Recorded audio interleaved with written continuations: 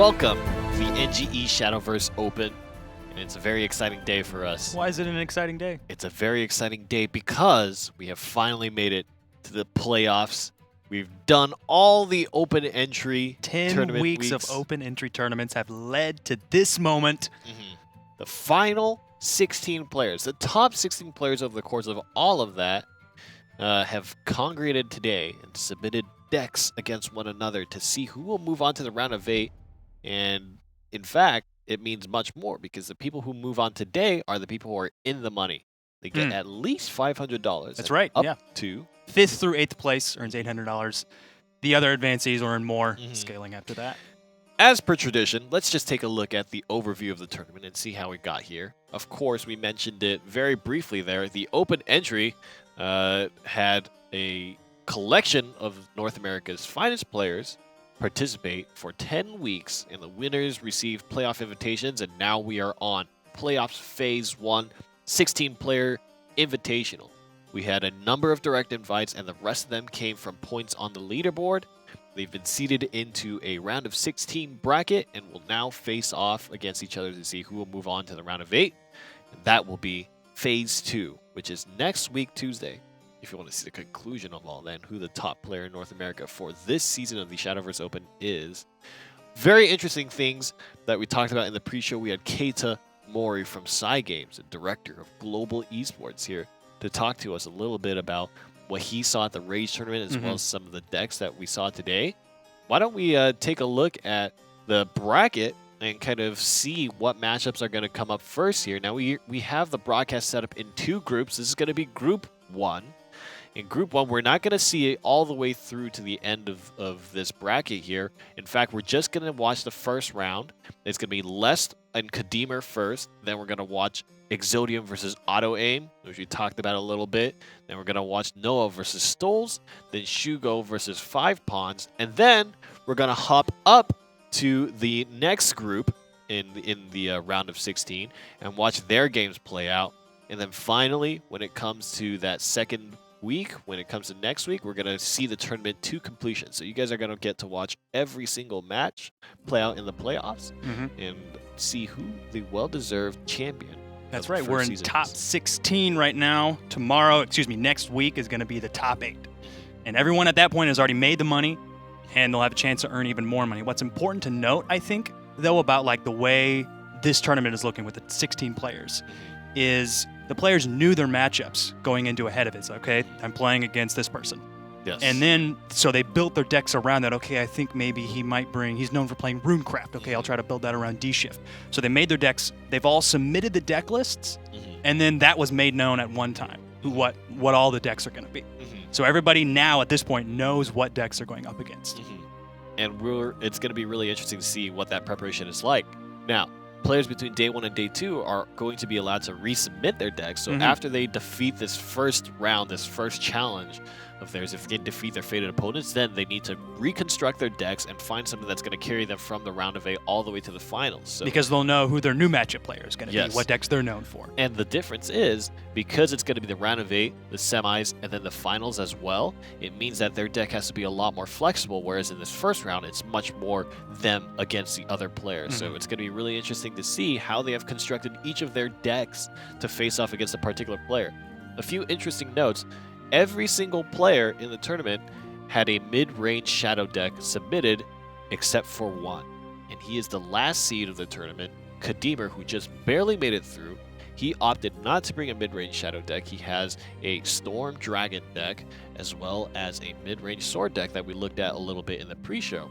Very interesting. We'll see how that works out for him if he moves on to the round of 8. Yeah, we talked about his sword deck a bit. It's a bit of a curveball. There's Gabriel and Wandering Bard in the sword deck as well. Interesting to see what he was hoping to actually really accomplish with those cards, because that's 3 whole cards that could have been spent on something else. Yes. So we'll see exactly what his plan was. We'll be jumping into that game in a moment, but he has no easy feat. He needs to go up against Lest, who's the first seed out of the whole season of the NGE Shadowverse Open. Lest has made it time and time and time again from his initial appearance where he brought the Imperial Dragoon out and had a blow-away performance, dropped the phrase on his opponent, and then defeated him with that. He's come back to make multiple finals finishes, multiple kind of top 8s. That's right. He's our and week then 3 he's got a and our second week 10 win under his champion. belt as Yeah. well. Yeah. Yeah. And what's interesting to note about this game is that Lest and Kademer faced each other in the finals of week 10. This This is a is repeat this of is a the finals. repeat match. So Kademer's got a chance to really earn some revenge here.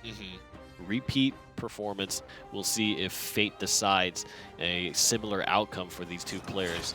Jumping into the game here, we're going to see the outcome of these two matches. Shadowcraft's up first for Left, and Kademer's going to be running his Dragoncraft deck initially. Now, on my kind of cursory glance at the cards being played here for this Dragoncraft deck, there's not something necessarily super special about Kademer's Dragoncraft deck here. Right. But He is running Polyphonic Roar and also the Dragon Rider Argus, or the Wyron Cavalier, the comparable card for that. So if he pulls it up, there's the Polyphonic Roar, but he could use the Dragon Rider to pull up the Polyphonic Roar. I was about to say that, but as I was saying that, he just drew it. And I think he's only running 1. Sometimes a player might run 2, but usually not 3. So we'll see exactly. Mid-Shadow going second is going to be interesting. It definitely ruins a lot of the strategy that Shadow wants to go for, as well as Dragoncraft going first, whereas not necessarily a clear advantage, does mean that it can ramp up even quicker than it normally could. It does hurt to not have as many evolution orbs for sure, but I think that it's okay for the Dragoncraft player. I think he's more than fine with that. And I don't think there's a player in the tournament today that's running a Dark Angel Olivia in their Dragon deck. I don't think we're going to be seeing that card today. So not really a chance for the Dragon player to earn extra Evolve Orbs, but with this hand that Kademer has, Dragon Oracle and Aelia, I don't think he's feeling that bad about it. Yeah. It'll be important to see if he decides to get the ALO on the board, or if he's going to play the Oracle. The only problem with playing the Oracle is you get put in this awkward spot where that's basically the only card you can play unless you draw something else. Right. I think the Aelia is going to be a really great play here. You get the 2/2 follower on board. You get to ramp next turn probably. And he used the Dragon Emissary and pulled Polyphonic Roar. So that's going to be on 8 costs now. If he's able to ramp up a lot, he could get the Polyphonic Roar out there a lot sooner than typically we're used to seeing. He definitely has a good turn coming up where he can probably use the Aelia to get some semblance of board control, and then Draconic Fervor to heal himself back up. I would expect this to go face in some capacity. Looking at Lest's hand, got 2 Soul Squashers, so that's going to be really good for the 2 Evolution Orbs that Kademer does have in the pocket. The interesting thing is, now Cerberus is a good source of shadows, just because it's 1 card. You essentially get 3 shadows when the Cerberus gets removed. That's 1 shadow, and both Coco and Mimi will give you 1 shadow, so that's 3 shadows each. But not having the Catacomb and having 2 Soul Squashers and the Ector and a Death's Breath is kind of heavy on shadow expenditure. Right. I like this choice from Les. He wants to go aggressive as much as he can, take advantage of the fact that going second, he still has a stronger board in the tempo in his favor. And plays both of the Soul Squashers on this turn, really wanting to get that heavy tempo. Yes, this could be a concede for Les saying, you know what, I have too many things that spend shadows anyways. I'm going to use what I can guarantee value from. And he knew that Kademer wasn't on turn 6. He knew Enhanced Breath of the Salamander wasn't going to be coming out. So getting like a full board like that is crucial because now he's got 2 followers on board already. He's going to be able to attack for face damage possibly again this 6 turn. damage right here, and the Shadow Reaper in the pocket, but I think he's probably going to want to use Cerberus here. Yeah, just get Cerberus on the board, get some more tempo, and it's going to be a great target for Breath of the Salamander, but you do give yourself Coco and Mimi in your hand basically for free. Because So you the know big- that your opponent's Yes. is gonna want to Breath of the Salamander anyway. You know that's going to be coming out. So the interesting thing is there's not really an opportunity for Kademer to set up Polyphonic Roar here because there's so much pressure on the board right now. Especially and evolving the Shadow Reaper to try to avoid any kind of Blazing Breath and just play around it is a very smart standard play to use. Yeah, it's got Ambush, so it can't be targeted by the first burst of Breath of the Salamander, but with 3 defense, it's not going to be killed off by the second burst that does 2 damage. Now, due to this ramp, Kademer will be put into a spot where he can find himself at 10 play points and maybe try to gain some tempo back here. Ouroboros would have been really nice, but the Shadow Reaper is going to get a little bit buff, and he's got a lot of damage sitting here. With that evolved Cerberus and a Mimi probably coming down as well. Maybe Coco to buff up the Soul Squasher. or the Reaper as well. So he's got 11 damage to face here if he opts to spend Coco or Mimi. And he will, so that's going to be 11, leaving Kademer at 1. Oh, no. Oh, because he used the Evolve there. Yep. And there's Ector in his hand next turn as well as a Mimi. I don't think Kademer is really going to be... I mean, he's got Breath of the Salamander and Raha for some more, so at least he's going to be able to mitigate one attack. Use Blazing Breath to wipe out a lot of these cards. I would imagine you want to target the Shadow Reaper and then Blazing Breath Cerberus. Yep, that'll clear the board. Is there a way for him to push through that? There's no more Evolve Orbs. Ector... But he's got a Cerberus in hand, and he's going to be able to get another Mimi. That's 4 damage right there. Yep, there it is.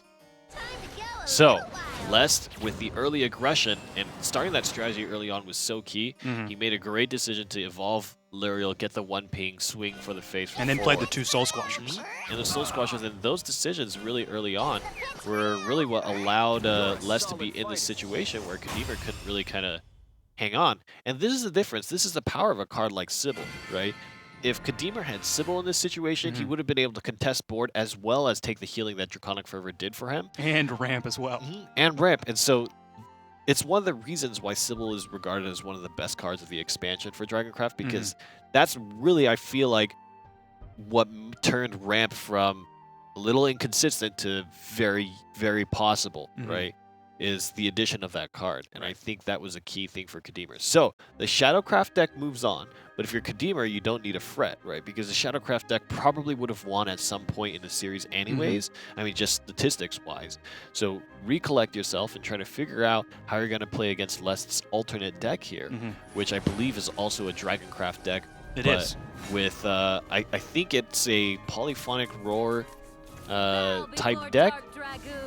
I'm not gonna... it is. It's Polyphonic Roar with Sahak and neutral cards. Interesting. So but also some Storm from Zeus as well. Sahak has actually been kind of declining in popularity in many ways for Dragoncraft decks, just because the Zell isn't there, and they find that going straight for Storm is something that's more consistent for them Dragoncraft players. But it's definitely a good option. I mean, Sahak Israfil is still very, very strong. Right. Sahak Bahamut can still be very, very strong, but you just can't give them Storm.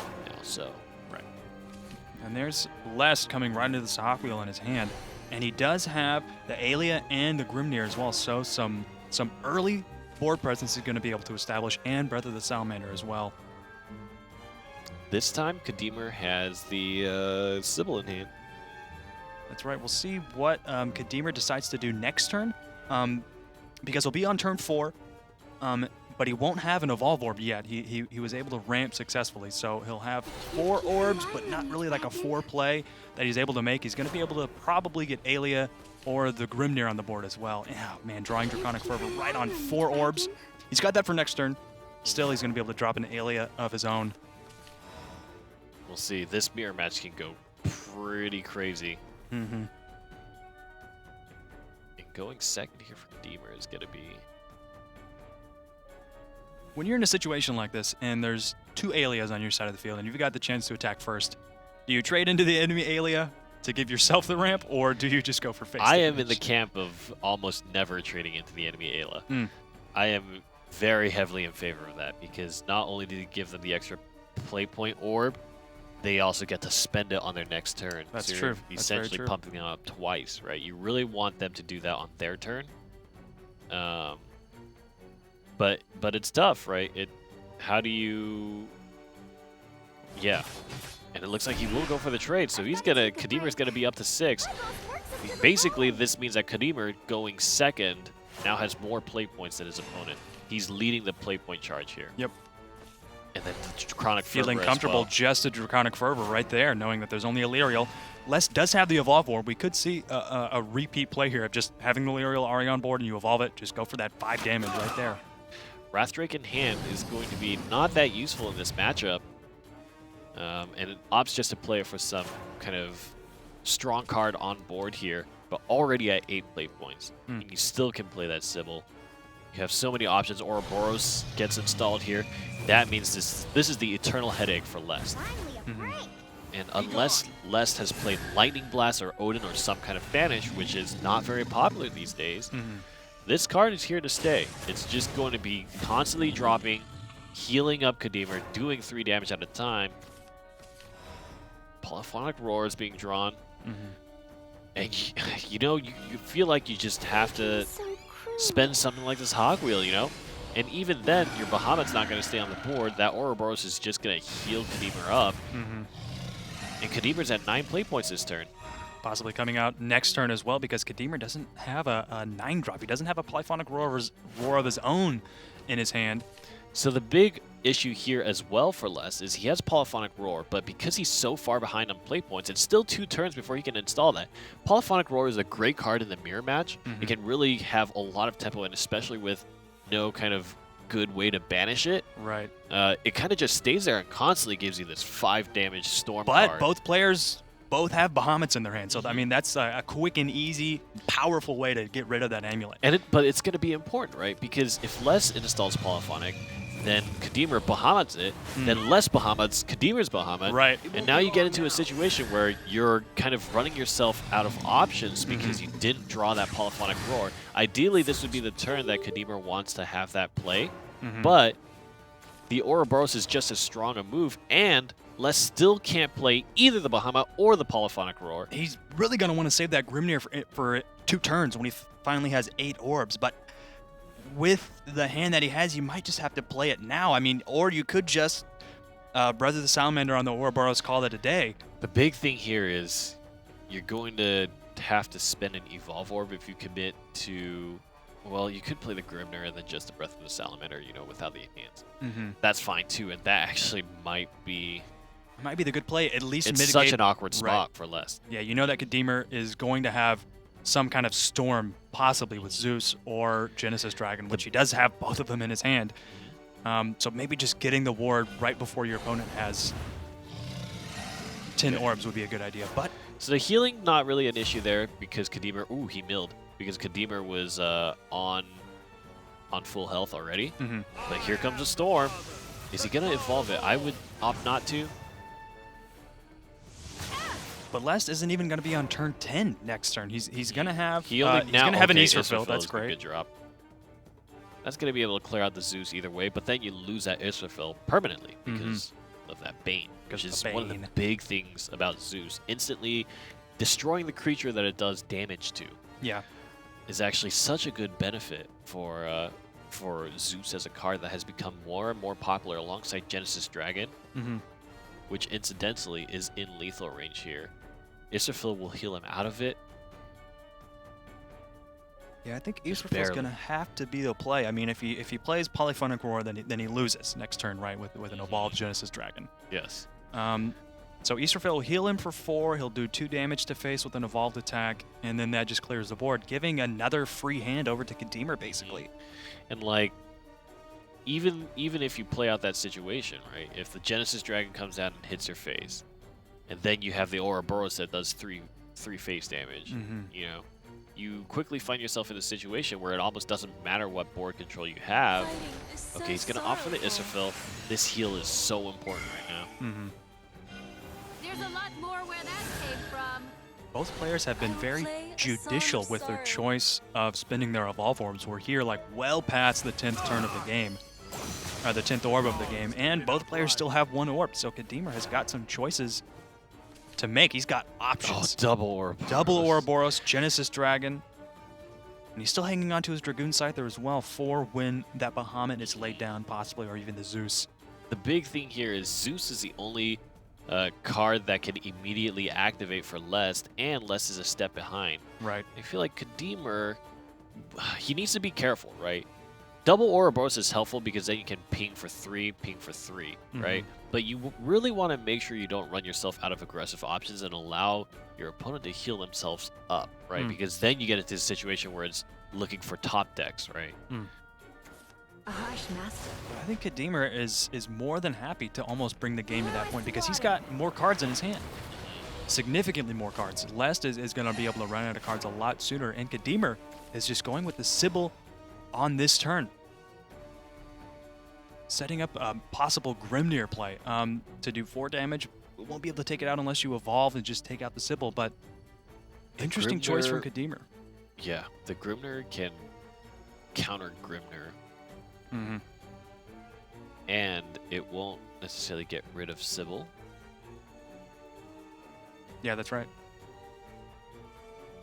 I Unless almost- Les would want to spend that his last Evolve Orb, but I don't think that's a great play. I think that's a few too many resources here. Mm-hmm. And I think right now Lest is really put in an awkward spot. There's so many cards. I mean, I think definitely you don't want to commit your Zeus. Mm-hmm. But maybe Bahamut, the only way he comes out on top is if he commits one of his significantly powerful resources. He's got the Alien Breath of the Salamander as well, so he could maybe Breath of the Salamander on Sybil, enhance so it does 5 damage, and then evolve the Alia. Then you keep Bahamut, you keep Grimnir, you keep Zeus for another turn, but I think either way, that's still what Kadeemer wants because you're losing more options. You're losing more cards, having to spend 2 cards on 1 turn. Mm-hmm.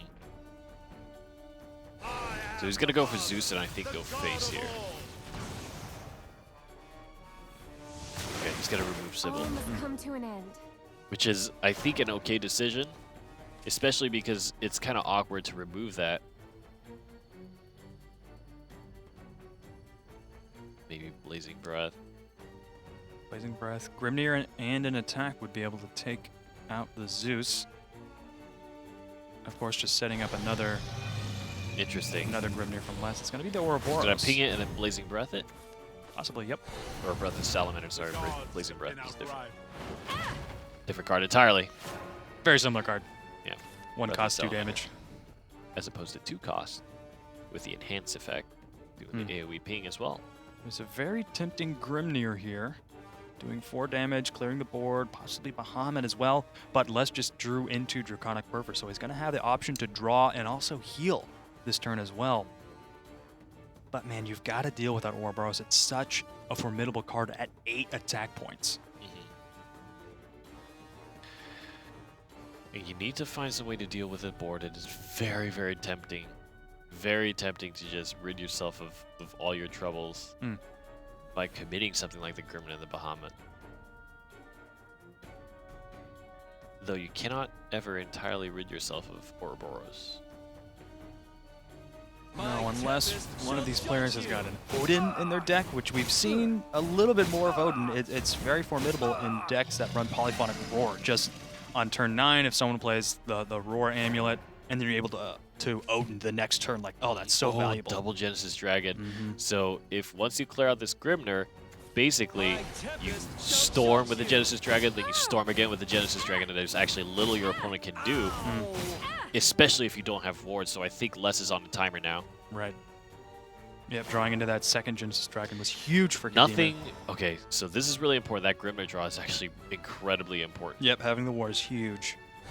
But that just sets up an Ouroboros play, which continues to put you farther behind. He drew into the Sybil, so he's going to be able to heal for another 3. That's 6 health heal this turn. Ready to And he's witness going to spend the last Evolve Orb. I think this is food for a card like Scyther, but we'll see. Scyther, possibly the Bahamut. We have yet to see one play this game. Interesting. If that ramp is not that useful at this stage of the game when you're already at 10 orbs. The Sybil draw was very important for Les here, as well as the Grimnir. Yep. Salamander. All must come to an end. So now you are rid of that, and your opponent really needs to remove that, because Ouroboros plus Genesis Dragon swing means you're dead. I don't know. Grimnir will save him. Bahamut would also save you. But then, either way, I think this is the end of the road for Les because he's needing to commit some heavier cards here. Yeah, meanwhile, Kadeemer is sitting pretty on his Bahamut and his 2 Genesis Dragons as well. The Dragoon Scyther, too, just saving on that until Les plays his Bahamut or possibly another Zeus if he's able to draw into it. Perhaps your best option is to try to draw out and then play the lower cost Grimnir. Hope that it soaks up enough of a swing.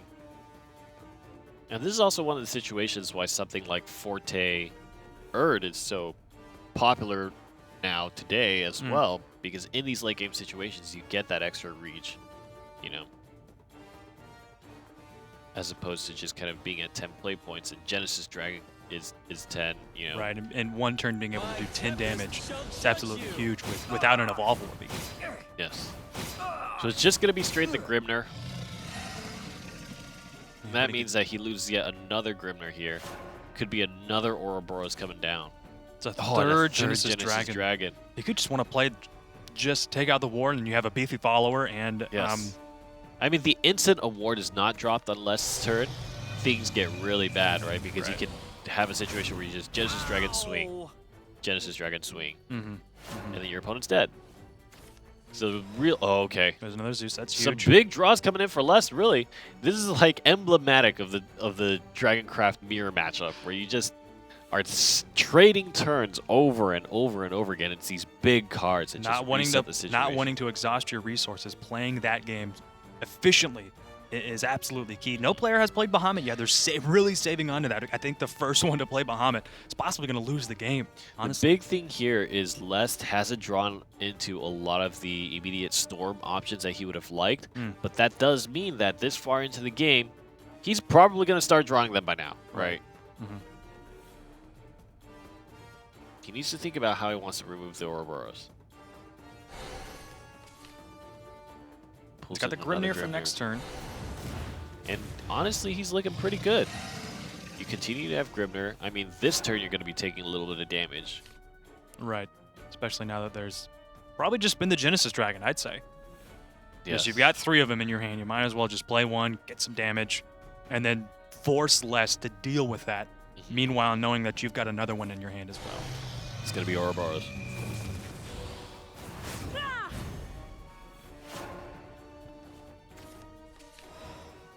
And Les drawing into his own Dragoon Scyther, that's huge. That's going to play a massive role, especially when Kader commits his Genesis Dragon or commits his Zeus. The thorn in Les' side by far is Ouroboros. This thing will just not relent. Keeps on coming back. And eventually you're going to run out of healing because it's not like you're going to be banishing the Ouroboros, you know? I think as long as Kader can keep away options like Bahamut, he might be fine with just playing Ouroboros forever. It's a gift that keeps on giving. Each time this happens, Kader takes 1 damage because it heals up 3, and then the Ouroboros comes down and kills Grimnir. We've seen this happen 3 times. We're going through a time loop. And Kader drawing out there right there at the turn. Yep. We're not yet at the point of the game where the cards remaining in the deck will become an issue, but I think it's incredibly likely that we could be getting to that point. Another Grimnir down. And Ouroboros still stays strong. Another day, another Grimnir. Oh boy. Slowly running out of options here. And he's just going to keep drawing into more. Rahab is the next ward down the line, and you do have the Dragoon Scyther as well. So you can kind of Rahab Scyther, but that's really expensive, I think. The Scyther is a very valuable card in this scenario. Yeah. The name of the game has been how crucial Ouroboros has been in this dragon on dragon matchup, how strong it is. Because after Lightning Blast was nerfed, I mean, players weren't running that card as often. And so there's less opportunity for like reliable banishment capabilities in a dragon deck. Very rare that we see an Odin. Very rare that we see a Lightning Blast now. And so Ouroboros, incredibly strong in a dragon-on-dragon matchup.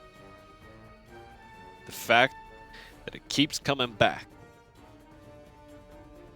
Yep, Les knows that he has to get rid of Ouroboros. There's too many options that could be in the hand of Kader. He hasn't played a Genesis Dragon yet, so Les knows it's probably in his hand. There's the Bahamut. He's committed it. And now Kader is back to full health. So, build another card. And you have a Scyther play here. You definitely have an option here. But that's his only Scyther. You've got the Bahamut, your own Bahamut, for example. I think the Scyther is a little bit... Okay, so Bahamut will allow him to get better board control afterwards and force a stronger option out of Les. But the Scyther would have allowed Kader to have an option against Polyphonic Roar. Not that Les is really in the opportunity to even play that Right. at all. Mhm. He needs to deal with this Bahamut. And I think the Scyther is the answer for that. Saving onto the Zeus, you don't want Certainly. to use Well, that we card. know that there's so much Storm in Kademer's hand that if you play something like Zeus gets traded out, and then you just start taking base damage. Right. So the Scyther followed by the Rahab. Probably a very strong play for Les. Just get that ward, stay alive for another turn. But there's still even an Evolve Ward that Kademer hasn't used yet. Mm-hmm. It's going to be Scyther.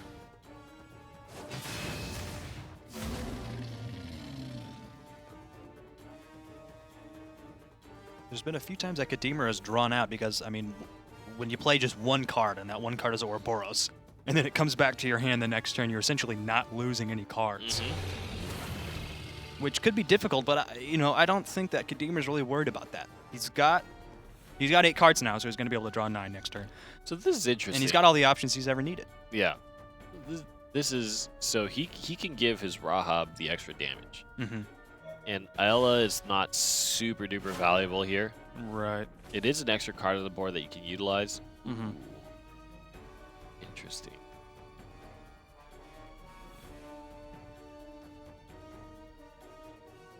Kademer thinking real hard.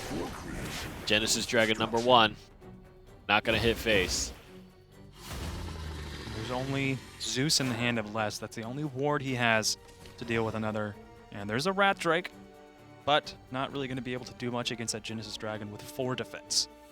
I think he's going to have to commit the Zeus to this. Once this Zeus goes down, then you can start playing the rest of your Storm. Mm-hmm. Kademer still has some great removal options with a Scyther, with Zeus for kind of very strong removal, Mm-hmm. and then Ouroboros for kind of the softer 3 damage pings. Yeah, I think Les knows that when you trade Zeus into Genesis Dragon here, it's going to be left with 3 defense, an absolutely prime target for Ouroboros in the hand of Kademer. So I think Les really does not want to play the Zeus this turn, but I think he might have to. I think that's the only option he has to deal with that card. You could play Draconic Fervor and hope that you draw your other Scyther, but that's... oh, boy. Oh, boy. And I mean, 17 cards left in the deck. 1 of 17 is better than 1 of 20, right? Or 1 of 30. That's true. Very true. I am the father. So here comes the Zeus.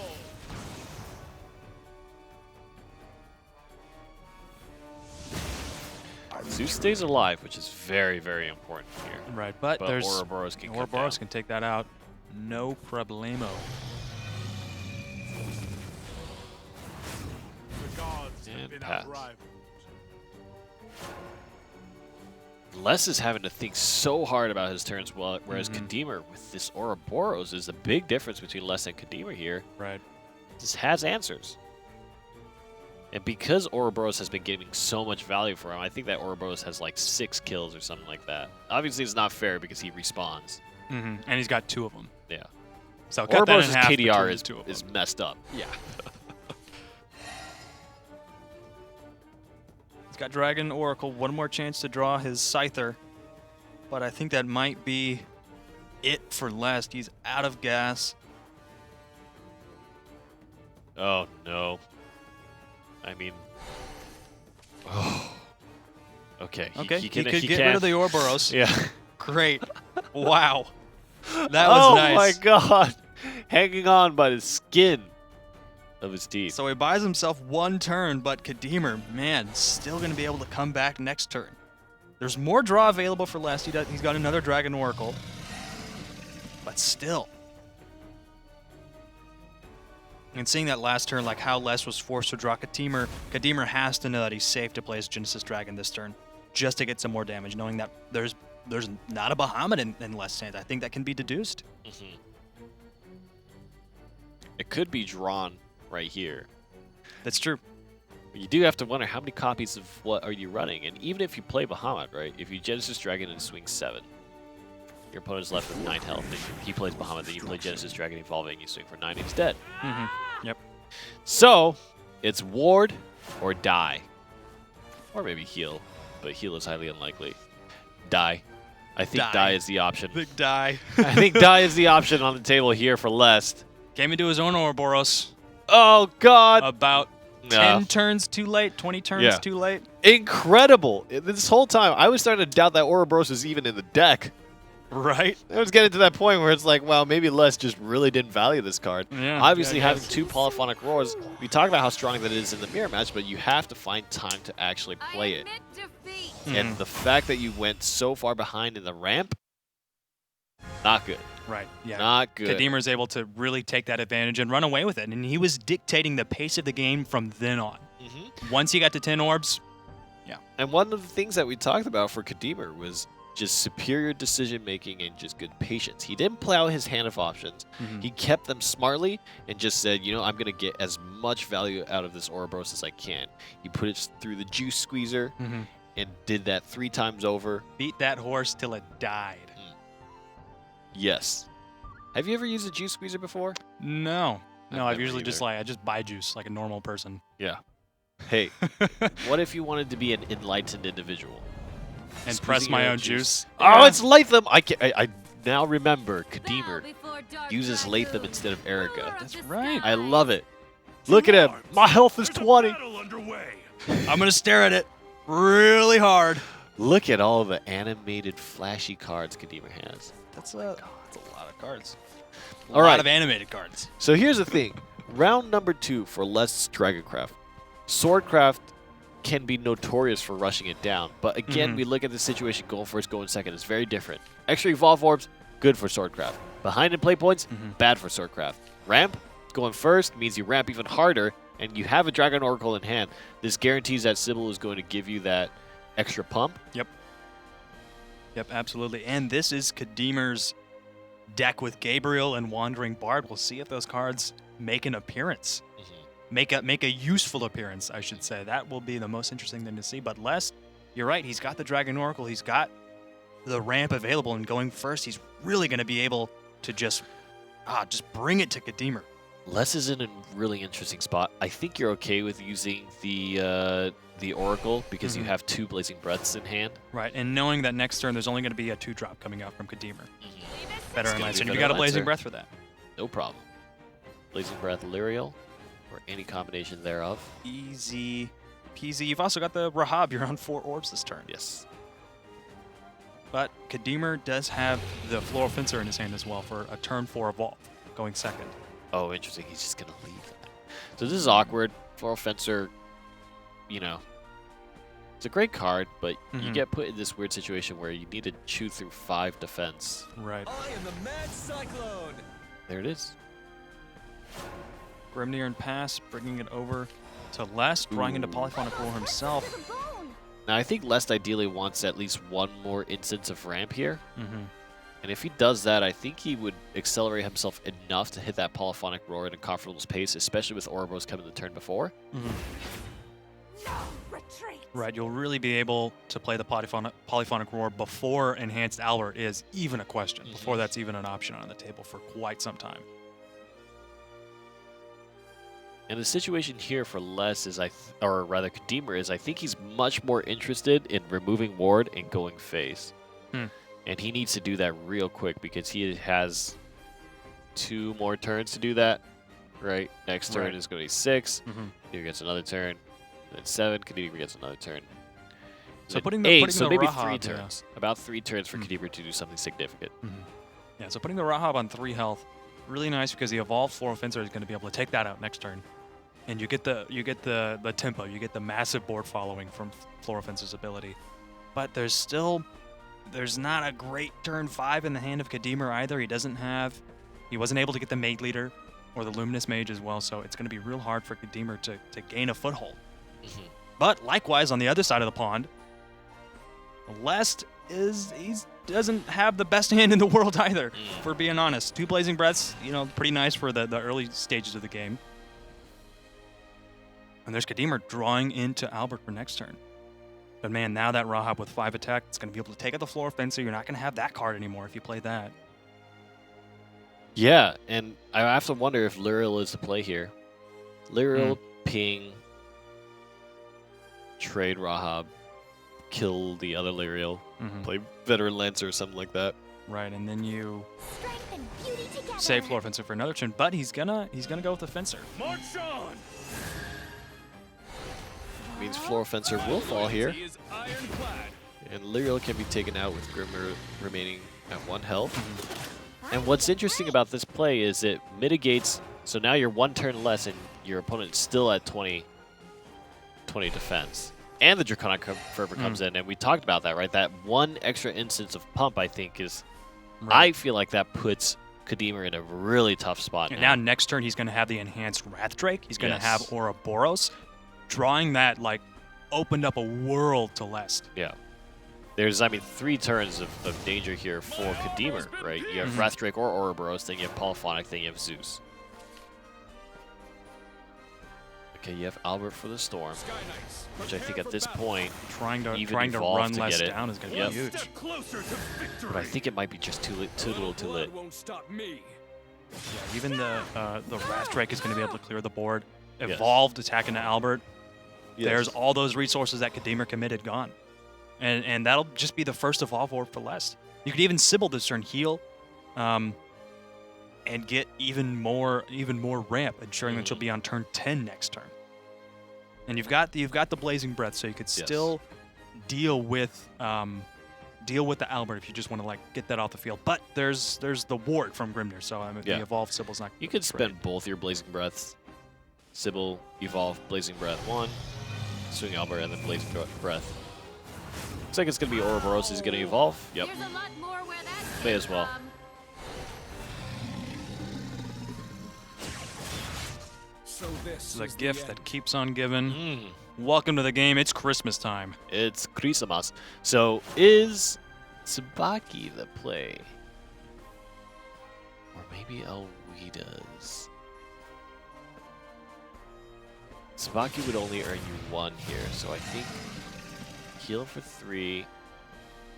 Elwida's swing. So you're Think basically with me, back to Captain. ground 0 here.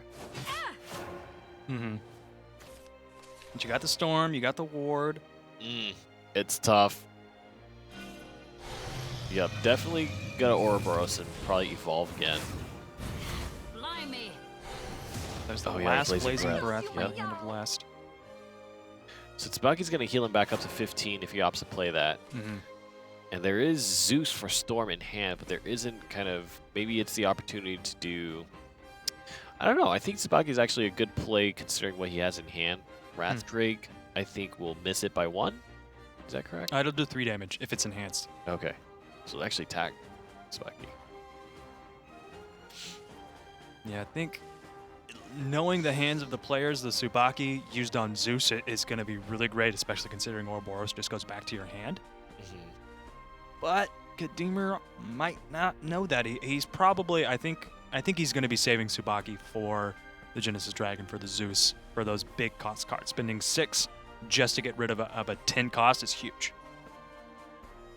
We're going to soon learn the reason why Latham is so concerned with his health, even though it's 20, because it could all just go in an instant here.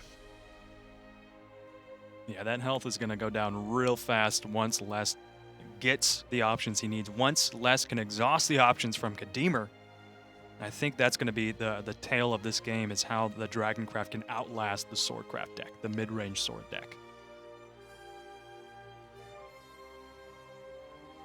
A lot of options to consider here.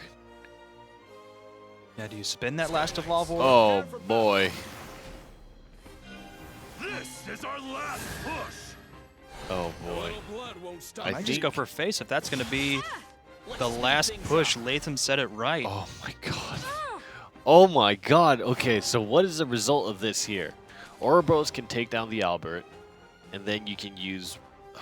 you want to be a little careful. I mean, even if you play Zeus, you're still left with that ward. Right, So he if could. Ouroboros trades and then you play Zeus, and then you just swing face... Ouroboros trade, you heal for 3, and then Polyphonic Roar, maybe? I mean, just to get that Polyphonic card on Roar the would field. be dangerous, I think. Mm-hmm. Maybe.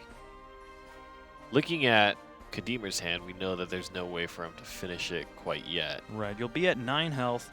and you won't have a follower, so Fangblade Slayer potentially won't be able to have a target if you play Polyphonic Roar this turn. So this is the end. And then you get a next turn where you have 5 damage increase to any storm that you play. It's going to be Sybil and the Wrath Drake to clear, Should have been quicker. which is a smart play. Now you're up to 12 and you have 2 cards on board. And I think that Albert decision was really what I think launched Les forward in this scenario. You're safe with me, Captain. Yeah, but I think you might be right. There was too much heal that Les was able to come immediately back. He's already back at 12 health. Wow.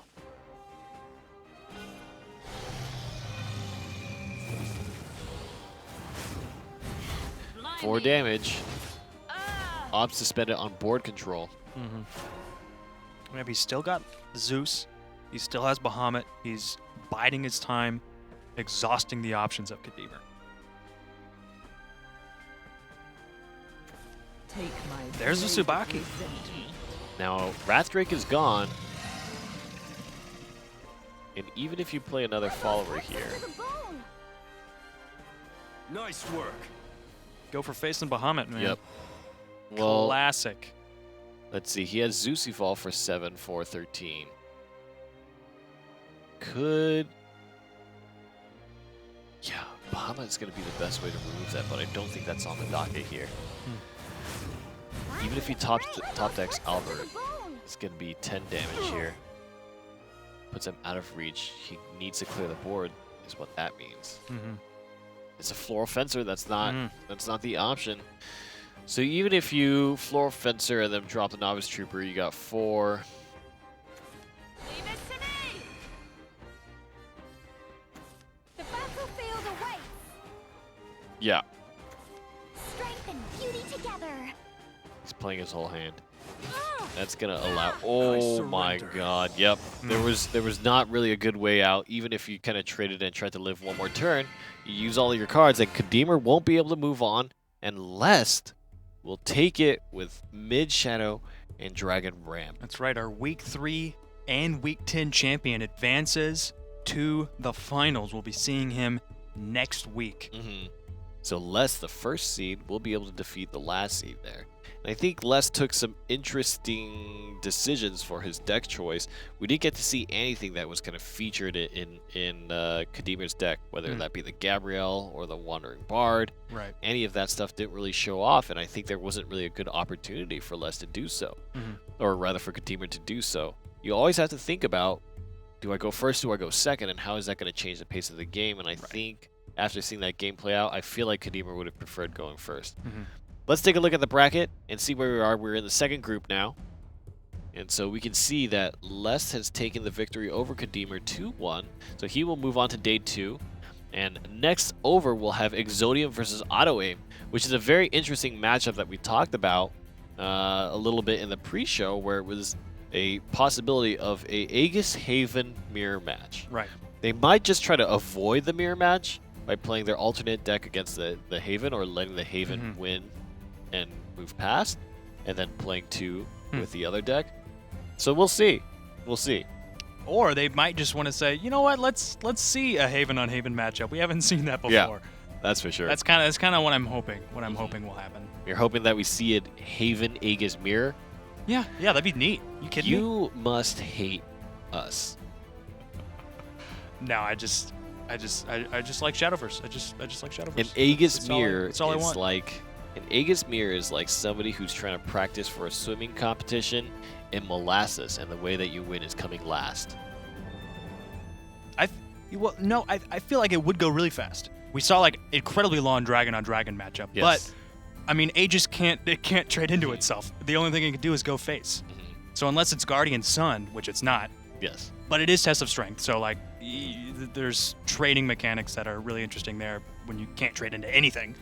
But I mean, when Test of Strength goes away, I mean, you can just go for face damage.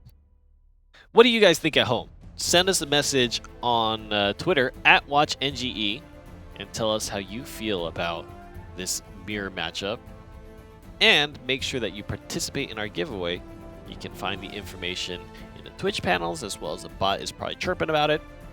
Follow at Watch NGE on Twitter for a chance to win 3,500 vials.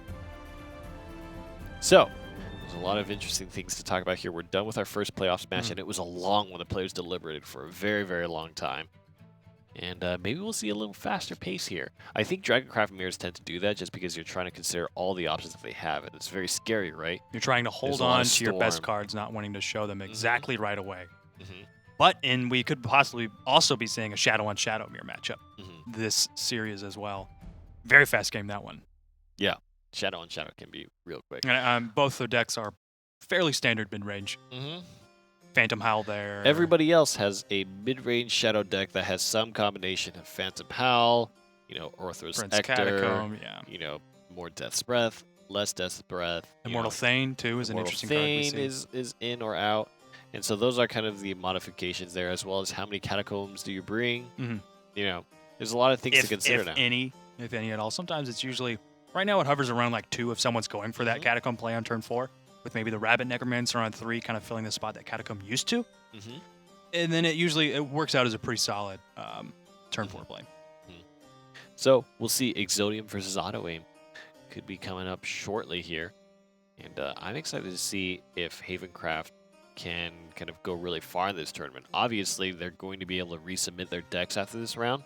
So there is an opportunity to kind of readjust and maybe not play Havencraft in the second round if you think it didn't really work that well for you in the first. That's true. But I would still either like way, to Haven's believe, going to win, you know? I still would like to believe that Havencraft will move on day 2 and get very far, but we'll have to see. There it is. Gonna be jumping into it. It's in the forest. A beautiful forest. And we're starting off with the Haven on Haven mirror matchup. I think I was right. Both players unite. No, you know, let's just get this out of the way. Let's just do this, please. It's gonna be great. It's gonna be fun. Just deal with it. Oh, don't mulligan the Aegis. You'll never see it again. Right. But still, I mean, Exodium was able to mulligan, and he had the Sacred Plea, and he was able to get the Beast Calaria. That's a really solid 1-2 play for the Haven player. And he got the straight return on the Tribunal. So I don't want Tribunal instead of Tribunal. Tribunal said, you do want me. Yes. You do want me. And Exodium, I'd like to say, I also have Hamsa sleeves on all my decks. Just throwing it out there, just saying. It's the best sleeve. Are you trying to align yourself with the top player? Shamelessly, yes. Interesting strategy. Let me know how that goes. Oh, sure. Exodium and I, you know, we're one and the same. We're bros. We both lived in. He lives in Phoenix. I lived in Phoenix. Did you know that? Oh yeah. I had no idea. Oh yeah. Yeah, we go way back. I've never met the guy. We talked. He was a host of the show once, but aside from that, Exodium here, trying to make a stand, was week 2's kind of direct invite, and a strong player overall. Haven't really seen a whole lot of him after that point, but he's been playing a little bit here and there. He's been brooding, man. He's been waiting in his cave, perfecting his decks, and here they are. Well, now you got 2 Aegises. Oh, dang. Auto Aim does.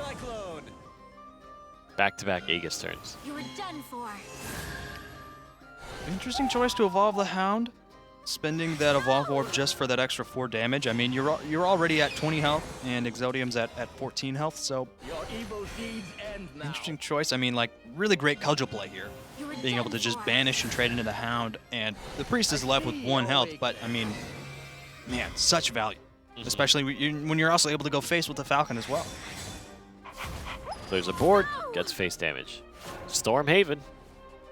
I mean, this is the storm element of it. It's not necessarily Storm Haven here. Right. But definitely getting some pressure built up. Both Blackened Scriptures spent that turn. There wasn't a Lion. I mean, he wasn't even on turn 6. So he couldn't have Themist. He couldn't have Dark Jean.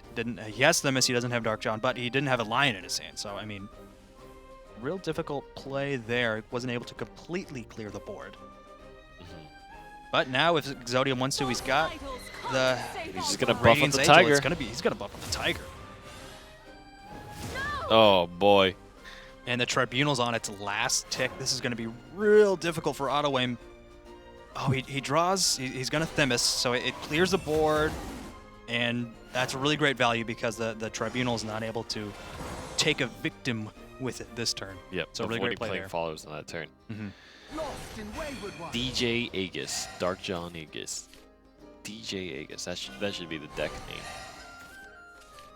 Man, really great play there. Healing up for 5 health and drawing 2 cards with the Radiance Angel and the Holy Water there. The real battle begins. And even using the Evolve on the Curate to try to get more tempo here.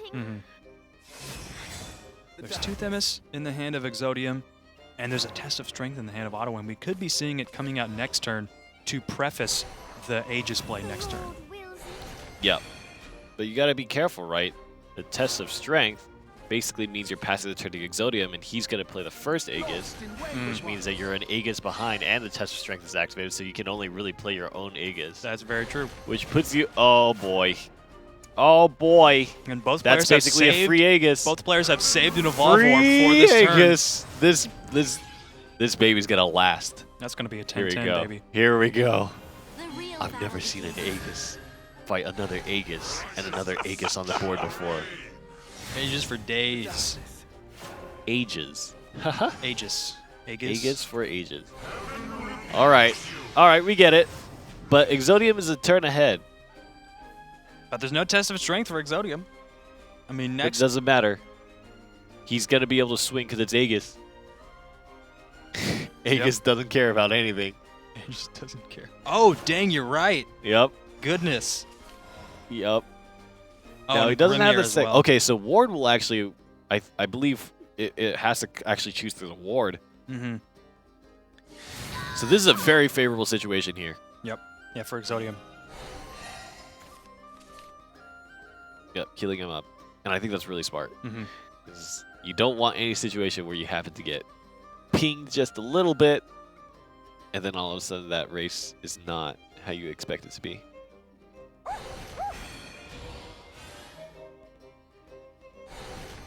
Another ward, you get the draw from the Holy Water, the ward from the Hound, and the Sacred Plea as well, setting up for later turns. This is a really, really difficult spot for Oh Otto. man. Oh man. He's out of the Aegis race. He's out of the Aegis range now, yep. He's just trying to heal up and save himself, but how? The Evolve Orb doesn't go onto the Aegis. The last Oh Evolve my Orb spent God. on the Frog Cleric. I almost feel like, okay, so you do need to think of some way to clear the board here. He's got 12 damage with the Falcon and the Grimnir. Grimnir as well, yeah. There it is. There it is. Oh, look at the Aegis protecting himself. Why don't you protect your leader? Protect for your leader, once? man. What's wrong? Come on, Aegis. Get with the game. Oh! The killing blow with Heavenly Aegis. There we have it. That's how the mirror match rolls out.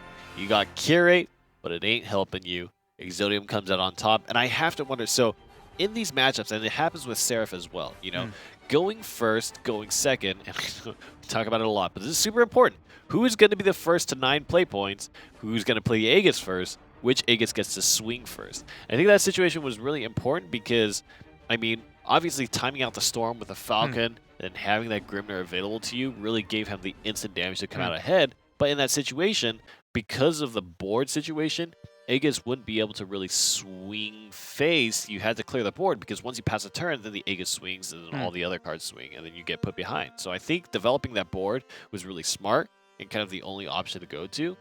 But having the instant damage, big difference maker as well as that's interesting Exodium being because able to play it typically first. Haven loves going second. It loves using that turn 4 Evolve on Cudgel.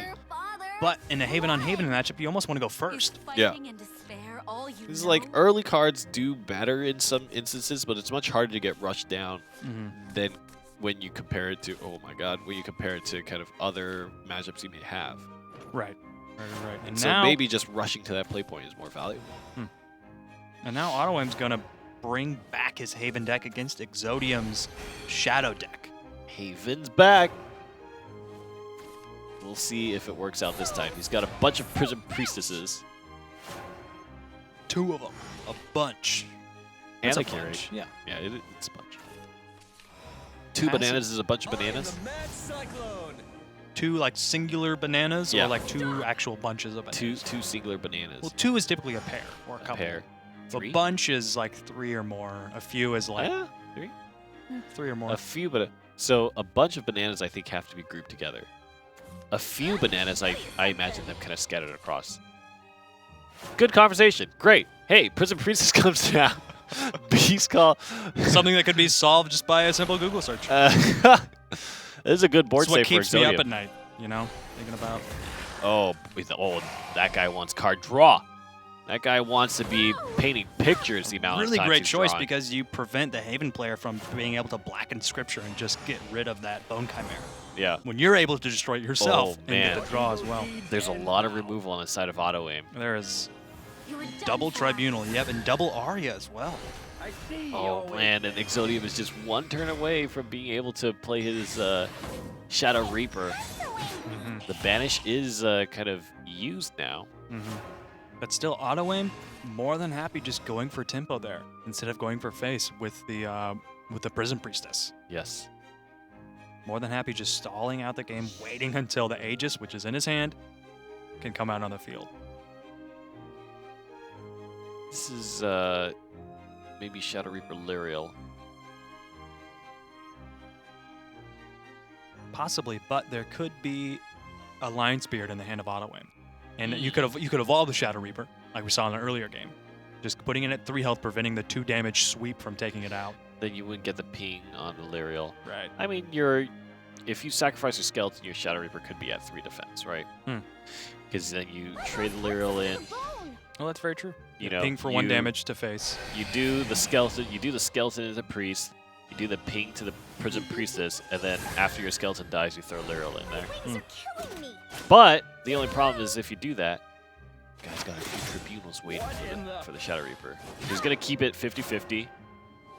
Oh my god. Do you Oh my tribunal god. this? Oh my Do you god, you're tribunal on this? 5 play points. Get it while it's hot. While the Reaper is still but a cocoon. Destroy it. While he's still but a babe, wrapped in swaddling clothes. Hey, look, he totally has swaddling clothes. That's not exactly what he's wearing. But Tribunal! Alright. Flip a You- coin. he Sterling, do can't- you have he a coin? can't tribunal. There's no way. Like, Okay. was It's a smart call. a very smart call. I was so- appreciate I Auto don't get me Aim's wrong. I would have willingness to play out. loved if he played tribunal. Oh my gosh. Sometimes when you play in a tournament, you just gotta. you just know, gotta go for it. That's what defines winners. Of course, in like ranked ladder, if you just always go for like the 50-50 chance, you're bound to probably come out on top. At least 50% of the time, right? Oh no! And now there's a catacomb. Themis is not really gonna help you against the catacomb, is it? Mm-hmm. But you do have this Cerberus as well in Phantom Hell. You might want to Cerberus, get those shadows built up, and the Coco and Mimi for the later turns. It's a very hard decision to make. Now, Havencraft is at 13, so if you apply some pressure, you could probably get away with a bunch. 2 turns until Curate is active, Yeah, and there's healing from Radiance Angel, but there's no ward. and you have a Phantom Howl. If you install Cerberus now, you get a big... I feel like I'm making it. Install Cerberus now for the best deals available. For the ultimate discount. Be sure to do over 11 damage on your next turn. Do it now. Okay, the fact that he used Evolve means that he can't do that anymore. But 8... But at 8, sitting at 8, I mean, Radiance Angel, he'll back up to 11. Okay, so even if he Themises, you're going to be left with 3 skeletons. Mm-hmm. Oh, but playing the Cerberus is actually kind of troublesome. lost in wayward ones. We'll see. We'll see. So at the The most, real you battle can begins. do 4 plus 4, 8 damage. Because Cerberus is going to take a board spot. Right. Oh boy, this is dangerous. If you can't end it here, okay, no. That means Curie is going to come into play. The question is, A little wild. oh boy. All right, Yep, Curate next turn is going to be huge. and basically the big trouble is he going to go face? Stop. He's trying to push him lower. No. And maintaining the Cerberus on board is going to be really important here. I really like whispering in these moments. It's like we're almost like we're stocking up on an animal. Look, do you see the deer? It's a deer. Oh boy. We don't want to disturb the quiet of the game. 5 health remaining. Yeah, that's huge. Oh my gosh. So, that's huge. assuming that there's no other weird top deck that happens, like an Ector or anything like that, Curate plus a board clear and just milling a card, that's actually really bad. Curate and some board clear should be able to tide you over. Now, I don't know if an Evolve will really help you here. Okay. He's not going to have that for ages. He's going to try to maintain his Radiance Angel, I think. It's basically the point of this Evolve. That means that Aegis doesn't have an Evolve any longer. So you got 10 health, you can do 5 damage here, and that's all you're going to get, really. You can build a bunch of zombies, which will be very important for kind of threatening board state. Oh, man, Jeremiah. Yes. This is... And you know that Themis is a real difficult choice. As a Shadow player, you know that Themis is real difficult next turn because Arya's popping. There's already a 7/4 and a 4/1 follower. Yes. So you could essentially Death Breath or Zombie Party, knowing that, okay, if he does Themis, we both lose a little bit of something. The Haven player will lose a lot. Otawayne will lose a lot if he Themises. Okay, well this is great. Having the Death's Breath here is actually really important. Need to find some way to clear. Is that double Tribunal into swing?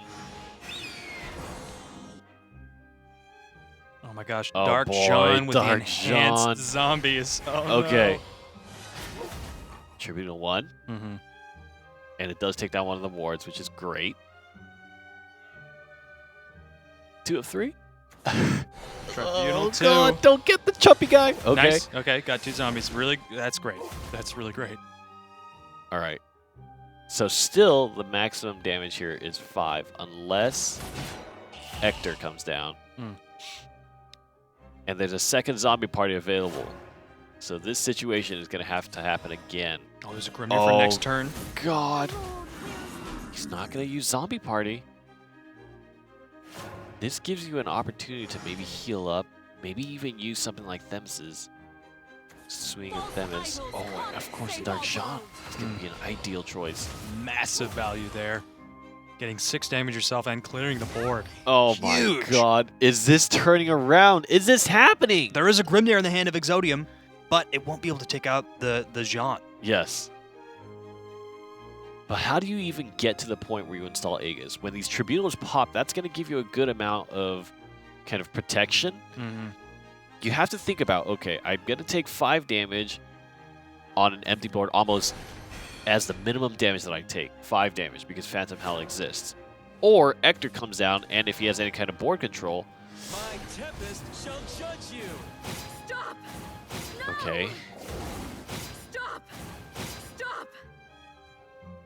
Okay. He's got plenty of shadows for a full board of Phantom Howl. Otawayne's at 6 health. Exodium does have Death's Breath, Catacomb next turn. He wants to use that, but man, those Tribunals, they're going to pop at the same time, man. They're going to pop next turn. It's a risk. So... As surely as the sun will rise. Oh my God. Your evil deeds end now. Oh my God. And there's just not quite the reach he needs. Does he get Cerberus? I'm coming. Okay. So he's gonna put him a turn away here. No! Stop! Ensuring that the Tribunals don't get value either is huge. Yes. You can even play your own Bone Chimera if you wanted to. It'll get And destroyed. if he but you'll get top the decks 2 zombies. Cerberus, then that really puts him in a difficult spot as well, Yep. right? Because then you can go through and lower his health points just a little bit more. And there's no healing for Otawayne. There's Test of Strength, There's though. Test of Strength. Oh my God. Oh my God. I think Exodium wins this no. next turn. No, no, no. He has to go there's through Test Phantom of Howl. Strength. Oh, that's right, Test of Strength. He has to go through Test of Strength. Yep, that's huge. Absolutely huge. Exodium might just have to Death's Death's Breath. Breath. Yep. Catacomb. Whoa, you hiding inside. Now the scary thing is, do you install Aegis here? Or do you actually just try to clear up? Oh, it's so risky. You have the Banish, which is actually really If he wants to great. play Aegis, he has to trade 2 of his followers followers in, because even if he attacked with a cudgel, it wouldn't have died. So he has to trade these two guys in. Well, the instant you play Aegis, you just have to waste all your followers on the Aegis. You know what I mean? Right. Yeah. Or just opt to attack everything else but the Aegis, which will still actually remove a lot from the board, right? Yeah, that's huge. And then you can even use Themses. That wipes everything. But you have to be careful because the instant that test of strength goes down. It's fair game for an Ecto. Well, let's figure it out, right? So this next turn, he can swing everything but the ward. Oh! There's the no, Ector. it doesn't matter. Doesn't matter till next turn. Oh my god, the So test of Exodium, strength! he could clear out the cudgel and the lion spirit, and there's no more followers for auto aim. Oh my god. So how he clears the board is absolutely crucial. Yes. Because if he leaves followers on his side of the board and just with Aegis, then the Aegis can't trade in for face damage either. No, the Aegis will always be able to trade in.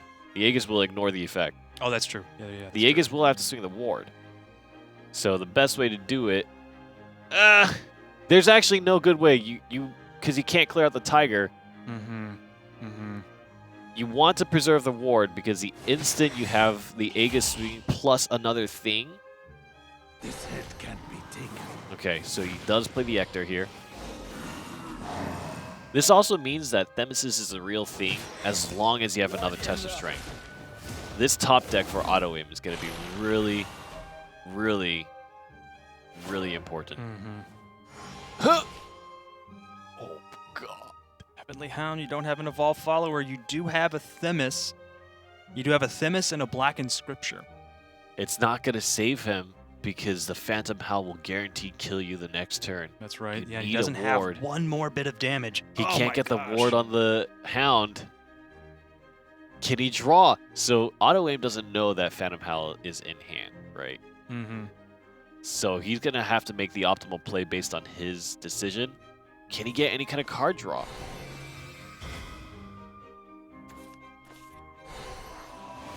The bones I embrace think it's me. over. I think it's over. Mm.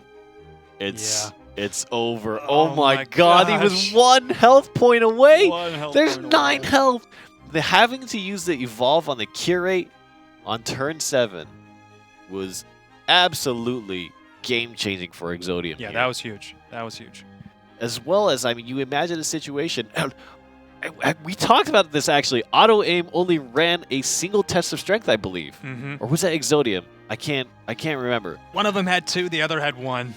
But you think of these situations where it's like, you just one more test of strength, and this game would have been sealed up, packaged away.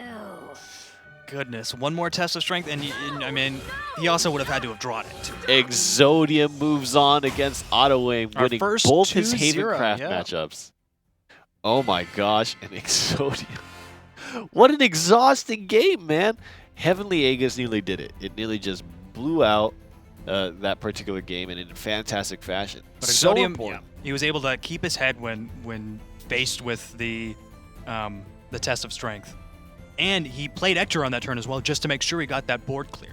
Yes. Typically, I mean, like I feel like maybe a player would not have realized, oh, I want to save my Ector till next turn when the test of strength isn't there. But he played it that turn, was able to board clear, It's ensuring super- that he survived. It's super important that he did that. Super important that he did that, because if you find yourself in a situation where you get your zombie removed, which was possible because of Blackened Scripture, right? Get the zombie removed, all of a sudden Aegis and Tiger attack you, and then you're dead, right? So he really needed to make sure he maintained board control, as well as just kind of making sure that he can set up himself for lethal. So let's take a look at the bracket and see. We're 2 matches down on playoffs day 1. We still have Noah and Stoles to go, and then Shugo and 5 Pawns, and then we're going to be hopping over to the other group that has a few more matches left for us. These players are playing very carefully, very slowly, and just making sure they don't make any mistakes, because money is on the line now. Anybody who wins will get at least $500 for 5th through 8th. That's so right, making it to day 2 $500. is at least $500. Yeah. If you get 3rd, 4th, that's $1,000 each. If you get 2nd place, that's $2,000. If you get 1st place, that's $400 bills. $4,000. $4,000. Could you imagine if you got $4,000 in dollar bills? Single dollar bills. Single dollar bills. That would. How much space do you think that would take up? Not. I have no idea. 4,000 sheets of paper. Mm-hmm.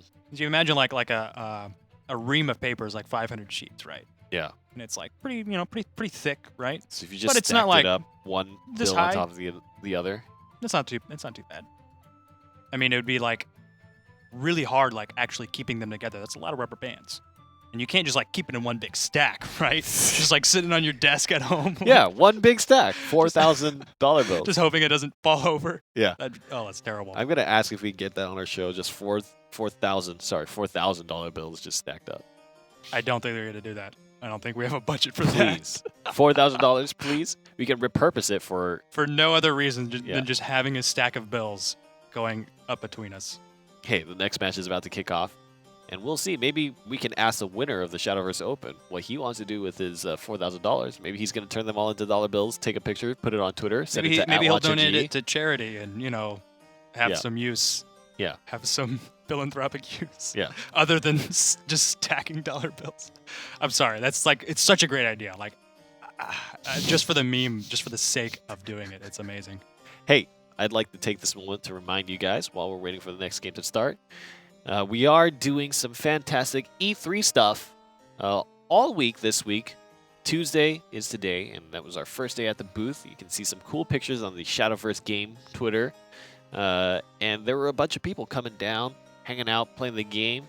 If you play, you get this really cool kind of phone wallet thing from Twitch, as well as you get a promotional card pack, some of those physical cards that we featured on the streams before and what we gave out at MomoCon. And if you win, you get two. You get two of those card packs if you win at E3. So definitely come down, check out the Shadowverse booth, and play a little bit. There's also a few other things that are happening. We had the PC Gamer Show yesterday that featured off the new trailer for Wonderland Dreams, as well as on Thursday, there's going to be a feature where we have Hafu coming in, sitting in with the Twitch guys on their couch and interviewing a little bit about Shadowverse as a game. And we're going to reveal two new cards on that particular broadcast. They've been sprinkling out some of the new cards. Hey, look at this. Hey, look at this. I wonder what they're going to be. These two cards are going to be huge. I don't know what they are. I haven't seen them. I'm assuming that they're like the title, like bam, these are the cards. Yeah. That will change the game. When Rage of Bahamut came out, it was Bahamut. Like that was huge, game changing. And when it was Tempest of the Gods, it was Aegis. It was Lightning Blast. Those cards were huge right when the expansion came out. Yep.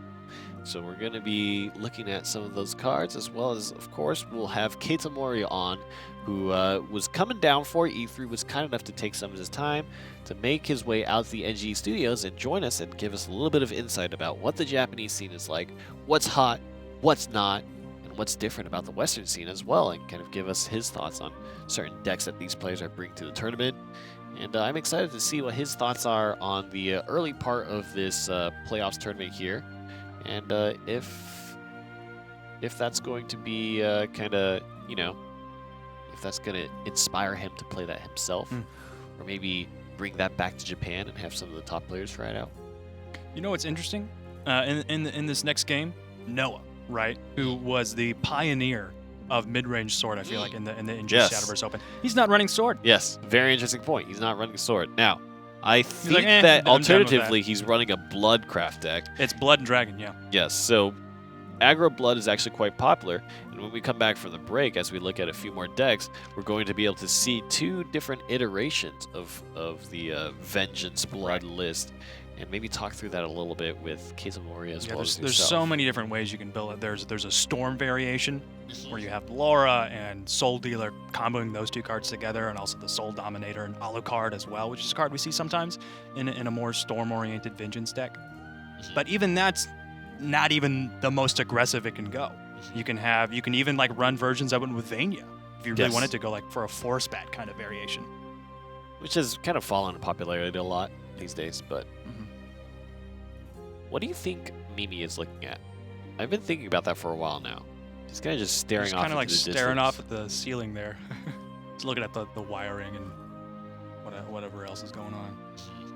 Wiring is very intriguing. Maybe she's trying to figure out a way to like sabotage the studio, shut down the broadcast.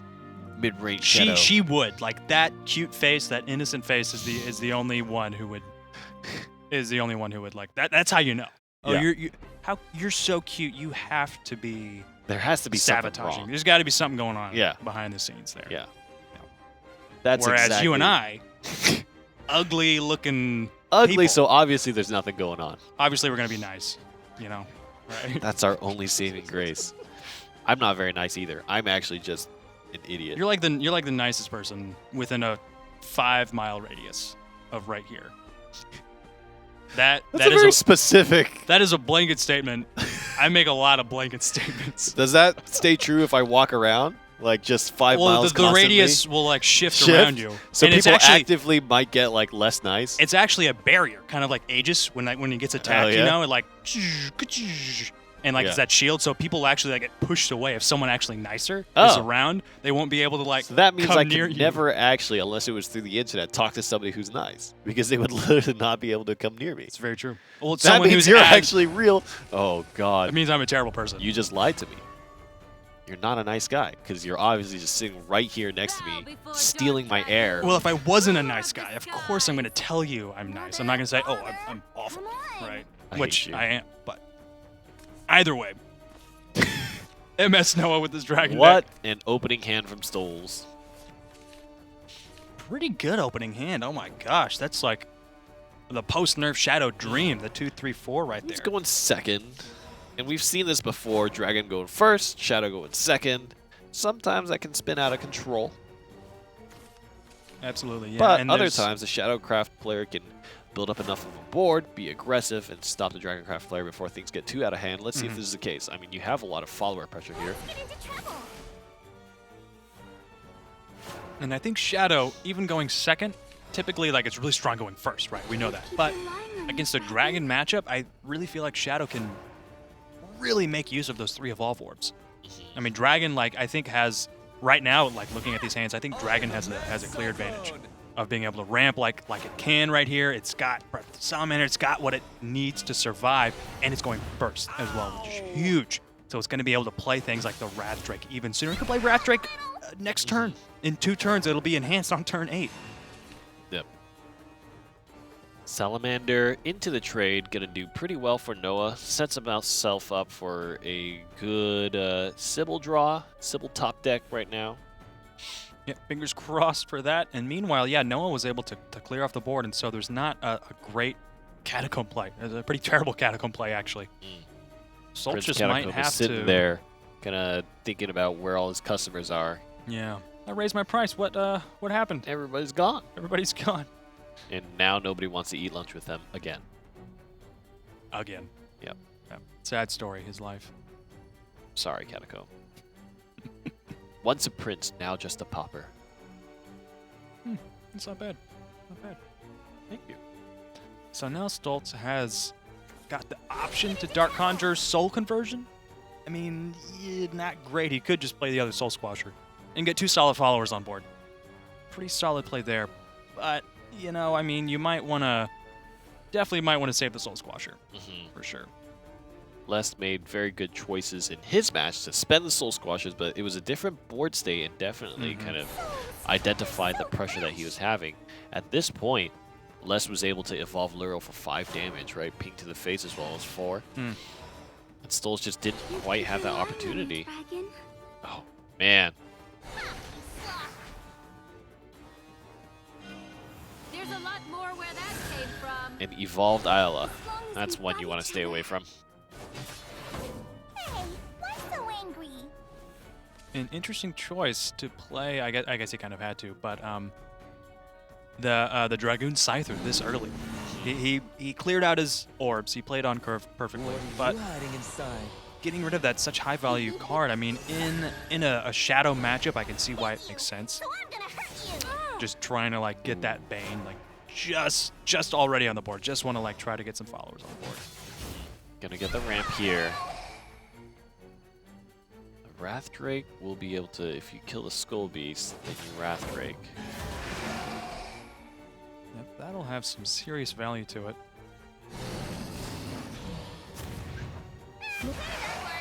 Could can evolve and kill the last one, but I think you want to save it. Mhm. Because they're so valuable for you, and you have the Genesis Dragon. Genesis Dragon Evolve is grade A play.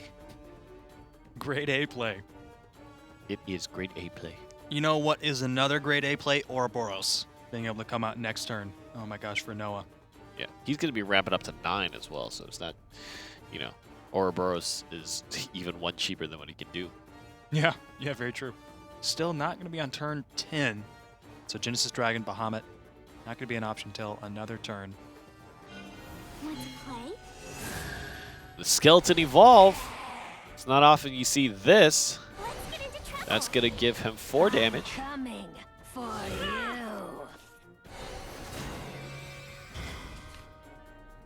you. Ooh, Hmm. interesting. I think he would have much rather had Cerberus here. Remember? Yeah, I think so. He's got the 2 Phantom Howls and 10 Shadows, so I mean that's... Yeah, that's 11 damage reach possibly. Yeah. But even if he uses his Evolve Orb, if he gets Cerberus, then he has 9 damage reach. And being at 10 health for Noah, unless he heals up here, he's going to spend his last Evolve Orb. He wants 4 damage to face. Just wants to clear the board. He knows turn 7 is coming around. He knows Ector is a possibility, which it is. Okay. Stoles has it in his hand, yeah. So there's 7 damage available here for Stoles. He hasn't used a... Interesting. Not great, considering you don't have an established board already, and you're not going to be able to play it along with the Ector for another 2 turns. And with Phantom Howl, it doesn't have synergy because the ghosts are banished. Yeah. Right? So he has to play Ector here. And Grimnir can do a lot, Grimnir can do a lot. Bahamut but can do a Bahamut lot. can also do a lot as well. And getting the heal from the Ouroboros is really the big thing here. Yeah, that's the icing on the cake, for sure. Oh, Coming into got another 2. Bahamut, gotta feel really good about throwing that card down this turn. And this is very threatening. What are you going to spend? Yep, the gauntlet Zombie is down. Party. Wow. What, can you even kill this thing? You can't even kill it. He's got the Death's Breath. I mean, so we'll have 3 followers, plus the Shadow But the Reaper. if we wanted Grimnir to coming do down that. means you're dead. Yeah, the Grimnir. Yep, clearing the board. You are 1 shadow away from Death's Breath. Yep. Even if he did get the ward, you're right. The Grimnir would still clear it off. And you can't... Oh my god. I think you're dead. You can't break that enhance effect on the zombie party. Yeah, you're right. Yeah, there's nothing like Voices of Resentment in Stoltz deck. That's a card that is really strong against Dragon. Noah, Bahamut I specifically. think, has done it. Yeah, I think Noah. He's going to take the first game here. There's no way to gain the shadow that you need. Oh, no! Oh, goodness. And he's just, I mean, it's the only thing you can do, right? Oh, and even the Shadow Reaper is just going to get destroyed. Mm-hmm. Here comes, what is this guy? Tell me about this guy. Tell me about this card that Noah's about to play. Grimnir. Thank you. He's self-proclaimed Mad Cyclone. What does he do to people? He hurricanes them. He hits them in the face with wind. He just and he very just annoying. drew another Grimnir. Wow. As if to drive the point home. Hey, can't miss it because I literally just popped up. Oh my god. I'm sorry, Luna. It is true. Grimnir is very mean. It's been a while since I've seen Bahamut go for face for 12 health right there. Yep. There it is. The Grimnir into the Bahamut. Very emblematic of Tempest of the Gods there. Oh, yeah. That is the tried and true. The Grimnir coming in for that killing blow. And that's the Dragoncraft deck off the table for Noah. He's going to have to play his Bloodcraft deck. Meanwhile, Stoltz has some options. He can stay with his Shadow, or he can go over to his other deck, his Dragon deck. Now, Bloodcraft can be very fast-paced. Oh, yeah. What fast-paced means is that you have a very hard time, kind of, unless you draw out your right hand. It's kind of I think it's very important to kind of mulligan correctly and opt to spend your options early on very judiciously, right? You don't want to save options necessarily, but you also don't want to just be throwing them out haphazardly. You really need to understand where the power spike is coming for your opponent here. So we'll see. Gonna be Vania versus Luna. The winner advances to the finals. There's a Devil of Vengeance in the hand, but I think he's going to mulligan, try to get that Belphegor right off the bat. Wasn't able to secure that. Ooh. But he still has... Going first is going to be really important as well. Mm. Let's see if Stoles can get that. Okay, Stoles the does. Shadowcraft players is That's gonna actually go huge. first. He's got 2 Cerberuses. Yeah, but Vengeance Blood is... there's the Belphegor. Oh, that's huge. And he's got the Blood Wolf as well. See, in this scenario, I think the Vengeance Blood is more than happy going second because right on turn 4, you can the spend your Belphegor Evolve evolve. Orb on Belphegor. And damage here kind of doesn't matter because you're going to be at 10 anyways. Exactly, yeah. So Spiderweb Imp, Have Razor at it. Claw, whatever the Shadow player is going to want to... He's going to have to go for board clear. Going to have to go for tempo. If he just goes for face, getting, 2-3 chip damage before turn 4, it's not really going to matter. Mhm. You're mean. Blood Wolf is such a great card. It gains its value right when it's played, dealing 2 damage to both, and you have a 2/1 follower right on board.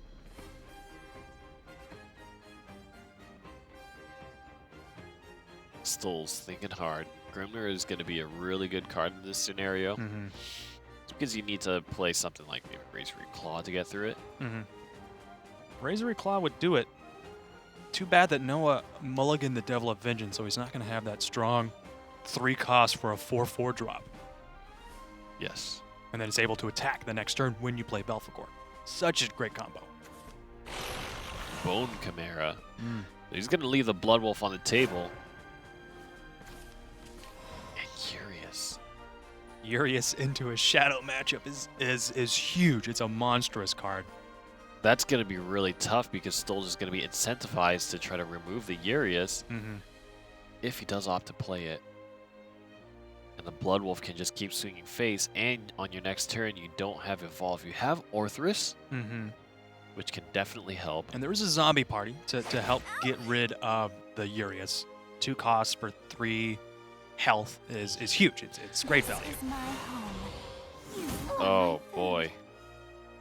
But yeah, knowing that the Belphegor is coming out next turn, taking the 2 damage doesn't feel bad, and you get the solid 1/4 ward. That's huge.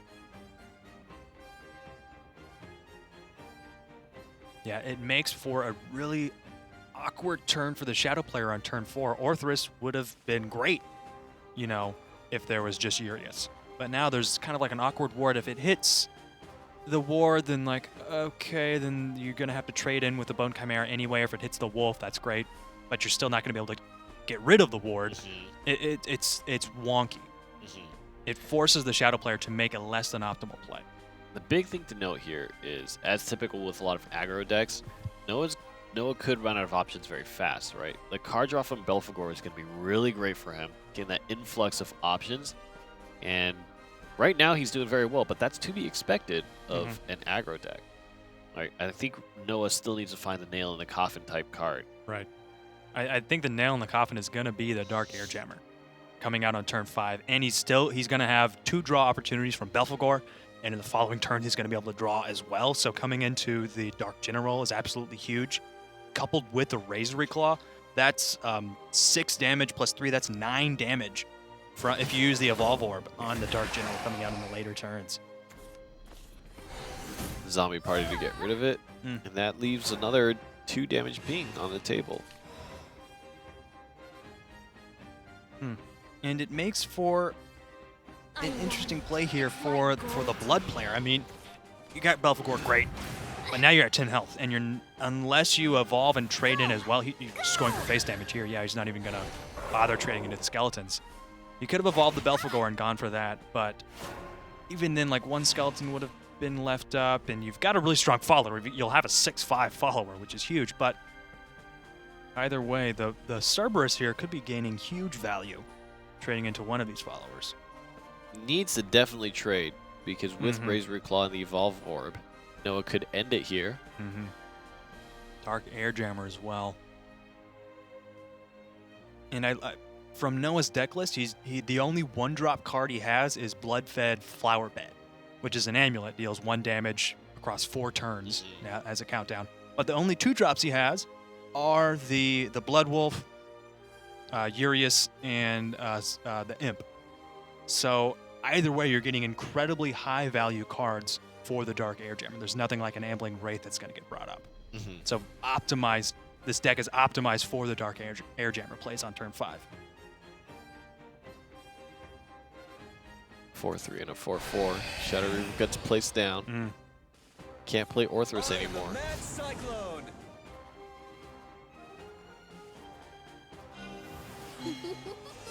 Means that he's gonna not really be able to remove the Blood Wolf.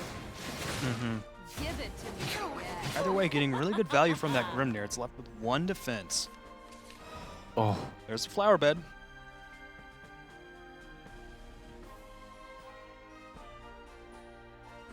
Noah needs to think really hard about how he plays out this turn.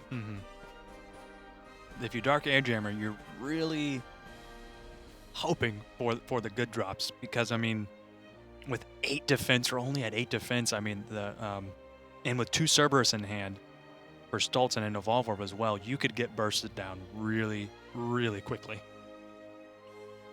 Yeah, this game is going to be over in the next 2 turns for sure. The other thing too is even if you clear the board of the Grimnir and the 2 skeletons, that's going to give the Shadow Reaper 4 damage, and it's going to give Stoles enough shadows to play Phantom Howl. Right.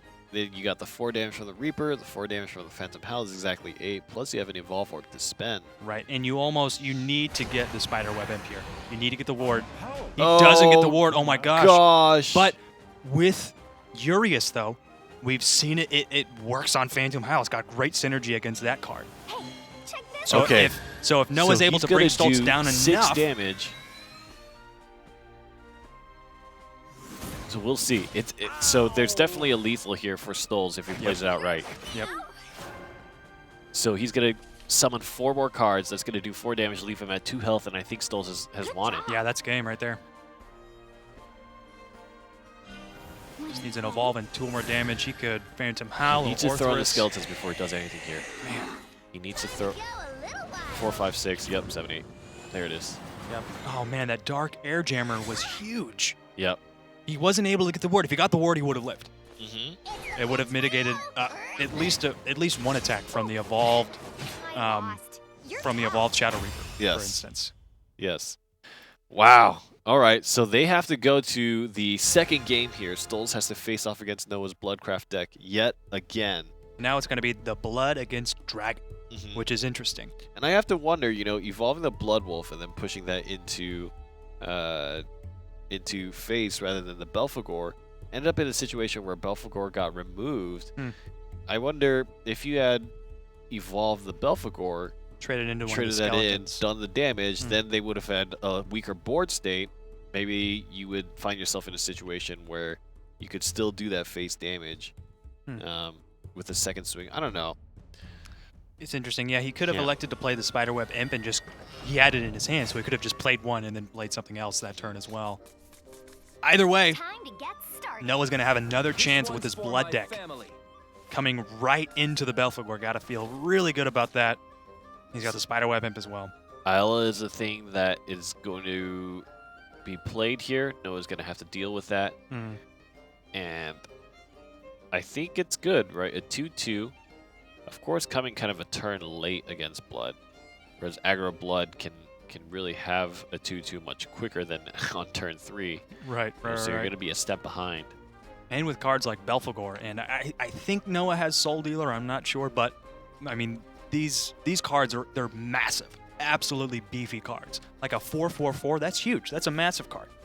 And you're able to draw 2 as well. Like there's huge options available for the Bloodcraft. Bad hand for Stoles and going second. Oh my gosh, Noah has 2, 3, 4 with the Devil of Vengeance and Belphegor. So okay, he's getting some ramp and he's got the Grimnir. But that's going to prevent him from playing Ayla. This is my home. You are my food. Spiderweb Imp is not the most high-value card against Dragoncraft. It's great against Shadow, being able to mitigate some of those attacks early. But with Dragoncraft, like we just saw, I mean, it's going to be Dragon Oracle coming out that turn. And so for a 2 cost, you only have like 1 chip damage this turn, as opposed to like maybe a Blood Wolf is a card you really want to get out of it in this matchup.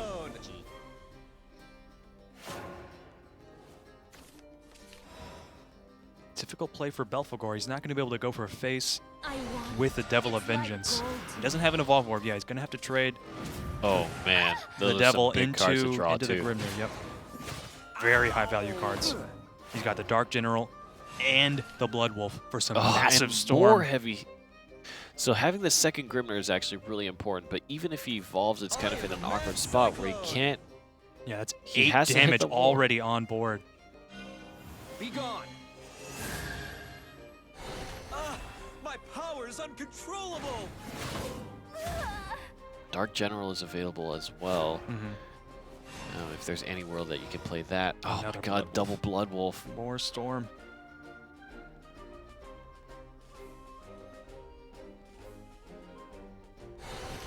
He plays the Flower Bed. Interesting. That's going to bring him down by 4 health, no matter what, in the next few turns.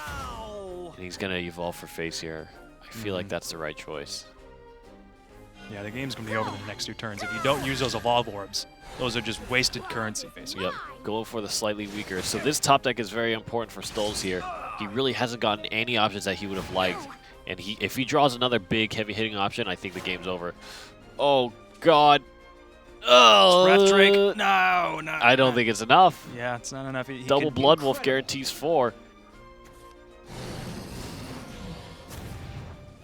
Wow. Just getting blown out. And this is kind of the occurrence that you expect when you have aggro blood against things like Dragoncraft or kind of slow developing things is kind of expect the scenario. So he's going to do 4 to face, and he's going to play both Blood Wolves. He could win the game with Flower Bed, honestly. Oh, is he? Oh, he's not going to do that. He's going to evolve. He could. Shall I grant you Oh, just with 6? And Don't then 1 mess it turn up. There here. it's Ah, dang Bloodcraft it. has very recently become very famous for people messing it up. I wanted when the they try Flower go Bed for to take the style kills. win. Don't Oh, go for the man. style kills, man. It's regretful, especially on Bloodcraft. Don't go for the style Right, kills. yeah, we've seen that kind of blow back in someone's face. Pretty great. Pretty great. Either way, solid to game. rage. Solid game. He was able, he had 2 chances with the Bloodcraft and was able to pull it out with at least 1. Yes.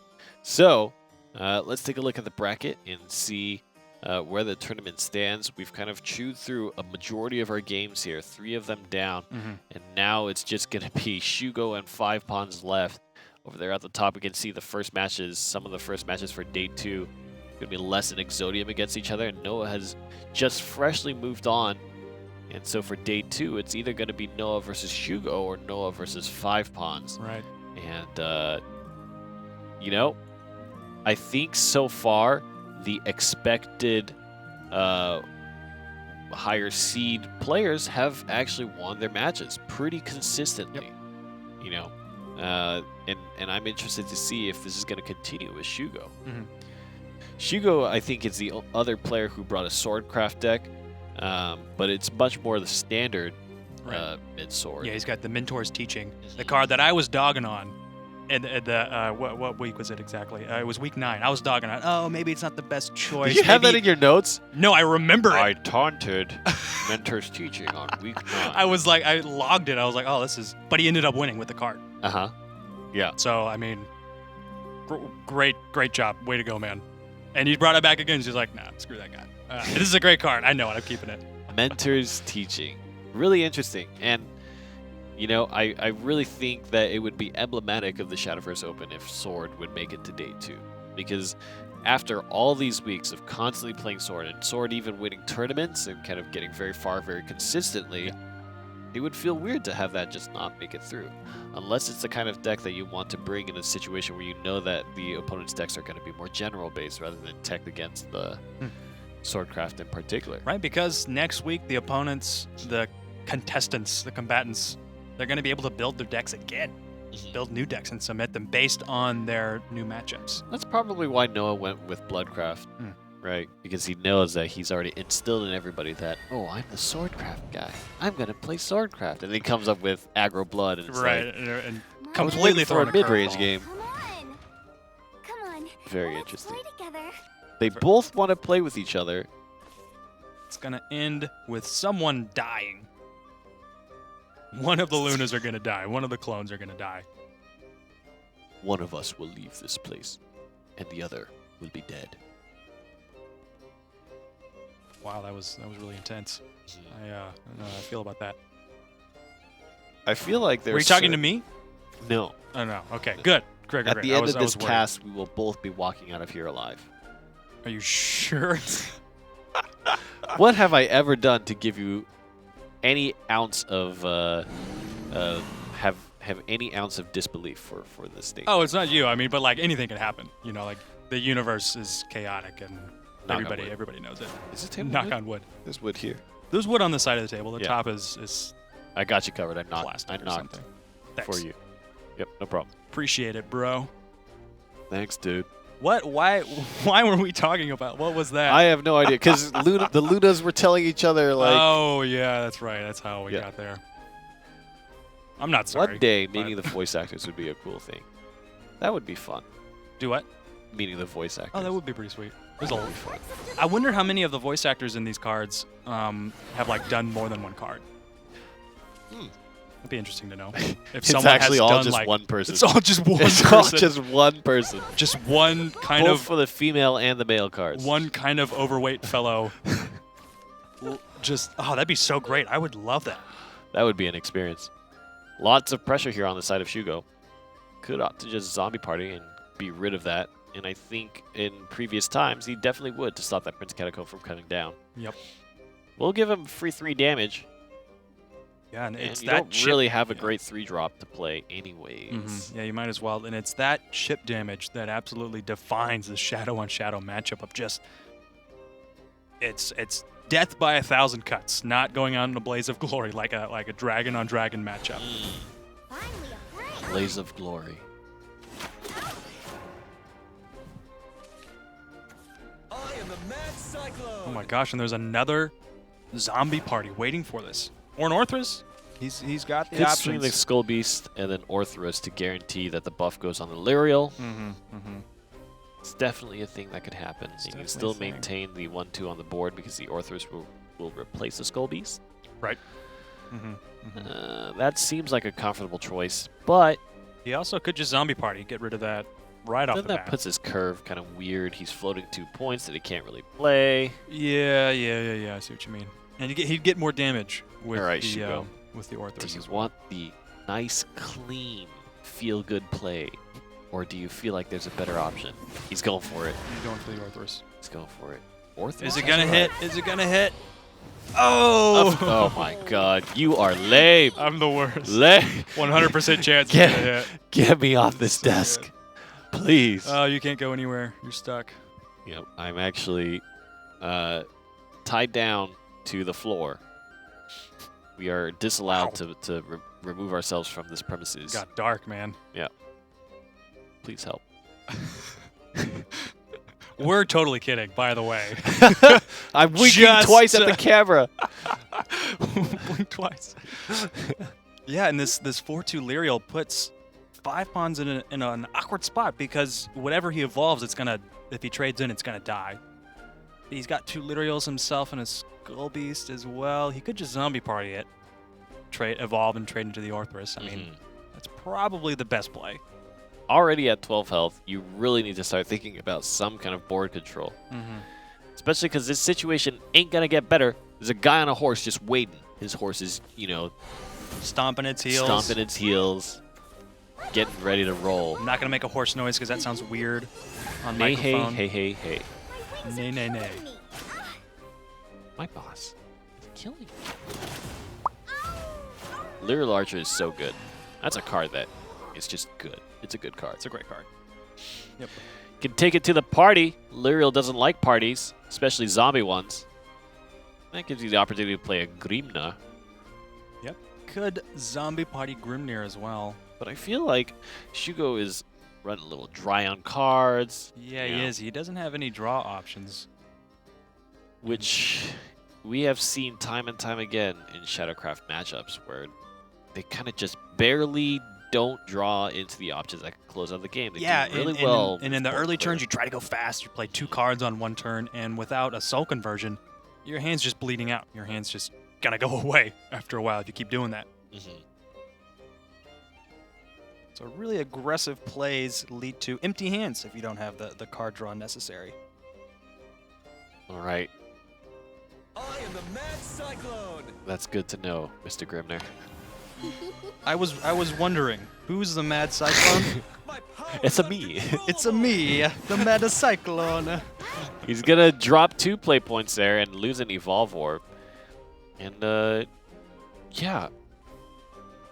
I wish he knew what he was if he was playing around something to shoot him to take that path, if he just wanted to save Zombie Party because he knew that he needed some kind of late game option, where Zombie Party would be able to spawn the 3 zombies that he could use to gain shadows. Late game option, and he's got Ector in his hand as well, so really good synergy there. Late game for a Shadow matchup is not necessarily 10 play points, right? Whereas Grimner would be very valuable at that time.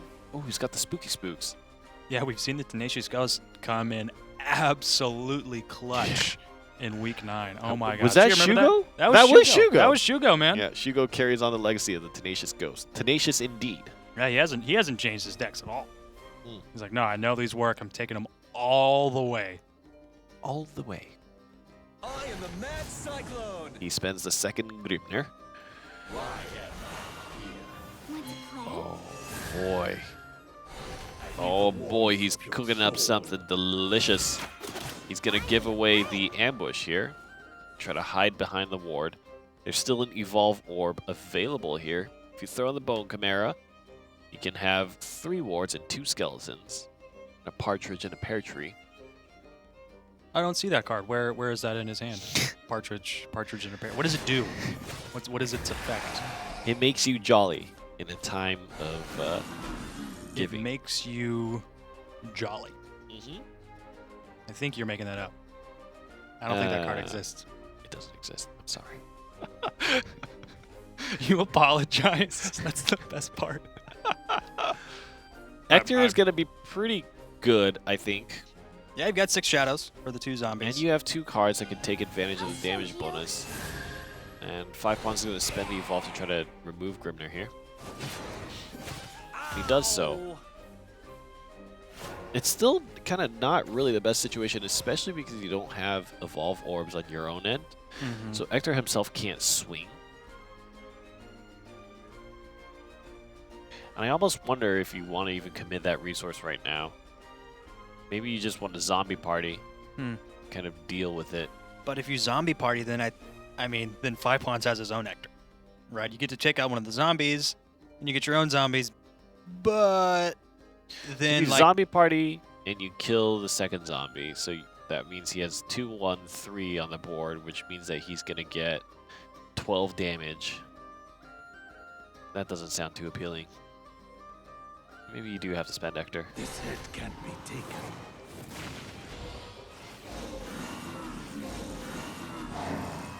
All right. There's 1, there's 2, there's 3. So he still can get 8 damage here and remove the Ector. No, he won't be able to remove the Ector because he only gets 1 zombie here. well, but I guess the evolved skeleton could trade into the Ector for 6. No, Yeah. excuse me, 5. This hit can't be So we'll have to trade something else in there. He'll just trade a spawn zombie and the evolved skeleton Yeah. if he really wanted to. Or just a skeleton and 5 damage here. Again. So the health is evening up, and in kind of as per what we were saying before, you're kind of running out of options here, you know. And depending on what 5 Pawns has in hand, it could be over if you leave a card like the Ector available, you know. You also don't have a good way of removing it, so I think Shugo is kind of you kind of just have to deal with it. Yeah, you kind He's of. gonna take face damage here. I think your best method is to remove the skeleton. That's gonna be your best method to mitigate any kind of damage. Let's see. Ooh. Shadow Reaper, that's really good, actually. He could play basically every single card in his hand to help this Shadow Reaper grow to something monstrous. Yep, he could. He absolutely could. But I mean, that's every card in his hand. He's gonna do it. Oh my gosh, he's doing it. He's doing it. He's going I think all the this is way. Smart.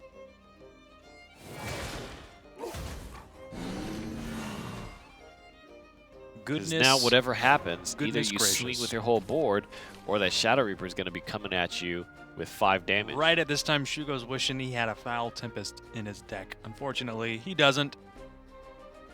So those cards are going to be a thorn in his side for the rest of the game. He does have a Death's Breath of his own, but again, How nice would Grimnir have been right about now? You have to wait 1 play point, but one more turn, yeah. look at those health values. Yeah, oh, that's so good. The ultimate Grimnir play. Shugo has already vomited 2 of his Grimnirs, though, in this game, as we noted earlier. Oh, that's true, yep. Yeah, there's a lot of Grimnirs have been spent this game. Look at all these zombies. Getting ward. Getting the +1 health. It's a lot of zombies with ward. His whole board. If you take 2 The of zombies. your zombies and kill the Ector, you... Okay. What is the top deck? Yeah. Not necessarily helpful. Not great. I think Shugo might be able to win this next turn. I mean, how many zombies is he going to be able to get rid of? He's going to be able to get rid of 1, 2, 3. Yeah. And then if he plays Phantom Valor, he can get rid of 1 more. Okay. Okay, that's pretty good. Shadow Reaper's going to get buff. So angry. Yep. Really buff.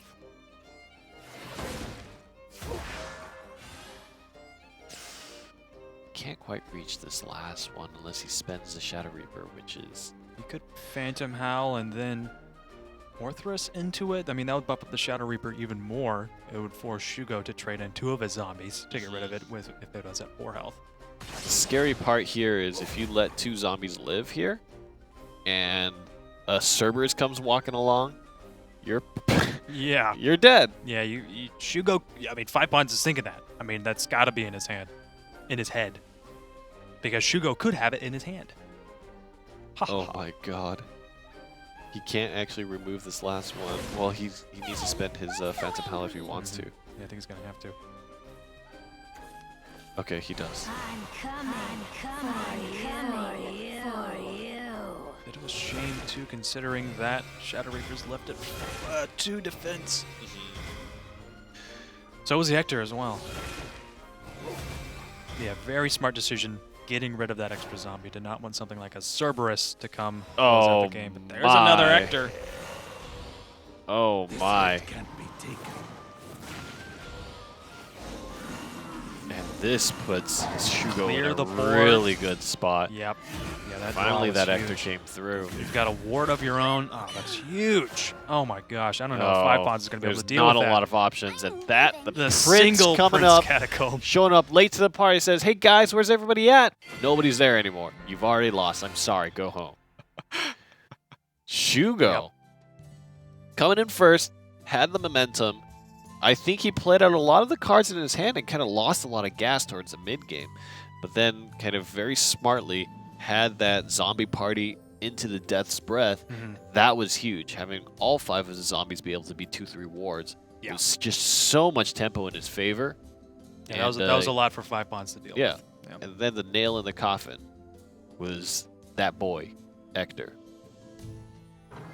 Or the horse, depending on who The you think horse. is really doing all the work. Yeah. So Shugo is up You must die. 1-0, and here comes the second Swordcraft deck up the bat. Run. Will it be up to snuff? That's going to be a different question. A question indeed. Because we've seen Shugo's sword deck perform. I mean, this is essentially the same deck. There's a Mentor's teaching. Mentor's teaching. Give him a beating. After this, 5 Pawns is going to need a little bit of a treating. Do you rap, Rainey? Are you a rapper? I am not a rapper. You don't write raps? I You am should. You should. terrible. You're pretty good. I'm terrible. There is no meaning behind the words that I say. Well, you can. Finding rhymes is like looking for a needle in a stack of hay. Hmm. But we're not here to talk about that. We're here to watch them play some Shadowverse on this very yeah, special I'm trying day. to talk about the game and stay focused. Whatever. All right, here it comes, the face damage. Sorry, Luna, your face is about to get pushed in because Swordcraft ain't waiting for nobody. Shugo, he's still got the option for the Mentor's Teaching this turn for just that little bit of extra damage, that one extra damage, and the card draw. And the draw. You could Mentor's Teaching and Maid Leader. Set yourself up for a brighter future. Yep. You know. Yeah, you still get to have 4 cards in your hand, which is great. You spend 2 really, cards. You do need a brighter future against Shadow once it looms over you. Absolutely. And it's going to be the Mentor's Teaching. I thought maybe he might wanted to have played Grimnir just for the ward, but he does clear the board. He does get rid of the Soul Squasher. Oh my god, my eyes are blurring. Oh, there's so many archers. There's even one more in hand. So actually, Lyral is very interesting against cards like this. You know, Attendant of the Night. If you evolve, you ping the Attendant, it summons a Lich, then you trade the Lich. You know. Actually, a very satisfying exchange of business. It is. But 5 Pawns, he's got an Erd in his hand for next turn, so he'll be able to ping for 1 damage, depending on if Shugo plays a ward this turn, ping for 1 damage with the Attendant of Night. Destroy the Attendant of Night, summons itself again, and you get the Lich too, so you get 2 Attendant of Nights. Maid Leader comes down.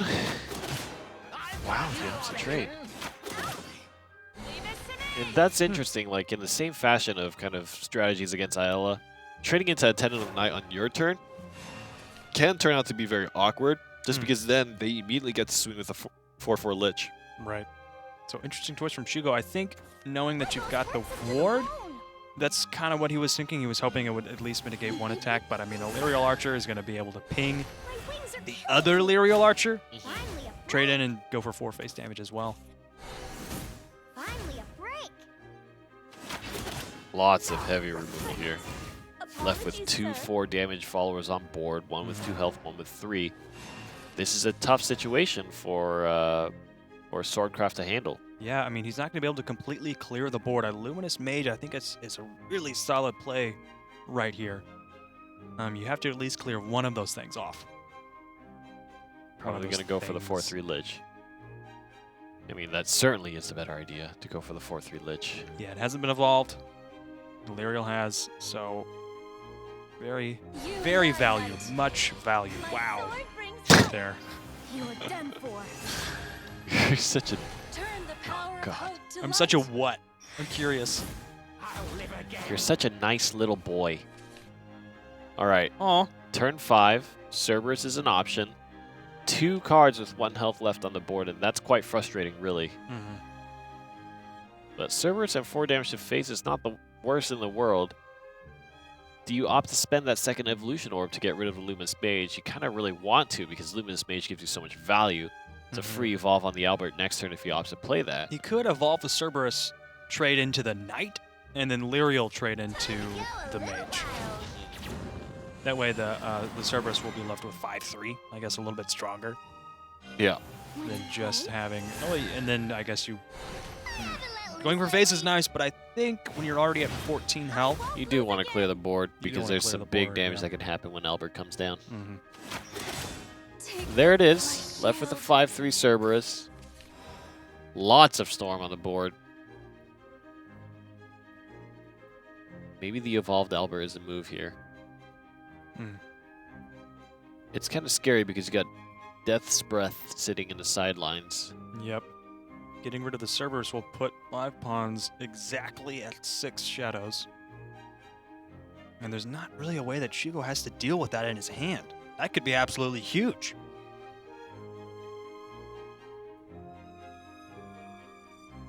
Yeah, and the Novice Troopers with 2 attack, not really able to trade into the Cerberus effectively. I think he's going to have to at least summon the Albert, spend the Evolve Orb, and then the choice becomes, do you go for face, or do you clear out the Cerberus? Shugo's thinking long and hard about it, and I think it deserves that level of thought here.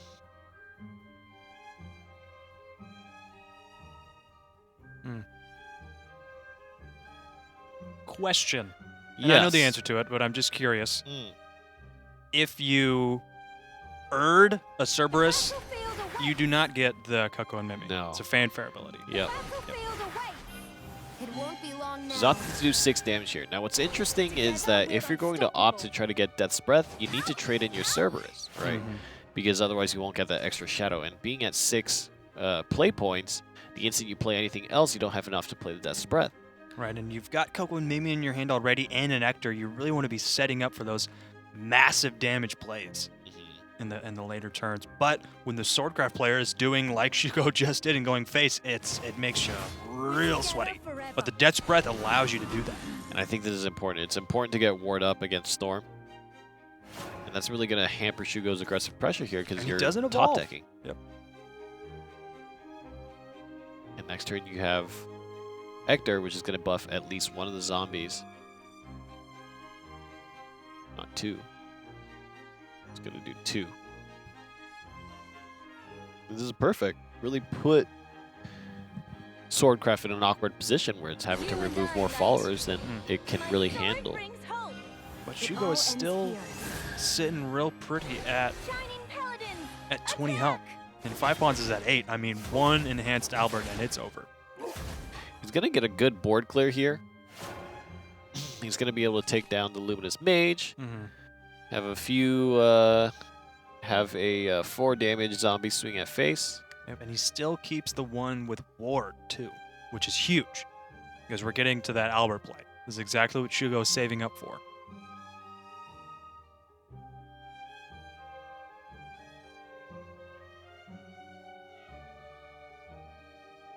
Yeah, it's gotta be the Ector. No, it's because the Cerberus.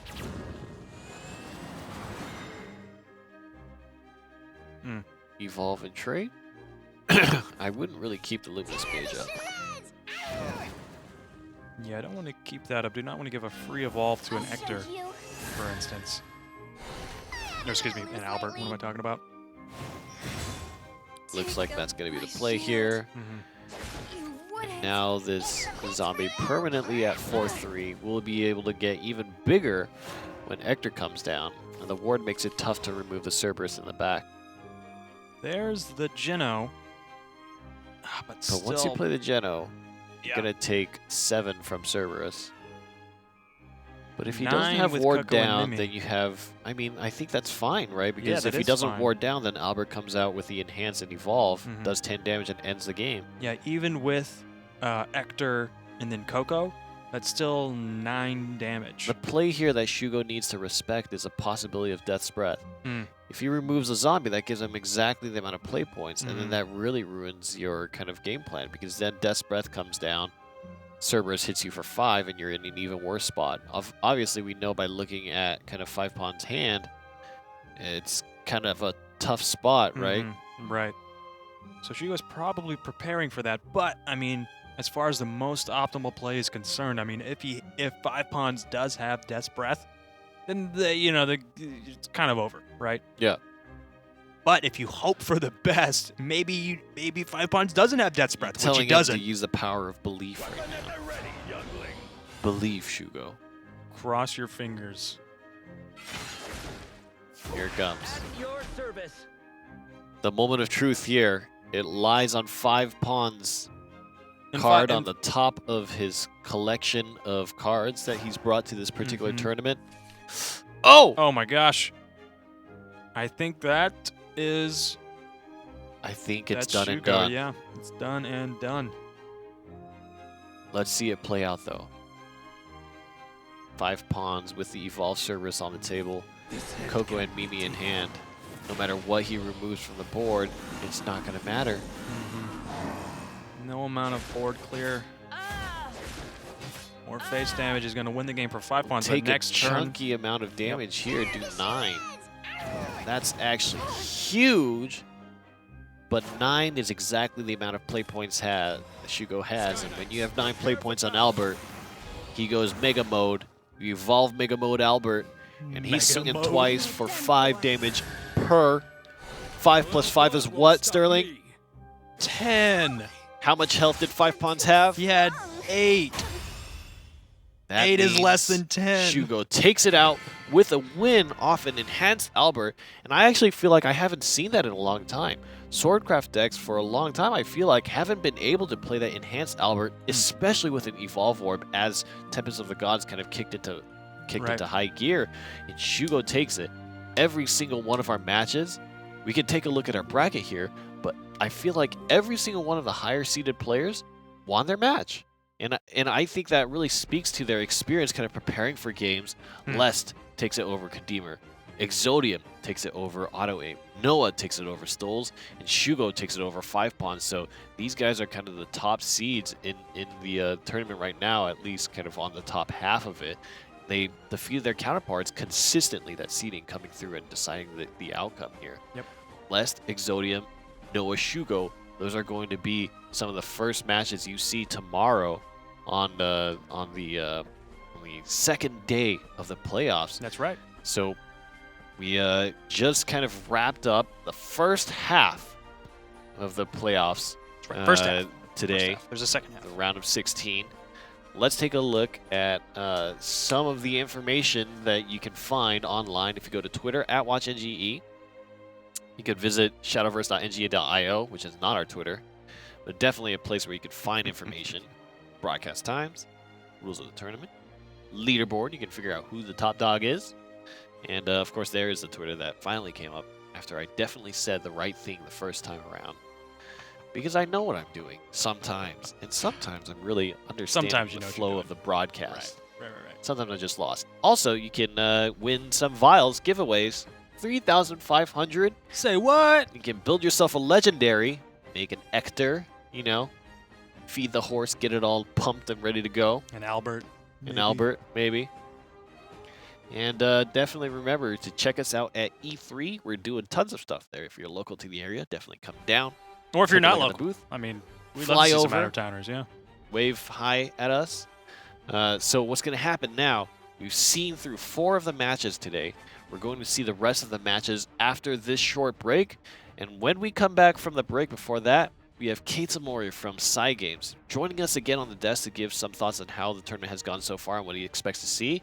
And some big announcements. So make sure you stay tuned. And we'll see you after the break.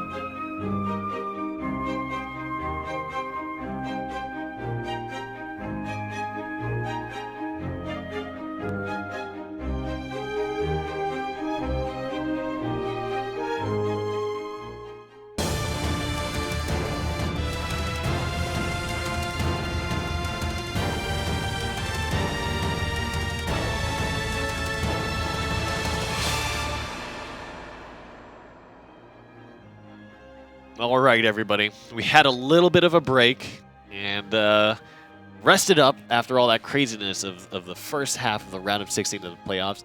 Joining us again, of course, the wonderful K Mory. Hello, everybody. Welcome back to the desk. How did you enjoy the first half of that tournament? Yeah, honestly speaking, Swordcraft. Ah, yes, Swordcraft. Definitely something that you don't see so much in Japan. Yeah, it's true. It's repeating.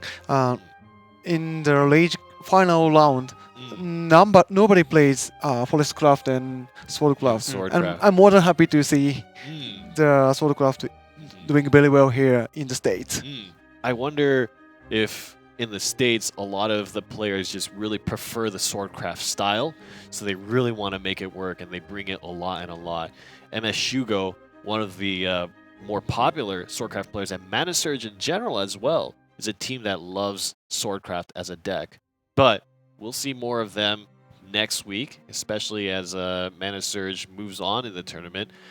I want to talk about a few things that are really exciting here, Keita. There's some things, you're down here, of course, for E3, talking about lots of Shadowverse stuff. One of those things is the expansion. The new set, yeah. Yes, I'm so excited. What can you tell us about the expansion here? Okay, have you already checked our trailer? Oh, yeah, the trailer was really fun. And I think it's got some really cool revealing of Please kind of check some of it. the art. Yeah, definitely go ahead and take a look at that. Some of the cards like Beauty and the Beast, and they had Snow White as well. Some really good thematic design for these cards, which I think was really... Yeah, very flavorful set, I believe. The Wonderland is very flavorful set. And also, we will review another couple of cards this week for E3 show. Yes. Don't miss it, please. Yes, the E3 show is going to be on Thursday, and we're going to have Hafu joining us as well to be able to talk through some of the cards and kind of find out what those are. So make sure you tune in and watch, follow E3. I don't have so much to say about new expansion because of now this is a period of the preview period. Yes. But Yeah, a lot of it is still hush hush. Yeah, a lot of secrets still being kept.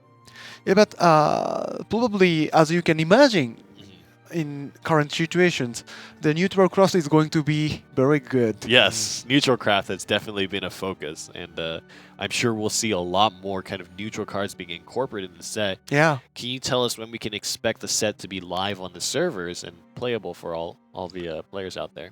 Yeah, don't miss it. The new expansion will be coming at the end of this month. So we can look forward to a whole new game, a whole new set of cards. Yeah. And, Do you remember the last expansion release? Yes. Before that, the Dragoncraft was not the matter. Yes, non-existent. Yes. Very little. Yeah, Shadowcraft also. Yes. Yes. Whole thing will be gonna be changed, Mm. possibly. Yes. Do you foresee any one class kind of taking the spotlight above the others in the new expansion? If you can say it, I'm curious.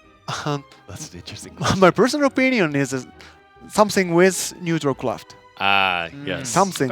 Okay. Alright. Something. Sorry, hush hush.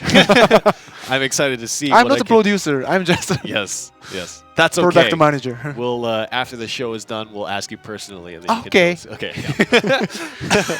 Of course, I'm excited for the new expansion, trying out all the new kind of stuff with neutral craft as well. But there's something else that you can tell us. You are the director of global esports. Yes, there. Is there something that we, as competitive players and lovers of competitive Shadowverse, can expect? First, I'm more than happy to see that the global level competition is very good, especially for the Western players are very good. Now we would like to have something international. At the end of this year, we will have a World Grand Prix event. A World Grand Prix event? First year will be in Japan. We will stretch the global invitations to globally. Oh, wow. Of course, North America. Yes. Yes. Yes. So North America, at the end of the year, Yes, sir. will be able to take part in this World Grand Prix event. Yes, that is a kickoff event. From that time on, we will have a series of the global events. More Hopefully. to come? Not just one? A series of global Hopefully, events. yes. Wow. Oh my gosh. So we can look forward to the kickoff of the global kind of esports infrastructure for Shadowverse, where players can go to Japan and attend the first event and then look forward to more of that to come. Yes, exactly. So all you North American players out there, and especially the ones in the playoffs for Season 1, please look forward to the World Grand Prix, as well as opportunities to head over to Japan and see all the fans there as well as all the players there and kind of take part in their events and kind of be part of that excitement. Transitioning from that, talking about the players in the playoffs, we still got a bunch of players to see. Maybe we can take a look at the bracket of kind of the group that we're about to watch here and see kind of what some of the matchups are. There were a few kind of cards and decks that stuck out to me. Obviously, in kind of the first half, there were interesting decks here, but let's take a look here. We have Limit 787 against the 7th, and the 7th, unfortunately, had a few scheduling issues, so he had to back out, and unfortunately, that came at kind of a poor time, so Limits is going to be moving on. He's going to go over to the second day, so part 2 of the playoffs, but then we got Kira Mango, our first ever tournament winner against EXG Omega, then Mana Surge's Jay-Z against Tramps, then Shadow Nexus's Unlucker against Potwasher. So, what I want to do is take a look at one of the first decks that I found was really, really interesting. It's going to be Mana Surge's Jay-Z, and he's playing Runecraft. Wow, in Runecraft the here. playoffs. He's playing Runecraft, which is actually crazy. That's because saying a lot. alongside, A crazy build? Yes. So it's going to be, this Okay, is let's the check it. particular deck list. Take a look. So it's going to be, we see at the bottom, Daria is included. But the surprising thing is, there's also Flame Destroyer. Wow. As well as Mutagenic Bolt, which has been a staple since Tempest of the Gods came out. Daria has been kind of struggling, but one of the things that's been consistent is Mutagenic Bolt has been taken almost all the time. Keita, what do you think about this particular deck? Have you seen this deck before? How do you think it'll perform? I've never seen the mixture, Daria and the Flame Destroyer. It's very interesting. And he's almost elected to bring Summon Ice Form instead of the Mutagenic Bolt. That's kind of like, typically like Mutagenic Bolt, you might have 3 copies, but 2 is pretty standard. And Summon Ice Form is a card we really don't see in Daria decks, but I really like it in like against like a Shadow matchup, for instance, being able to mitigate 1 attack for your whole turn, essentially. Definitely seems like a deck that was tuned for his opponent. Jay-Z, I think, might be really looking for a very specific matchup and a specific type of situation. So that's very interesting to me. We'll see how Runecraft does if it can make it over to day 2. The next deck that I want to take a look at is Pot Washer.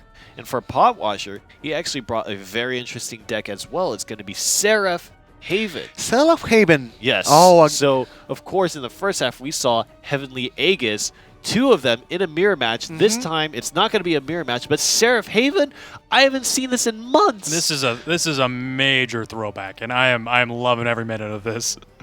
How do you think Seraph Haven will play in this particular meta? Now, some of the things that I'd like to throw in there is Lightning Blast is not super popular. People aren't really playing Odin as much anymore. Do you think this will be successful? So shifting meta, so could be successful. It's very interesting choice. We'll see if it can make it to day 2, and of course that's going to be up to kind of Pot Washer and what his opponents have kind of brought to the table here. The last thing that I would like to take a look at is something that you talked about in the Japanese So scene. the Bloodcraft. Yes, Bloodcraft. And you had mentioned that players would take Shadowcraft, they would take Dragoncraft, and then for the third deck, they would take Bloodcraft. Yeah. And I would love to take a look at some of these lists here. Now, the first one is going to be Tramps' Bloodcraft deck. So Tramps is the player that's going to be running this particular list. And what do you think is kind of the defining qualities? Like, what sticks out? Is there anything special to you about this particular deck? I think Baphomet is kind of interesting. Oh, yeah. Baphomet. Baphomet is very iconic in this deck. And of course, that effect is he plays Enhance for 5 cost, and he'll be able to draw a card for you as well as reduce the cost of that card. And also the number of the Soul Dealer is very important point. Not only Belphegor, but also Soul Dealers. Soul Dealer. He really wants to be in the Vengeance. Push Really wants to himself. get into Vengeance. And Soul consistently. Dealer has great synergy with the Demon Commander Lara. Being able to give for only a 4 cost of having 6 attack, evolved for 8, being able to give that follower Storm on turn 7, that's huge. It's absolutely massive. So we can look forward to possibly some Soul Dealer combos involving some of these very powerful cards here. But let's take a look at the second Bloodcraft list, which I think we've seen before. This is the one that Omega is going to be running, and I think this this particular deck I feel like has become more and more popular. Keita, is this more familiar to you? What do you think? How do these lists compare to the deck lists in Japan that are playing Bloodcraft? This one is more likely Japanese version, current Japanese version. And I think there's some really interesting things to look in terms of including the 1 play point amulet, pinging 1 damage to both players. We've seen that be relatively useful in certain niche situations. What do you think, Sterling? I really like Bloodfed Flowerbed as a 1-drop amulet like we saw it in Noah's deck. Like I said, like having an Ambling Wraith or another 1-drop, it has really bad synergy. I'll say it has bad synergy with Dark Airjammer. When you play Dark Airjammer, you really want to get the highest value from that follower. So being able to play something on 1, dealing 4 damage to yourself, you're not worried about that, but it guarantees you deal 4 damage to the enemy leader, which is that's absolutely huge for a 1-drop. Dark Airjammer definitely was one of those cards where it's you play it, and then sometimes it just brings you some really terrible 1-drop, and you just sit there. It happened today. He was looking for Spiderweb Imp. He played Airjammer, it did Urius, and then Bloodwolf, and he lost. He lost the game for it. So, Keita, what do you think about these lists right now? Do you think Bloodcraft is going to be the one that makes it through, or maybe Seraph Haven? It's very interesting to me. The Bloodcraft is one of the very first deck. After the Rage Finals, in Japan, the meta is shifting to the very quick and fast style. Everybody wants to play Vengeance Yeah. Blood. Instead, the Seraph style is very controlled style. Yes. Very slow decks. Yes. So I would like to see the contrast. Yeah. So maybe Japan likes to play aggro, and the West likes to play a little slower. where would you put Swordcraft in that list? Swordcraft can seem pretty aggressive, but a lot of them are mid-range. Do you think that's more an aggressive personality or kind of controlling? After shifting the meta, any deck will have the chance. Like you mentioned about the sell-off. After the Lightning Blast gone, the sell-off itself is worthy. I see. So the meta is depending on the meta, the Swordcraft will have more chances. Certainly, and of course, when that expansion hits, then everything could change. Oh yeah, at the end of the month, yeah. So we'll see. Maybe Runecraft will be scary again. Rainy's really fishing for an answer here. He really wants to know what the new cards are going to be. Maybe Ginger for Runecraft? Maybe that's going to be the thing? We'll see. But we're about to jump into the game soon. I'd just like to ask Keita a few more questions. Just very personally, when you play the game, what are your favorite decks to play? What is your favorite class? Okay, my class is the forest class. The Mory means the forest. It's okay. We're best friends now. It's okay that you chose Unica. We're best friends now. Please teach me how to play Forest Craft. Okay. So y'all are personally, I really love the Forest Craft. Forest Craft, do you like to play Cynthia, Roach? What list of Forest Craft do you like the most? To me, the OTK approach is very my favorite. Yes, definitely my favorite too. I love OTK. Thank you so much for your time, Keita. Thank you, everybody. Jumping. Absolutely. Thank you for taking your time to come out here and talk to us a little bit about Shadowverse. We're going to jump into the second half of our round of 16 here, day 1 of the playoffs. Omega versus Cure Mango. Cure Mango being the first ever tournament winner. And with that, we'll bid adieu to Keita Mory, and we'll be on our way here for the Shadowverse Open playoffs, day 1. Shadowcraft versus Dragoncraft, and he's got Ryu! He's got Ryu as a leader. He's got Ryu, and yeah, Cure Mango, the first winner we ever had, and he's been sitting on his points. He's been sitting and waiting, playing, streaming a lot. He's a very avid streamer, and I feel like he is more than ready, poised in a position to take this game away from EXG Omega. Although we've seen EXG Omega make it second place twice, which is absolutely huge, being able to make it that far. So Omega definitely going to give Mango a run for his money. We'll see what the match exactly amounts up to. We'll see. 2 play points going to be Lyriel. Now my up-down vision is getting a little bit blurry. I feel like that always happens like that. Always sticks out to me about Lyriel Archer when I start seeing a bunch of them. It's a very bright card. It assaults your eyes. It's like, whoa, that's some light. Yep. Pinging your eyes for one. Pinging your eyes. Not bad. That's pretty good. Thank you. All right. Shadowcraft thinking a little bit. Yep, he does have the zombie party in his hand. That could get rid of the archer for sure if you want to do that. But he's going to go with the conjurer. Gonna try to stay one step ahead of the board.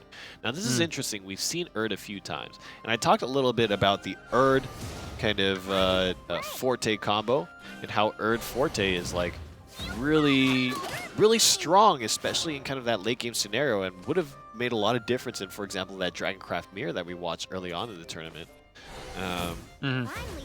Do you think that that's going to be playable for Cure Mango here in just a moment? Considering that he just drew Forte, I mean, I absolutely think so, for sure. He's going to be able to play Grimnir this turn, and then the option on turn 10, if he's able to ramp up next turn with Draconic Fervor, it's definitely going to be a very scary thing that Omega's going to have to deal with.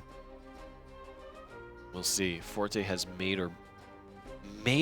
or broken many a game for a Dragoncraft player. We've definitely seen some games. I mean, one in particular that comes to mind where they raced Shadowcraft and just beat it right at turn 7, I believe it was. Just kind of had Forte swing twice with the Evolve on top. We'll see if that's something that Cure Mango can look to do. But the situation doesn't look good. You have a 5-3. Oh, and you passed? You passed on that? He's got Phantom Howl with 3 shadows, and he's got Coco and Mimi, so that's 5 damage. You get 3 more. You add 4 on top of that. You add 2 on top of that. That's huge. 5, 3, 8, 6. Ryu's he's gonna have some scratches this turn. 14 damage. That's for sure. I believe. Did I do my math right? 3 ghosts, 8 damage, evolve 1, 10, plus 4, 14. Yep. Correct. I'm not even gonna. You're not even gonna try. I'm not even You gonna gotta try. count with me. When I say You just one, did it. I mean, say you got it. one. You're right. Thank I'm you. just really hoping you're right. I'm just really hoping. Hey, you know what? You're right. Come on. I mean, yeah, right. I wish we had like a big fat calculator on desk, and it could just cut to us struggling with the math, even with a calculator. A pair of abacus. Yes, pair of a pair of abaci. abaci. Maybe the Death's Breath.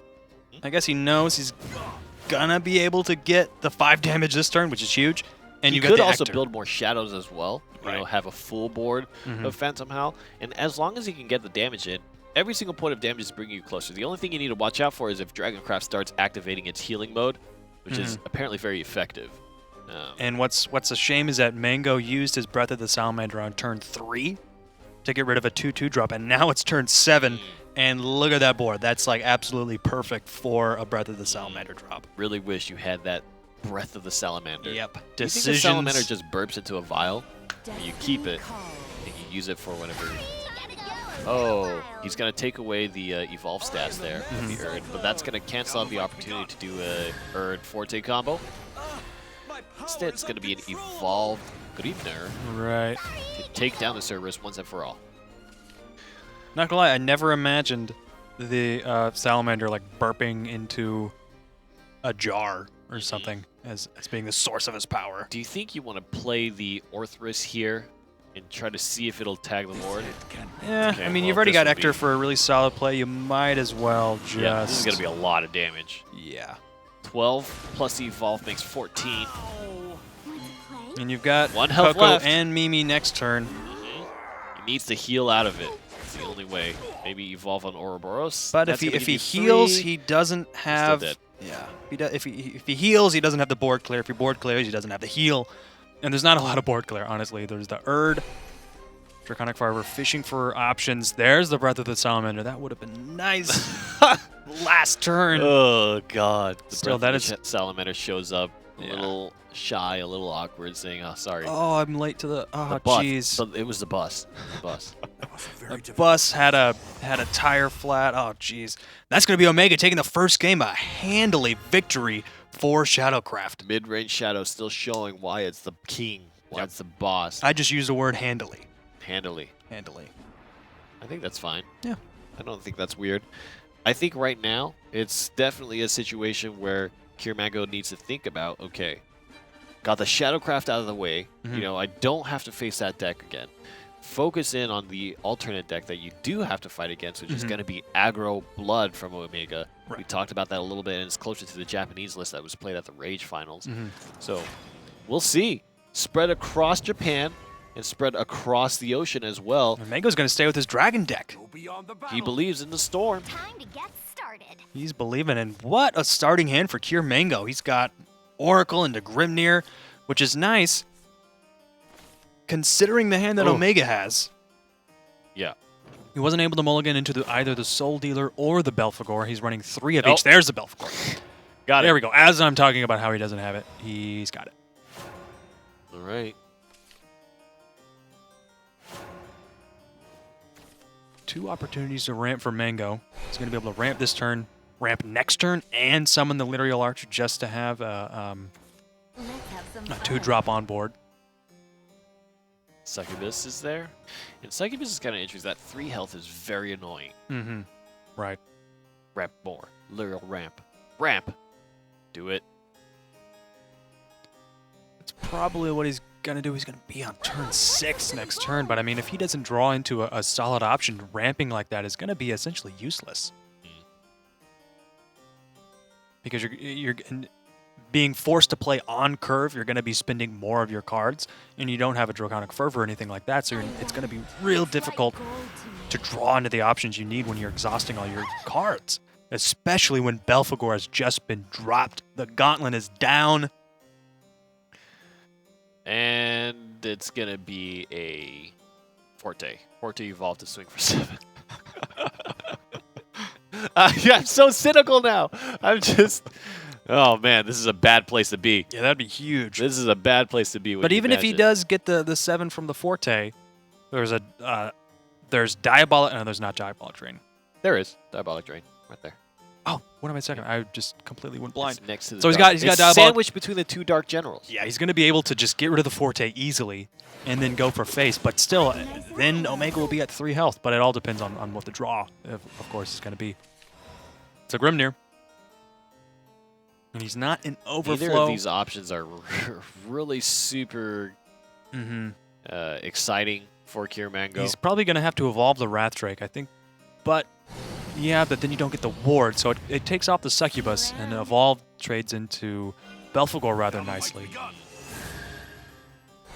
But definitely feeling like he's on the back foot. He's going to leave it at 2 health, which is just easy pickings. But it does need to be removed. And this is kind of the big issue with something like Vengeance Blood, is that you can't really let cards stay on the table all too often. Yeah, very true. But you do have the easy access options to get rid of them. There's 2 Diabolic Drains in his hand. Plays the Dark General first because you'll heal from Diabolic Drain, and you'll be out of Vengeance. So he gets a guaranteed 6 damage from the Storm. There it is. Good order. Omega on the verge of making the first upset happen. This will be the first match if Omega wins, where there's a matchup where the lower seed player can't take the series. But my will abide. My boss works us to the bone. And just not good options for Kiermango right now. Oh boy. He's going to be able to put himself in Vengeance again with Belphegor, draw And 2 more cards, options. and then he'll still be able to Urias, maybe Hungering Horde again. Hungering Horde again, the first time, to at least get rid of the Lyrial Archer, so there's nothing on board. But Omega's been able to drop Mango down to 12 health. That's huge. Considering Mango was at 20 health and Omega was at 10. That's what the Vengeance Blood deck is so great at doing. And man, look at the burst that he has from 2 Dark Generals in his hand. I think he's trying to stay alive until turn 8 when he can really get like 10 damage in if he wanted to from if he saves an Evolve Orb. But that's still 2 turns away. It's going to be difficult for Omega to stay alive. The options in Kiermango's hand still just not that great. Yeah. Evolve Urias to be able to take down the Lyrial Archer. Guarantees that you're going to have to drop a card, and staying at 3 health means that you avoid kind of that Salamander. Oh boy. Yeah, I don't think... I mean, This was real awkward. Oh god, okay, at least you have a ward. He could have just Grimneared and then Breath of the Salamander, ensuring that he could have cleared off both the followers, but I guess he really wanted that card draw, knowing he's in ramp, so he's going to be on turn 10 next turn. 15 health. I don't think Omega is going to be able to close out the game next turn. Can you evolve the Grimnir? Take down Belphegor here. My power is uncontrollable. Give it to me again. So that mitigates at least 1 attack, but there is an Angel of the Razor Word Claw. in the hand of Omega, so he could ping the Grimnir for 1 and then go for face for 7 damage with Dark General. This is God's word. There's a lot of face option here. I think Dark General definitely is a choice. Rage empowers me. And that leaves the Razor Claw to be able to do 3 damage here of the 7 points of health he has left. Bahamut is an option. Bahamut's But an what option, if he gets but double? oh, it's going to be Grimnir, so he's going to get the ward. Okay. Ow. This is coming down to the wire. We're on that 8 play point turn. There's still some very incredible things that could Yeah, happen here. I think Omega can win it. He can Diabolic Drain the Grimnir, Yes, and then General Storm Claw. with Dark General, and then Razor Claw. There it is. Aggro Blood. Oh, if you evolve it, it'll survive with 1 health. I think that's what he's thinking about doing. We'll see if he plays around it. Oh yeah, having 5 defense would be crucial. Because Eyeball Drain wouldn't be able to take it out. Oh, no! Man! That's gonna and be it. double Razor Claw on top of all of that. He got 2 Razor Claws. Omega earning 2nd place in Week 7 and Week 8, showing us that he can show up time and time again. There And it that's is. going to be a 2-0 victory against Kiermango, one of Some our top-seeded Storm players, one of our vengeance. invited players. Dark General has been so good in this instance, and that really goes to show the power of having that storm readily available to you, as well as just the sheer amount of damage that Aggro Blood can pull out. Yeah. So in the first upset, Kirimango gets defeated by Omega. And I think their points were actually probably pretty close, so it wasn't that surprising that would happen. Right. In fact, I might need to even check the leaderboard myself to see if even that's the case, but let's take a look at the bracket. It should be the person higher on the bracket is a higher seed, and I think probably just barely Kirimango is above EXG Omega, but there it is. Omega will move on, and so his opponents will be Limit 787, which is going to be an interesting matchup in its own right. But of course, we still have 2 more matches to go here.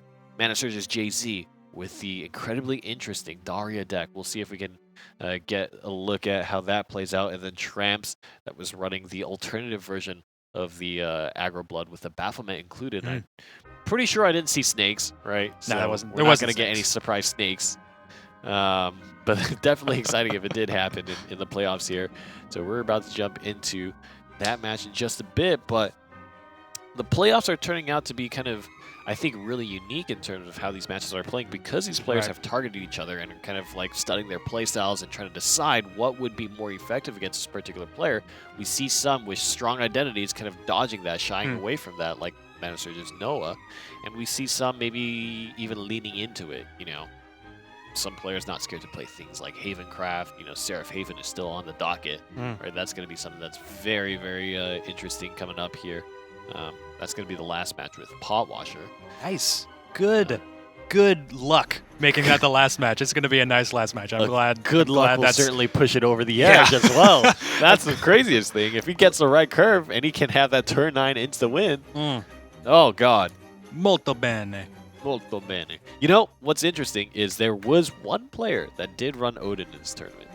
That was Les. We didn't actually get to see it played. It didn't get drawn, but he had 1 drop of Odin in his deck. Just a tid. Just a bloop. Just a little smidgen. Yeah. A little sprinkle. Sprinkle of Odin. You should start your own ice cream shop. That sounds like a sprinkle of Odin. 2 scoops, please.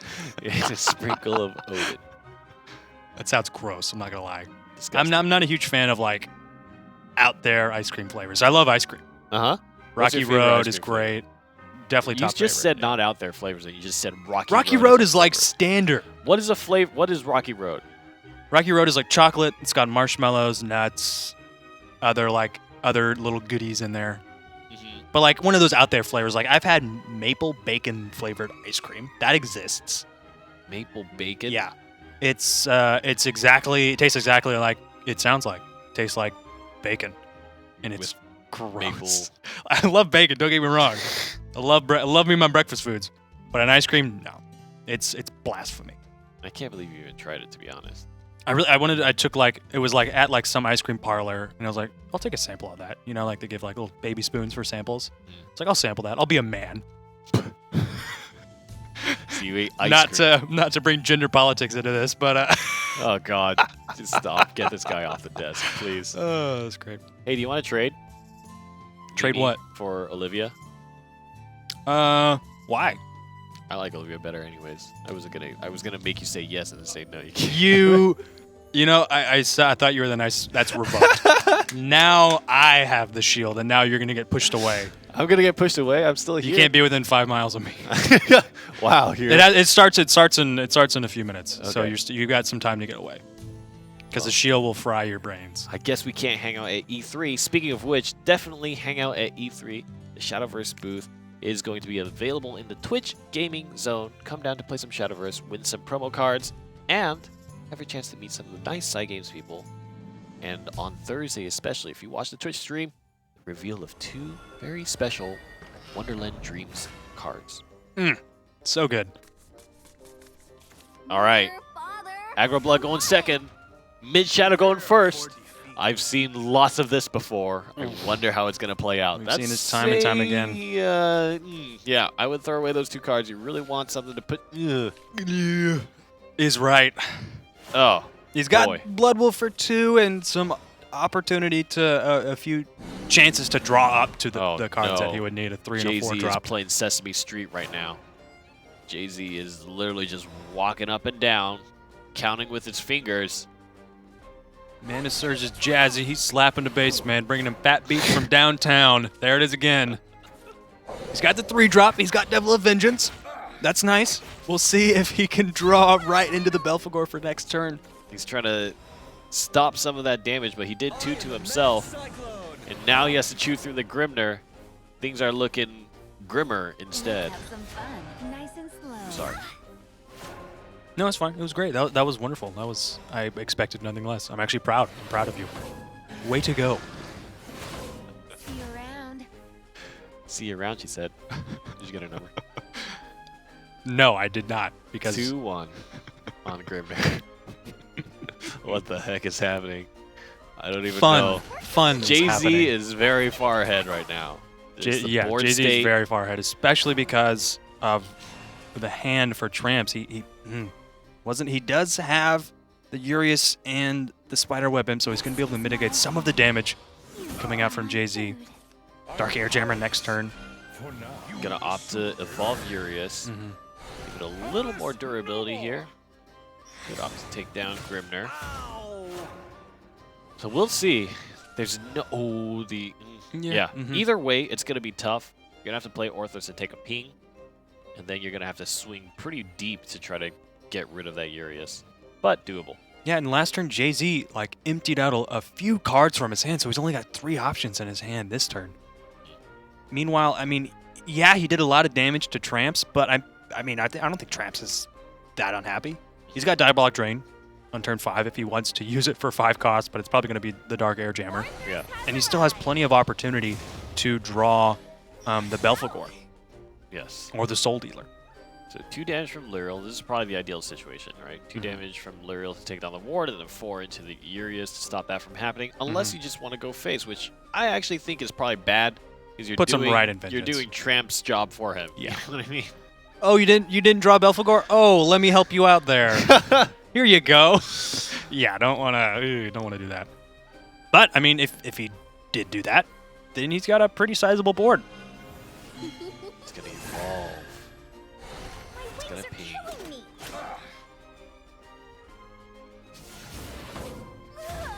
Definitely use that to kind of preserve board state. Yep, very solid trade there from Jay-Z. I almost said Jazzy. It's in my head, man. Nice. Picks up the Blood Wolf, and of course, because not in Vengeance, did not get 2 cards for it, just the 1.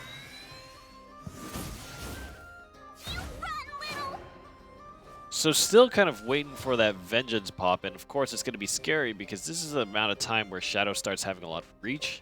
Ector in the pocket is really good, but you don't really have the board state to take advantage of that 2 damage buff, which would be really useful to try to reach 13. You do have an Evolve Orb. And you've got Grimnir as well, but I mean, an evolved Grimnir, not great. Not great, but I mean, you could just play Grimnir.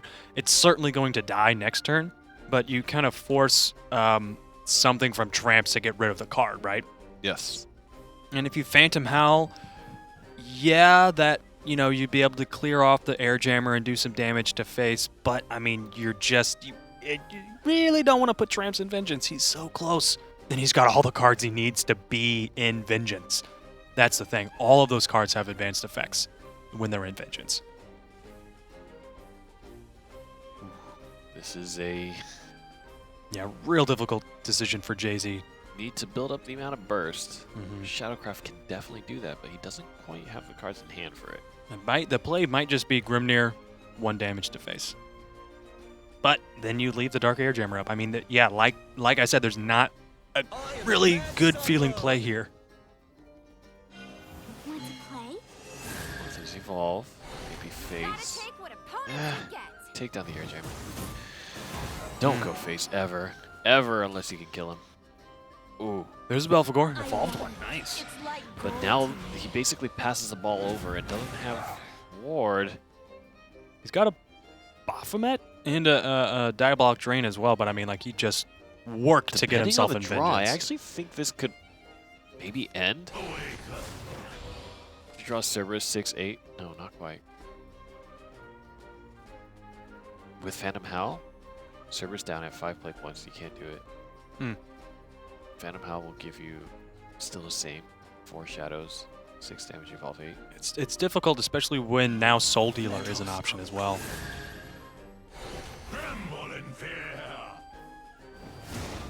Having that massive ward that that Hector or all of the zombies are going to have to chew through. That's really nice. Oh my gosh. That's really nice. But how much damage does he have? 4, 8. All the evolve orbs are gone. So it's 12 damage on the side of Yeah, and against Hector, Tramps. Soul Dealer is not a great card against Hector in that matchup because one just... So the Shadow player is essentially spending just 3 Necromancy points for one zombie that has 4 attack and can rush and defeat Soul Dealer, which is 4 cost, and it did half of your health. Like, that's like, oh no, that's not a good trade. For Shadow, it's a great trade. Okay, so Phantom Howl reaches 9, but if you have Cerberus in there, then you definitely get 10. Oh no. Okay, there it is. Whew. Bit of a close one there. Rage empowers me. Alright, is he dead? He's going to take down the Cerberus. Okay, so he will live with 3 health, I believe. Or Hector will be played, but I feel like it's scary to play Hector because you don't get a ward here, and that's basically all you get to play. Right. If there's some high reach in the hand. Right, and now knowing that the zombies with Rush and Enhanced Attack are not a thing, Soul Dealer becomes an option.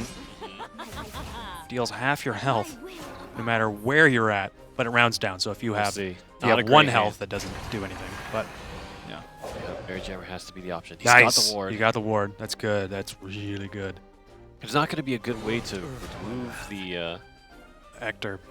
He does The have Hector. 3 points left over for the Devil of Vengeance. That's got to feel really All right. good. So, if he plays the zombie party, no, he really doesn't want to play that without the enhanced cost. Yeah, it doesn't have a good So target. if you Phantom Howl first, zombie party, and then 1 hit, that would be 6. Then play 7, so you have 3 on 8. I think he has lethal. So if he plays Phantom Howl, he gets 4 ghosts. Okay. Zombie party, the ward, 1 ghost in, then the ward is dead. 5 damage from Hector, 3 damage from the remaining ghost. That's 8 plus Coco. Yeah, wow, that's There's 10. lethal. What? Oh, man. Oh, bummer. Oh no. Is he dead? Did he just mess it up?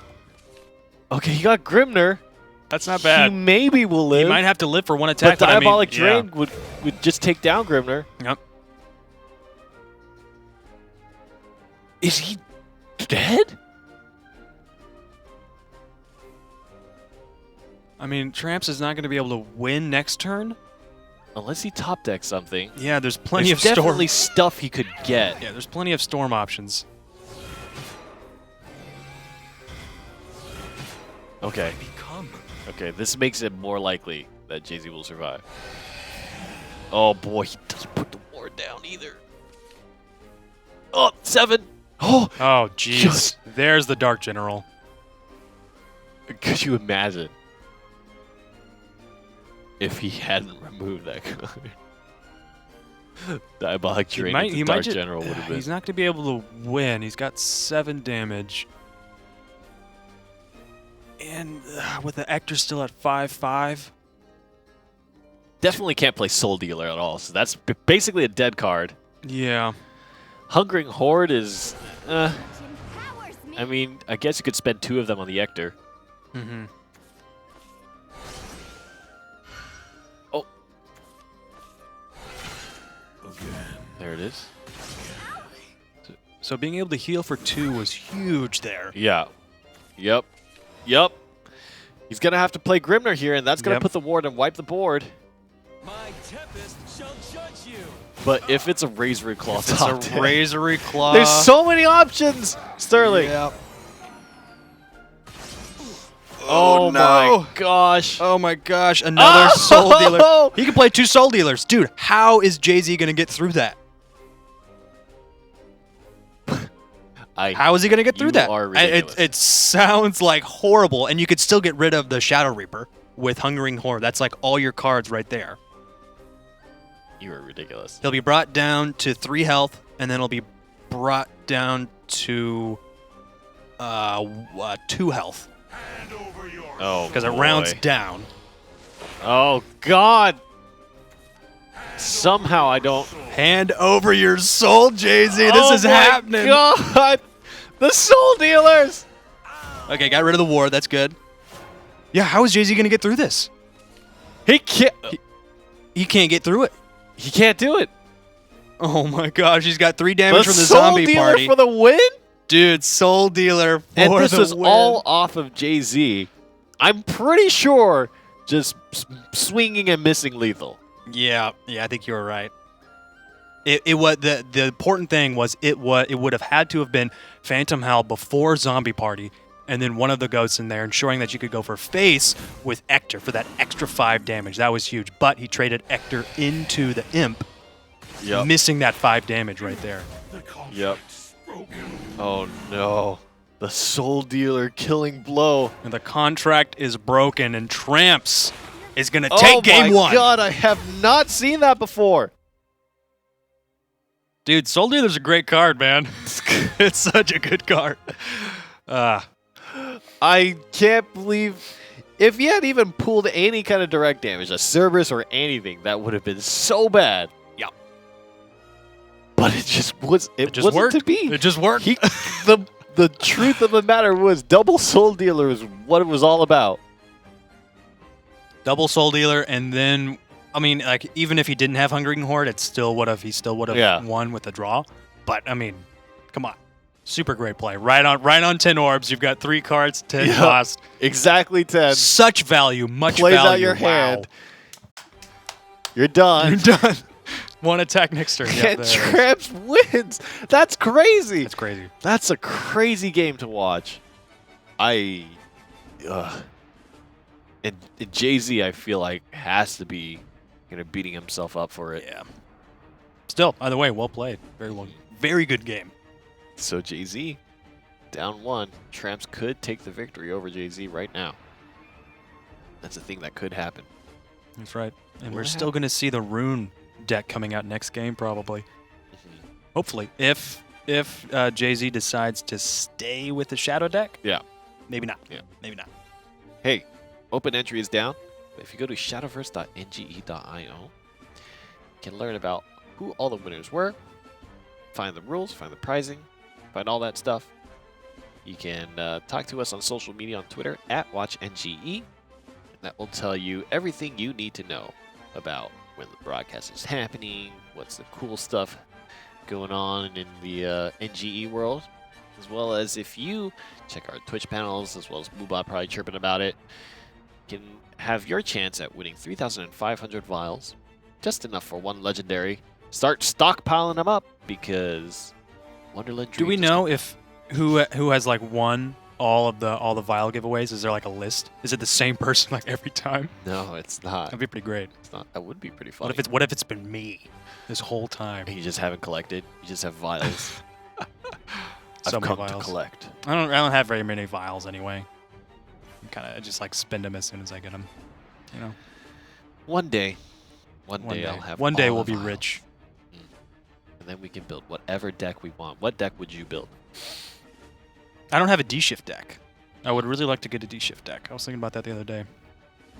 I've got a pretty good Daria deck, but the expensive thing about D-shift is you have to buy the Merlins. I don't have any Merlins, so You that's try to run it without Merlin. See how that goes. yeah. It's not necessary by any certainly means. helps. It certainly helps. It helps a lot. Yeah. But Well, you can definitely do that. Giveaways there. Make sure you check out the E3 show. I believe somewhere we have a graphic for it, but hey, check out the booth Wednesday, Thursday. Go down to the Twitch Gaming Zone where there's Shadowverse setups. There's 10 computers with Shadowverse. They're head-to-head 5. There's 5 versus 10? 5. Wow. And what they did is they have just a bunch of pre-built decks on those systems. So it's something Oh, it's like, not take two. there's Roche Forest, yeah. You can Nice. play like Heavenly Aegis, there's Ramp Dragon, That's there's cool. Mid I like Shadow. that. I really like that. It's pretty It's sweet. just a bunch of decks, so you can go out and play some of the strongest decks that are currently in the game. I believe it's like Daria for Rune or something like that. Just a bunch of really cool decks to play. And if you win, you get 2 promo card packs that we featured on stream a little bit, and also the ones that we gave away at MomoCon. And, Yeah, I don't even have any of the promo packs. Do you? Do you have any cards? just the ones that we opened Just the on ones the stream. you took those? Well, they're on my desk. Oh, they're on your desk. Okay. There. But like you've like got them Mhm. basically. Okay. So Yeah. you have your chance at getting those. Try to collect all 7 of them. That means you have to go up and play, and come back around and line up and then play again, and do that more times than you could ever count. There were a few people at MomoCon who got all the cards, like more than a few They people. were like, very there was fanatical. They there were, was a like, bunch of out to people, get 'em. Mhm. a bunch of people who got like all the cards. Did you get that? Yeah, I was referring. a bunch of You people. didn't react. I was I'm sorry. just It I was just- wondering. Why? I really You should wanted have more I confidence in wanted you I yourself. wanted you to get that. I I'm just I'm actually a fool. Things go in one ear and they go out the other. I'm the exact same way. People tell me like, "Hey, do you want to like meet up Thursday 2:00?" Sure. Totally forget. If I don't write it down, I will forget. Well, I know what to do when I am trying to go out with you. hmm I have to just keep pestering you. Be like, hey, what the hell? Yeah. Where's your- And one of my friends, my roommate, he'll make fun of me all the time, and he'll like just like use it against me. He'll be like talking with someone else, like, yeah, blah blah blah, like my dog died, something like that. I'm like, oh no, Skipper died? What? And he's like, dude, I told you this last week. And I'm like really like searching in my head, like, he didn't say that. No, you didn't say that. You didn't tell me that. I didn't know. He's like, I don't have a dog, dude. Like, Now I know how to mess with Sterling. now you all know. Yeah, sad day. Well, the Shadowverse Open has been very entertaining so far. A lot of very interesting games. We're waiting for the game lobby to be set up in just a small moment here. But before then, just kind of hanging out with Sterling on desk and waiting to see whether we can have some of these issues resolved. Be on our merry way. Mhm. Hope you guys have enjoyed the playoffs so far. Today is just day 1, so that's round of 16 down to the round of 8. We watched all of the round of 16 matches, so we've already gotten through 4 of them. We've gotten through an additional one in the new group, and now we're on the second one. So there's only one more match after this to go. And upon the completion of that, we will know who the remaining 8 players are that will receive at least $500 in prizing. 5th through 8th in the second stage of the playoffs receives $500 each.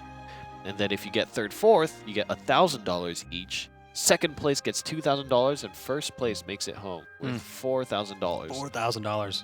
Inevitably turning that into a stack of $4,000 $1 bills, because who wouldn't do that?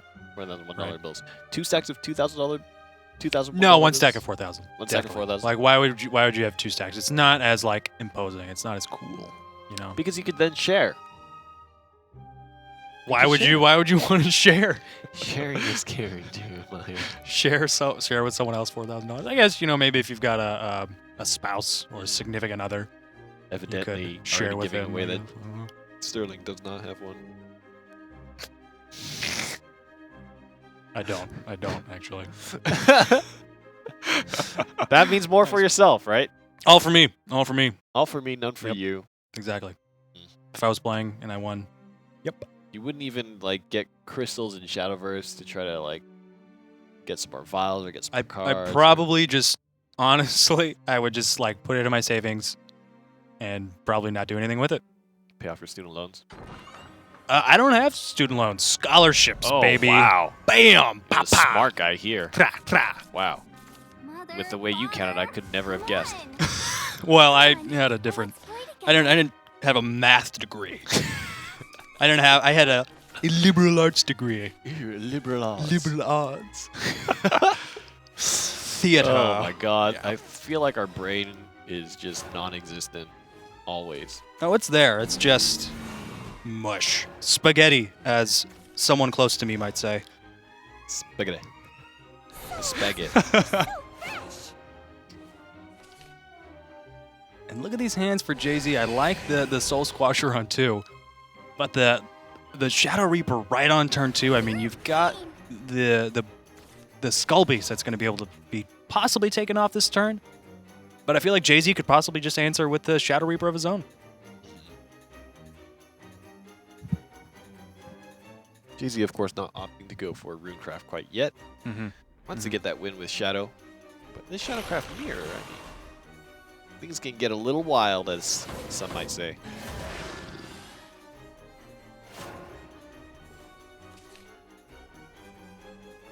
Oh man, double 1-drops right on turn 3. I think that the Grimnir might be the play.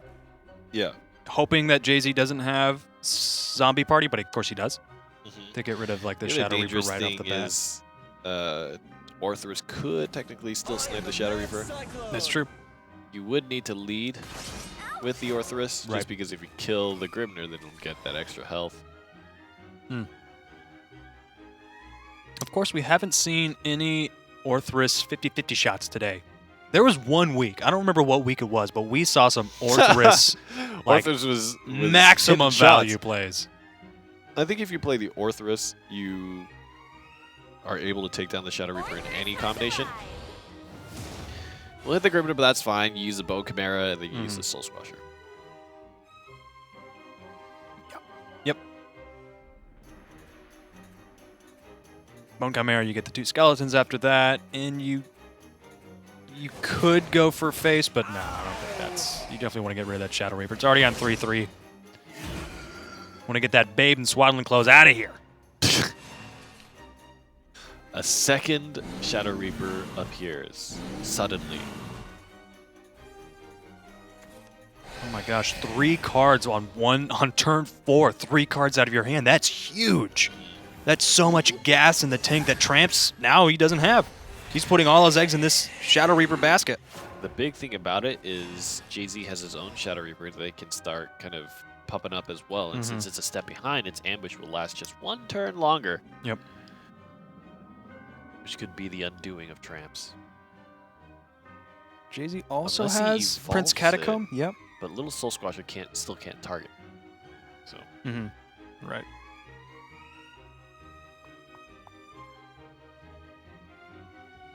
There is a Catacomb in the hand of Jay-Z, so he could Catacomb, maybe evolve, go for face damage, because the Skull Beasts are going to have a really hard time trading in. They're not going to be able to kill themselves off, because I've got 2 defense.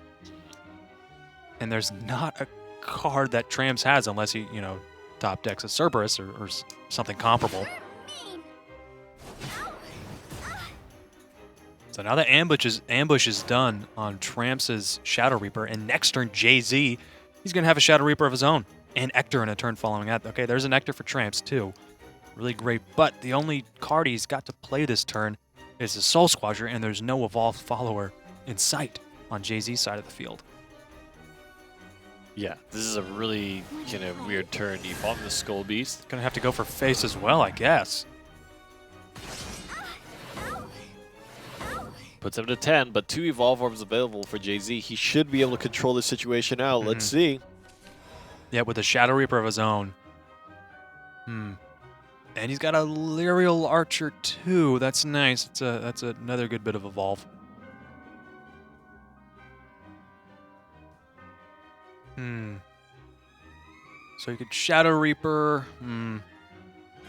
Zombie Party on the Reaper there. Yeah, that's really nice. So now Jay-Z is free to trade in to Tramps' side of the board to his heart's content, knowing that his Shadow Reaper is going to remain in ambush, and it's going to be at least 4/4. At least 2 more followers are going to die. Getting rid of that Skull Beast. And we have not seen a good Catacomb play in a while. Yeah, this one is definitely solid. Really solid. It was on turn 5. It wasn't perfect curve, but it was really able to get massive value. Considering that he had Zombie Party, being able to get rid of that Shadow Reaper at 3 defense, that was huge. It would have been a completely massive play if things were different that way. But now Tramps is in a really, really difficult spot.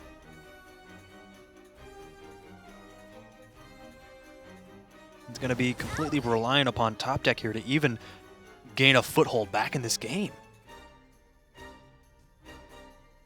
Because Jay-Z's still got an Evolve Orb with the Lyrial Archer. He's going to play it this turn just to get a 5th follower on board and really pressure the map here. Oh my gosh, but there is the Death's Breath. That was absolutely huge.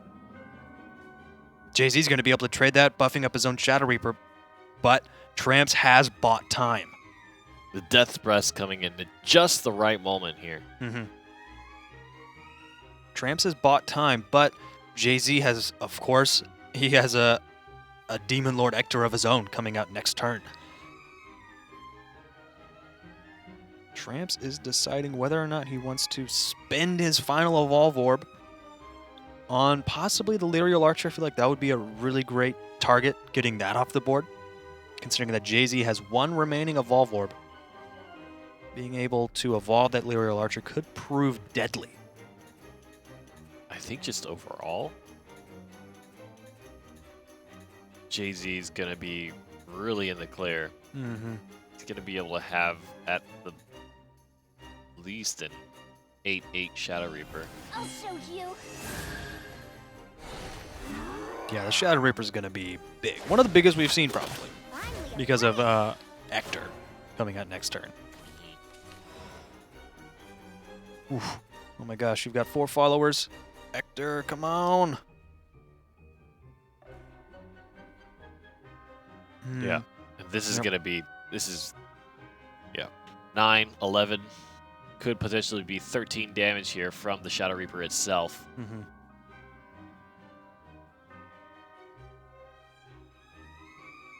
What if you evolve Ector and you swing?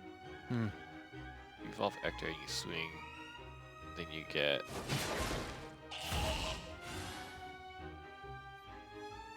Okay, well, it won't work anymore. Yep, trading the other 1-drop followers. You The could big build up zombie. Shadows and get the... This head can't be taken. He's really trying to sacrifice as many of his zombies to that for damage, which might push him over. 11, 12, 13. 13. want to play? Oh, he's going to be 12 plus 3? No. Wretched faces. Wow, that was really close. He nearly actually swung lethal there. Still at 10 health himself. I'm leaving. There's just not enough firepower in Tramp's hand. Yep. That was a huge Shadow Reaper. Really smart for him to play it out that way, using as many skeletons as he could to kind of sacrifice in, and then playing the Ector with the Shadows to then resummon some rush zombies that he can continue taking down the wards with, and also buffing up the Shadow Reaper at the same time. And then the difference was right at the end, he had to decide whether to evolve the Shadow Reaper or the Orthrus or the Ector himself. Ended up having to do that on the Ector. Right. And, you know, the situation would have been, if you use the Orthrus to swing into the ward, you give the Shadow Reaper +1 more, and then you evolve the Shadow guess you're Reaper, looking for but a I think fight. that still would have fallen short. Father, Right. So it would have been, Come what, 12, on. 14? It would have been about the same. Real quick, I'd like to point out look at the draw here for Jay-Z. Look at this mulligan. That is probably like perfect. Yep. He didn't even redraw. Yep. Wow. Yep. For a Daria player, that is like That's a ideal. godsend. That's huge. Is Daria going to be moving on? It could with After this that draw. huge Bloodcraft game from Tramps. Could end up getting 2-0'd here by Jay-Z. He's got stuff, man. He's got boosts. He's got stuff. He's got Craig. He's got Conjure Golem. 2 cards that are both 2 drops, so you know, not incredibly high value, but you're able to play at least one of them. Probably the Craig. Oh, that's huge. So the big thing here is Ward is not really a thing for Daria. So if there's a situation, I mean, he's going to be boosting up real fast, right? But if there's ever a situation where this board gets out of hand for Jay-Z, Right. it could be a really bad look.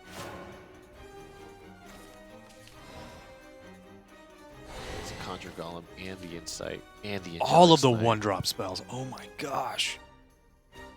It's curving out. He's going to be He able to could have just Daria play- next turn on turn 4. Yeah. That's huge. That's absolutely massive. And I mean, because he has all those 1-drops, he could actually just play all the 1-drops and then play the Daria. Yeah, very true. Ensuring you get other draws and 1 damage right from the Angelic Snipe. Oh man, this is a big board though. Evolve is going to come first to JZ.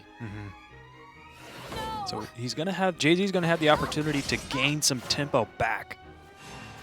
Definitely wants to take down that Daria Shadow. depends on what you draw. You could have an Ogler, you could have a Blade Mage, but he's going to be... Done for.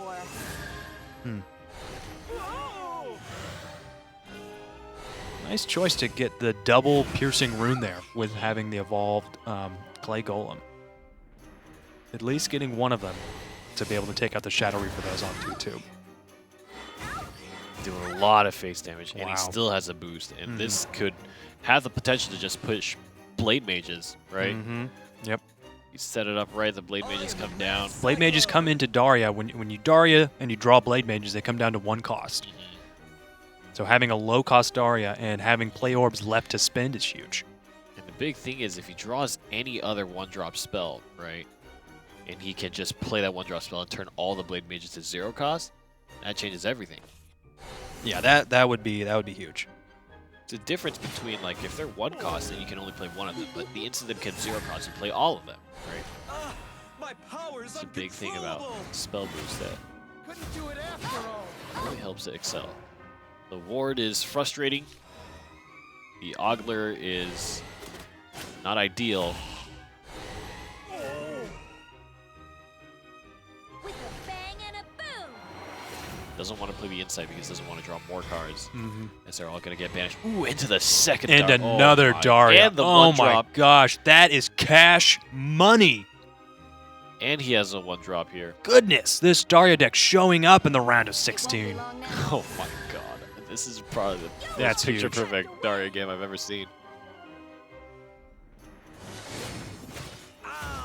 He drew the 1 Ogler last turn and had to get rid of that, but I mean, I don't think he's upset at all. He's going to have another Daria next turn.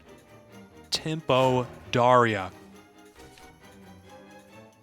Man, it's only turn 6 for Tramps. He doesn't have Demon Lord. Is there even a way for him out of this? I don't think he has enough stuff to stop it. No. Yeah. Daria has just curved out, man. I haven't seen a curve this good for Daria in a long time. Yeah, he did. JZ didn't even need the second Daria. He's got 6 damage right on board. There's a, there's a third one. Wow, Daria in amazing speed. Just every single spell you would have hoped you could draw. And then the second Daria and the Blade Mage and the Conjure Golem and the Angelic Snipe. It's like that is a 5-card hand that you want off Picture Daria. perfect. We talk about Daria, how when you play Daria, you play the lottery. He just won the Powerball, man. Yeah. That was picture perfect. It was picture perfect. Could not have been better. Oh, honestly, man. yeah. Taking us back to Rage of Bahamut. Giving us nightmares about It was really how good aggressive Daria play could as be. well. Yeah. For example, the Conjure Golem Evolve play, taking down the Shadow Reaper, getting the 2 damage with the Piercing Rune, continuing to put pressure with the second Piercing Rune, and then pushing for 6. I mean, you think about that play, that was a 10 damage play right there that maintained control of the board as well as continued spell boosting your Daria in an efficient manner. Let's take a look at the bracket and see what this day is turning out to be. And JZ continuing the trend of the top seed, kind of winning out despite the fact that Tramps had a fantastic first game there. JZ moves on, and now we have the final 2 of the round of 16, Unlucker versus Potwasher. We're going to jump in to find what that final match has to offer here. This is where that Seraph Haven deck lives. Will we get to see it, or will Unlucker just blow out his opponent? Now, by trend, Unlucker is going to win it. By trend. Well, Omega upset the trend. Yes. So there's The one one and exception to only. the rule. There could be 2 exceptions to the rule. I, for one, really want to see Haven win, just for its own sake, because we've never seen Haven. We've never seen We Haven. need more opportunities to break the Havencraft curse. So, we'll see. Having Maybe more than Havencraft one can do it. archetype, it increases the chance that Haven's going to win. I'm not a Haven player, so like if Haven wins the thing, it's like great, awesome, sweet, but like I don't have that much stock You don't have in that much Haven stock. winning. No. I think there are a lot of people out there that have a I lot don't of really stock. have a dog in this fight, Yeah. don't really have a dog in this fight, so you're watching dog fighting. It's a saying. I don't watch Not dog actually fighting. one. That is illegal. Illegal. Especially if you're putting money on it. Don't do it, kids. Don't do it, kids. Stay in school. Brush your teeth. Listen to your parents. Don't gamble. Don't gamble. Don't watch dog Get fights. good grades. Don't watch dog fights. Watch Shadowverse. Because Watch we're in the Shadowverse round of fights. 16. And Bison. So no Seraph just yet. I just heard that laugh of, Yeah. of Bison. Freaked me out a little bit. All There's right. the Odin, right in the hand of Potwasher. Oh, there it is. Odin, the second player that And there it goes. second player to pull Odin. Ooh, that's a yeah. It's Against icky, Shadow. that is an icky hand. That could really start to hurt. A bunch of 2-drops is going to round out Unlucker's mid game here. But Sybil is kind of nice. It's going to be hard for Sybil to get that heal. Mm-hmm. Draconic Fervor into the Sybil is going to give you a bit of heal, but by that time that board is going to be huge. The only other thing here is it's actually difficult to build shadows, but it might not matter because you might have a full board and then Ector comes in and it's lights out. God, just pulling up so many high-cost cards here. Yep. Meanwhile, Unlucker is stacking up the chips. He's getting the low-cost followers all on the board. Potwasher's going to be stimming the flood just a little bit. But it just keeps, oh boy. Just keeps on coming. Even at this point, I mean, you would imagine that he would want to be, I guess Rahab is on the turn, so you have stuff that you can pump up the Shadow Reaper with. Right. Even still, that's 2 cards right on turn 4, so there's only 3 cards left for next my turn. Gosh, he has no play! He can't make a play. That's huge. Oh. So he could make a play, but which is really sad. But Unlucker didn't have a chance to trade anything into for the Shadow Reaper. He wants maximum damage, gotta get the ping. Yep. Shadow Reaper is kind of whatever. Which is interesting because next turn, if Potwasher wants to make a great play, it's gonna have Oh to be my the gosh, Sybil, and that's just tapping out right then and there. You know, Potwasher feels like he's going into a construction job right now because he just dropped the heaviest brick I have ever seen. Yeah. He forgot his hard After hat. watching the Yeah. perfect Daria game, of course, the balance needs to swing back. And Potwasher just got bricks for Christmas. Yeah, the pendulum has swung. Heard a and- knock on the door. UPS guy at the door. He opened it. So they signed for the package. He signed it. It was just bricks. Just at his feet. So many bricks. Yeah, I've got a package here for 500 bricks. I didn't order that. Well, I got to put them somewhere. Oh, my God. Oh, jeez. Oh, my God, Potwasher. Hey, you know what? You got another chance here. Yep, there's still a game 2. Still a Got game another 2. chance here. He's going to try staying with the Dragoncraft Dragon deck. again. Round 2, I don't man. blame you. I don't blame you, man. Round 2. Try it again. That wasn't even a game. For my family. What the heck? Oh, jeez. The mulligan is really important here. Oh, jeez. It's kind of At least he has something this time. pretty similar. Pretty similar. And the Okay, there Uriel it in the is. hand of Unlucker to try to draw out that It's an Polyphonic animated roar. Uriel as well. yeah, really seems a little reliant on the strategy because we haven't seen Polyphonic Roar played at all today. Especially the Dragon on Dragon matchups, that card it's a bomb. You know, you play it one turn and it doesn't do anything. Yes. And it's just a target for an Odin or a Bahamut on the turn after that, especially being a 9 cost. Going second definitely makes it tough. It's difficult to think of a situation, and I don't know, maybe the evolution would have turned the tempo in your favor, the extra evolution, or by that time, but just the general idea of being behind in board control and then playing Polyphonic Roar does not seem very likely. Right. My boss works us to the bone. Opting not to ramp, instead to play the Luriel. We'll have that follower advantage and can ramp now. Do some face damage. Finally a break. It basically gives them a 2 defense lead. No 3-drop play here, so slowly Potwasher's going to be able to Draconic Fervor, and he's going to Oh be my gosh, running away with that this. double ramp is huge. Sybil on the next turn as well is going. Oh man, you're still at 4. For the world Okay, great. You have Polyphonic. Fantastic. Good for you. Meanwhile, Pot Washer's going to be at 7 play points, and Yep. he could be at 9. He could be at 9. Dude, that's huge.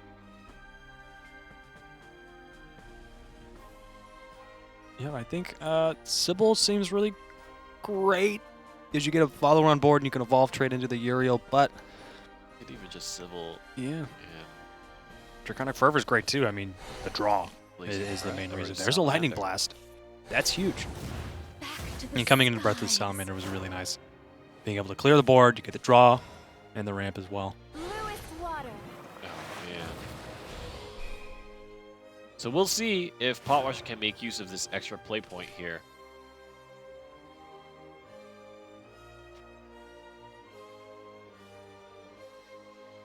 He is going to have Bahamut before Unlucker has anything to answer it with, other than an There's evolved going to be at Ouroboros. least two turns, right?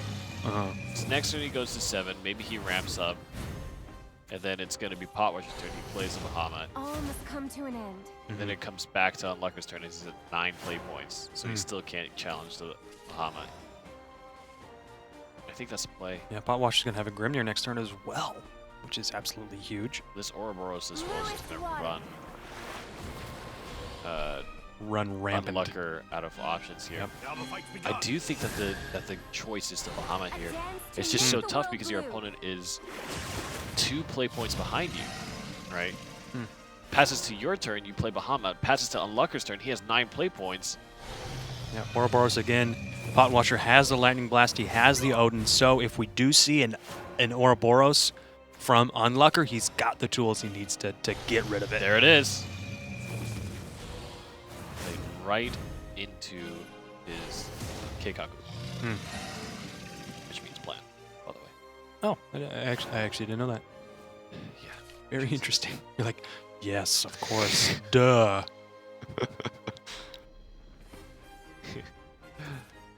It's going to be the Odin. Make haste, Slipnir. What is Slipnir? Do you know? Slipnir, is that Odin's horsey? Fighting is so sorrowful. I think that's his what it is. steed. His Yes, that makes steed. sense. I buy that. Yeah. It's like Ector. I will play a song of sorrow. That's a good card. A true warrior of Valhalla.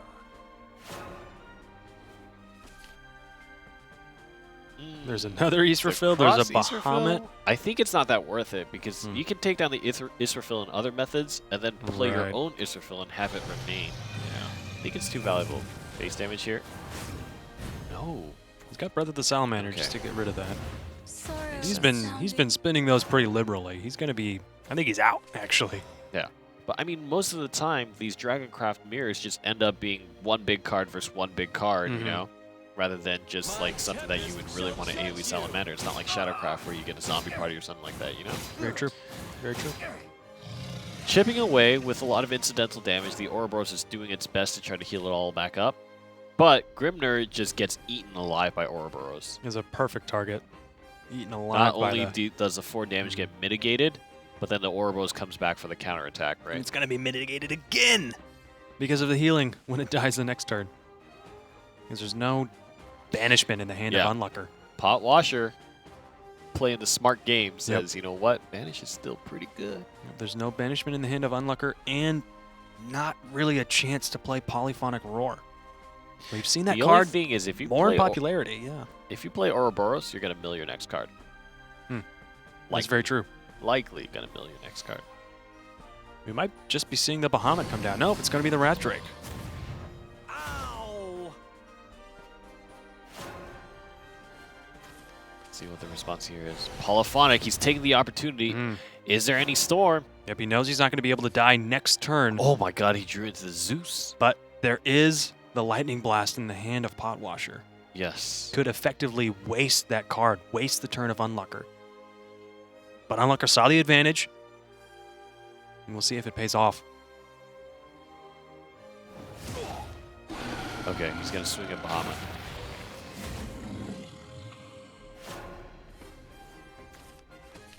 Oh, and a Zeus to respond. The counter Bahamut. The counter Bahamut. The counter Bahamut. Something I think we're a little too familiar with. Maybe. Seeing Dragon played a lot. There it is. The counter Bahamut. The counter Bahamut with the Zeus into the Dragoon Scyther? Is what I would assume. Probably. Yep, now the game's been kicked into overdrive because the highest cost followers are now being played, and you're having to spend your high cost decisions to get rid of them. Before you're like, okay, I'll play Ouroboros, which is great, high cost card, and intense value. But now with the Bahamuts and the Zeuses coming down, the options are going to be exhausted very fast. Potwasher, he's got a Zeus of his own. That would be absolutely killer. There's not a way that Unlucker has to deal with that. Going back to your Ouroboros game plan, right? Yep, tried and true. Okay, after we did that fun dance, let's go back to Ouroboros. But you're right. If he plays it and then it dies this turn, he would overdraw next turn. So it's going to be the Zeus. Wow, he spent the evolution. The first Evolve Orb of the game. Or first Evolve Orb from Potwasher. Not of the game. He must have recognized something about kind of, okay, he broke out of that chain of Bahamuts. Oh, goodness. God. Okay, there is Dragoon Scyther. The gods have been outrived. Lightning Blast as well. And a second Grim. Second Grimnir. That's nice. Oh my God, this game. Potwasher's deck was set up for this situation. Whereas he bricked in the last game, this is almost showing exactly how perfect his deck can be.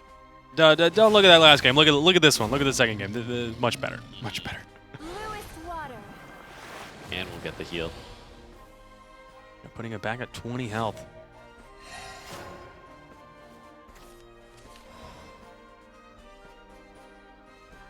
Needs to heal, or Unlucker will lose. Okay, there it is.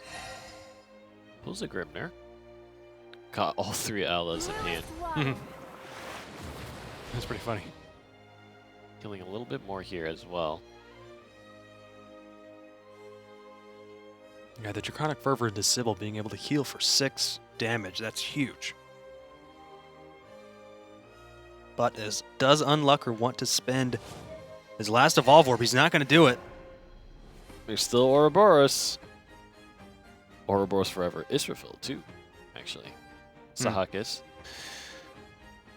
But you're already at 20 health. I mean, I wouldn't like to see Israfil, just Ouroboros. Just go back to that. Well, if you do Sahak Israfil. Oh, Sahak Israfil. Yep, that's then true. You get the Sahak on the board. You get the Sybil to swing 4. You get 2 to face as well. You get 6 to face in total, unless you want to evolve, which is 8. But I think it's smart to do Sahak Israfil. Yeah, very smart. Fighting is so I mean, you have 2 Grimnir's worth of damage here, just waiting. All must come to an end. And you have the Ouroboros to ping for another 3. 2 followers of your own. And a lot of the healing has already been spent on the side of Unlucker. 1 follower with 5 defense, so it's... Oh, Oh there's my another God. Bahamut. The second time that Bahamut draws come in for Unlucker. Lightning Blast is still a thing. Lightning Blast is still a thing. I can't. Unlucker, truly living up to his name. He's like, I top deck Bahamut this first time he did it, and then it got removed. And he top decked it again, and it's going to get removed again.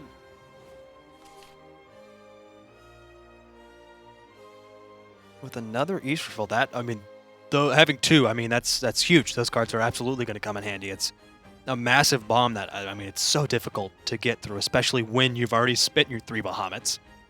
And when you've been spending your Zeuses and your Scythers as well, it's having those big bombs is absolutely crucial because there's no massive follower in the hand for Unlocker now. Choose these Ouroboros. Yeah, probably Evolve the and last kill. Evolve Orb here. It won't be long now.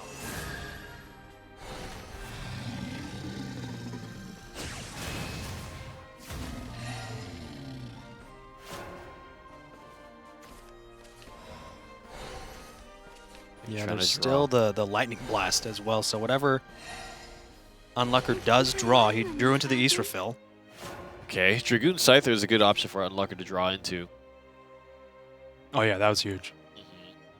The That's- Isla is kind of a throwaway card here. Yeah, you've got the 3 orbs, you might as well But throw one of your even cards down. unless you have healing, okay, the second Israfil will actually provide that, so that's good. Grimnir right here might Celestia as well be a good card. You get that extra 4 damage. But I think keep pushing out options with the Ouroboros. My boss works up to the bone. You have Israfil evolve still. But I don't know if that's the best time to deploy it. Finally a break. So now the Ayla will get to swing for 2 here. Maybe Grimnir is a solution to this. Grimnir could, or just another Ouroboros. That's going to be I Grimnir. think the Grimnir here, just because you get rid of both of them. And put him at 4 health. Yep. Gotta take a break. Perfect for another Grimnir. Israfil has to come down in this scenario. Yep. Fighting is so sorrowful. Yep, when Keep you're yourself on above that little health. Yep. Yep. Keep yourself above that 4 health level kind of point. Now, do you spin the Evolution Orb? And if he does, do you spin the Lightning Blast? Those 2 choices are going to be absolutely crucial for determining the outcome of the game. All right. It's Potwasher's hand now. He's got his 30s for Phil. I think that you would tend to use Lightning Blast in this scenario. Just because the health level and damage level of Israfil is just a little bit too much to want to trade into. You have the Dragon Oracle as well that you can draw more options with.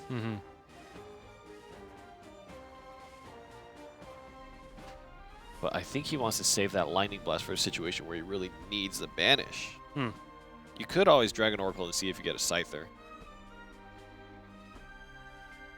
If you get a Scyther, then your problems disappear. Problems are solved. Nope. Another Ouroboros. Not bad. But when you're only playing 1 per turn, no. All right, sets up for the Grimnir here.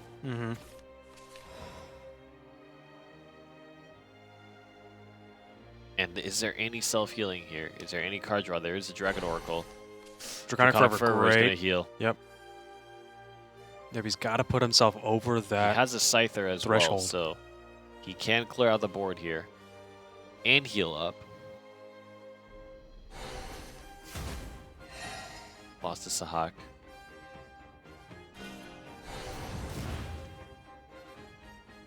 Yep, he's going to get both of them here with Israfil's effect. That was a good turn to stay out of it, but now Ouroboros is... I mean, there's so many things. 3 Israfils in hand, 2 Ouroboros. Yeah, that's huge. A Grimnir and a Lightning Blast. Yeah, you want to Grimnir, but you're just out of that range. You might have to Lightning Blast, but that just puts... I don't know. That It's scary to difficult. leave 10 damage on board and see that your opponent has an Evolution Orb. Right. You know? Because if Israfil swings for 10, and then you draw into any kind of storm and evolve it, you could just lose. Yeah. Now, he might live with 1 health if it's Zeus or if it's Forte. If it's Genesis Dragon, you're dead. My tempest shall judge you. He's trying to push damage. Putting him in that lethal range with Ouroboros next turn. He's got an Ouroboros of his own, but he doesn't have Ward. Suicide it. He doesn't have Heal. Oh my gosh. And He has a Dragon Unlucker. Oracle. Yep. He's got Dragon Oracle for some draw. I think he's going to have to do that. Oh, man. And Unlucker did well to stay alive this long as it stands. Israfil, 1 point away. 1 point away. The next card was right. Oh my gosh. That is heartbreaking. That was a very difficult fight. That is heartbreaking. Still, Potwasher showing us, wait. No. You gotta come back for round 2. Yeah. Round 2 is when the deck really shows up. And honestly, there was a lot of kind of situations for Pot Washer that were very, very favorable, right? Was able to remove a ton and had all his cards at the right timing and was able to handle every single Bahamut that came his way. There was a lot of good removal, constantly had Ouroboros as an option. That just goes to show how strong Banish is in that scenario. A lot of people abandoned Lightning Blast because it didn't have that AoE potential anymore, and I can kind of understand Lightning Blast was still the less preferred option, but now that Lightning Blast is not a thing, maybe include more Odins. You get that body as well, which does provide a little bit of extra value as opposed to just getting the Banish. Right. And now we're seeing the Seraph Haven against the Ramp Dragon. We'll see how this match decides to play out. There's a final match of the day. The first half of the playoffs are about to come to a close here between Potwasher and Unlucker. That's right. Next week, we'll be seeing the final top 8. The grand champion will be crowned next week. That's a lot of amulets. The Dragon has been ramping quite a bit. He's been ramping. He's got the Uriel. He's got Polyphonic Roar. Play points are very important in this matchup. Let me show you something. There's been an absolutely outstanding curve from the Haven player. Oh, God. Being Draws able to into have- the Fervor as well. Can extend his lead in this particular series. Electing to hold on to the Fervor, possibly for a later turn when you need the draw, when you need the heal. But, I mean... Dark John and Statute Seraph as well. Yeah. Healing is going to be kind of an afterthought in this Haven matchup. Because potentially, Unlucker could lose if he's at 20 health, right? Yes. Your evil deeds end now. You were done for. Gonna banish Uriel. I see, awakening. Rahab, leave him at 1. Blazing, or rather Salamander, is gonna be neat in this situation. The Ops are ramp and heal a little bit. Is he gonna go face, I guess? You might want to end this game And I think as that's fast really as you important can. Really important. against Seraph, because you don't want to get to that 8 play point territory. And with the Draconic Fervor there, Unlucker was able to draw right into Ouroboros when he's going to be on turn 8 next turn. That's going to be absolutely huge. Oh, especially when Black Inscripture was spent that turn, he's not going to be able to banish off Ouroboros, but with Themis and Dark Jean in hand, I think Potwasher's sitting real pretty on these The cards. real battle begins. Okay, is it going to be Ouroboros Evolve? Ouroboros can take down one of these cards. Or does he want to try to think of some way to go face? Breath of the Salamander's man. not going to be helping you out too much. Oh, man. Yeah, real difficult Ouroboros choice. Evolve, I think, is basically it.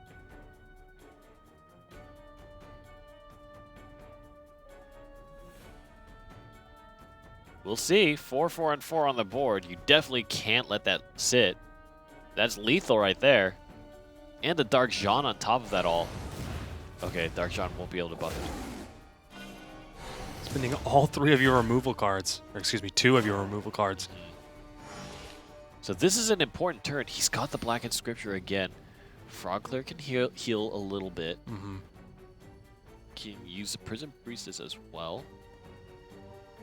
Try to give yourself a few more amulet options here. Sadly, you can't Dark Jean. The Lion Spirit. I think he just wants to try to maintain a presence on the board. Yep. We're at play point 9. Oh man, Polyphonic Roar can go down here, but that's super risky, I feel like. Yeah, he would have lost the game if he played Polyphonic Yeah. Roar. But Breath of the Salamander effectively clearing out the board, stemming the flood just a little bit. Frog Cleric Prism, I think this is the only real way to go here. Yeah, Potwasher, he has Seraph in his hand, but he doesn't have any Amulet Countdown removal cards. Which means it's not necessarily going to be a 2-turn setup. Right, he needs at least 3 of them if you want to have a turn 9 win with a turn 8 Seraph. And that's going to be super important, right? Because the Bahamut will typically just swing through. Let me show you something. Right. Oh, Tribunal is going to remove the Bahamut. Yep, very reliable removal. Actually, some fairly good options here. That's interesting. I suppose if you play the Seraph and he plays Bahamut on top of it, you're kind of helping him a little bit. Yep. Hey, buddy, let me give you a hand there. But if he plays Seraph this turn, then Unlucker will be able to win this turn. He can't play Seraph. Needs to use a Tribunal. Tribunal or Themis, possibly. Yeah, which one would you prefer? Well, I would assume the Themis. You've got 3 of them in your hand. You know, you're not really shying away from, well, maybe I won't draw another one. Yeah, you've got all 3. Themis will allow you to play. It is the more expensive option. Mm-hmm. There is a world. Okay. It's going to be Themis. Here goes the Bahamut. There's a second one here, but probably not going to be played. Ouroboros, and there's not going to be a good way for it to damage it. That's a huge lost opportunity. Mm-hmm. Unless you want to commit the Evolve Orb to make sure that you kind of... Oh, there it is. Yes. Dark Sean, ping 2. Ping 2 and then Blackened Scripture. Yep. Being able to get rid of that Ouroboros forever. I really like that play from Potwasher. Yep, really nice. Oh, thanks for the +2 attack. Oh, really? And this is a really interesting situation. We're still waiting on any kind of like countdown pushers here on the side of Potwasher. Mm-hmm. He has a lot of removal, banished away the one Ouroboros that existed in hand, so things aren't looking bad. It's just, can you trade back and forth? Right. Where do you find the time to drop Seraph? And having a countdown amulet on board, it's a bit of a Bahamut deterrent. Mm-hmm. Because of course when Bahamut destroys an amulet, it activates its effects if it's a countdown amulet. Yes. Song of sorrow. No! There is no. Looking like a real good target for Tribunal. Priestess and some kind of removal here. Mm-hmm. Or removal and then Priestess, whichever way you like.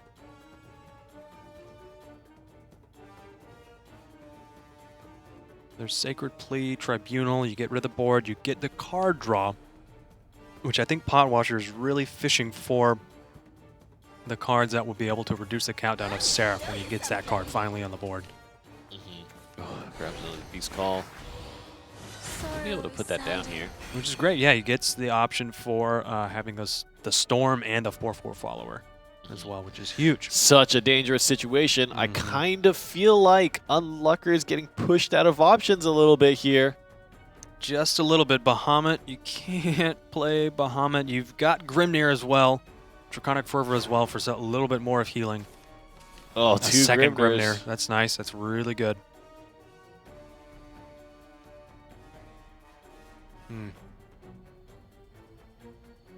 We'll see. He'll do 4. That's going to leave him at 7. And then 4, and then 2 if he doesn't clear the Grimnir. So there is actually an opportunity, perhaps, unless something Storm gets drawn up, that Potwasher could play the Seraph. Yeah. But would you want to commit that 8-cost amulet? Oh my. Polyphonic Roar right there. So 5, 4, 9. The Grimnir won't necessarily give you the burst that you need. Hollow Dogma. You can't wipe your board here. Yep. Yeah, you can't use... It's going to be real difficult. If he could at least come into one more reduced countdown card. It's actually He's gonna need so 2. tough that he can't wipe. He can't clear one of his units on the board here. He has no chance of using Seraph, so he needs to swing face, really. Does he spend the Evolve Orb here? The great difficulty is currently in hand. Now, he could just, Unlucker could just draw a Storm card and end the game, right? Right. Well, on the next turn, he's going to have 5 damage plus the 4 from Grimnir. But Potwasher doesn't know that. Potwasher possibly thinks, oh, he's played Polyphonic Roar, he must have a way to end the game next turn. It's a really nice bluff coming out from Unlucker. He had the opportunity, okay, I've got the turn to play it, I'm going to play it. But I can't win the game next turn. I do have 2 Grimners, so there's definitely the opportunity, but a really nice play from Unlucker. He might even need to use Hollow Dogma to push the countdown on his Let Tribunal. us conclude. Oh, he's saving up for the future here. Oh boy. Oh boy. Swinging for 5.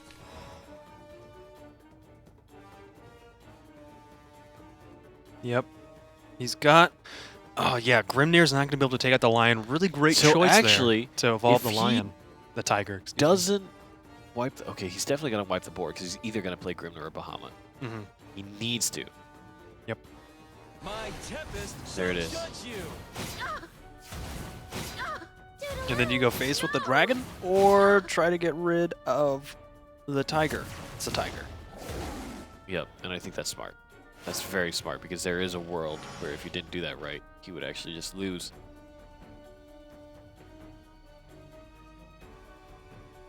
You just can't play Seraph. As it is spoken, Seraph appears. He doesn't have lethal, and again, it's down to Unlucker. He needs to draw a second damaging option. Mm-hmm. So he can't draw Bahamut anymore. Okay, that's going to mitigate some damage. Oh my gosh. 5-4. No, he's dead. Of course. It's going to summon another one. Yep, 5-4. I forgot about that. This thing will swing for 5, then Grimnir comes up for 4. Mm-hmm. So there it is for Unlucker. I initially thought it was just going to be the Grimnir damage. I forgot about Polyphonic Roar, but that's it. Unlucker will be able to take it, and he moves on against Seraph Haven. That Polyphonic Roar, all day we've been kind of talking about it, but we haven't seen it played in a good way at all. Until the very end. Until the very end that happens. Polyphonic Roar gets constant 5/5 dragon summoning with Storm. And at that final moment, it was no matter what really was done there on the Seraph Haven side, it would have been the end of kind of his lifeline in the tournament. So let's take a look at the bracket and see where we stand for the second group of games that we saw.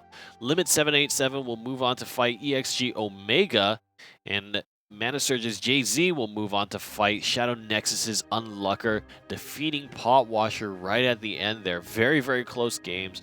Barely eking it out with a great use of Polyphonic Roar and a good moment to drop it as well. Identified that he needed to utilize that. Mm-hmm. And so now we have our top 8 for day 2 of the playoffs. We've chewed through a lot of games today. And Sterling, if you could kind of go through who we're going to be seeing on the top 8 here. We're going to be seeing Lest. We're going to be seeing Noah, Unlucker, Shugo, Exodium, and Omega as well. Omega are one player who was second place, who didn't earn through the direct invite, but earned through the points, is going to be advancing as well. I really like that. That's great. And we're going to be seeing a handful of players performing there. Now, before we sign out for the first playoffs day, I'd like to give a shout out to K Mory from Games. Thank you very much for coming down and spending your time talking about Shadowverse with us, revealing both the some little tidbits of information and insight on the expansion, as well as unveiling the World Grand Prix, which is super exciting. That's the coolest thing in the world. It's honestly. super exciting. Yeah. Players from North America, not sure how that's going to happen, but they're going to make it out to Japan at the end of the year and be able to compete in the first of what is going to be a series, hopefully, of world international tournaments for Shadowverse. It's a really exciting time for competitive Shadowverse players and players who want to fight against the best players in the world. So, very exciting stuff. Gonna run through a few things quick. Shadowverse.nge.io. Go to that website, find the leaderboard, keep up to date with all of that kind of stuff. You can find the rules as well. The season is closing up, so you can't sign up for any open entry tournaments anymore. We're wrapping up Season 1. Go to a Twitter, @WatchNGE. That's where you can post anything that you want about the NGE Shadowverse Open, as well as anything Shadowverse in general. If you have questions, if you have thoughts, make sure you go there and do that. Make sure you take part in the giveaway as well. TwitchPound will give you information. Moobot will give you information. 3,500 vials up for grabs. Also, make sure you come down to E3.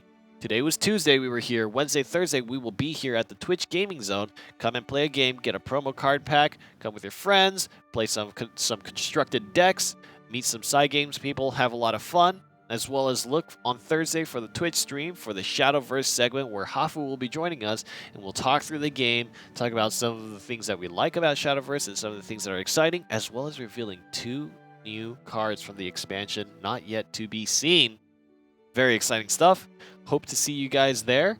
Thank you very much for tuning in to day 1 of the playoffs. But next week at Tuesday at 5 p.m. PST, day 2, and we will find who the first place winner is. All these players have won $500 at least. We'll see who will win $4,000. So we will see you next week.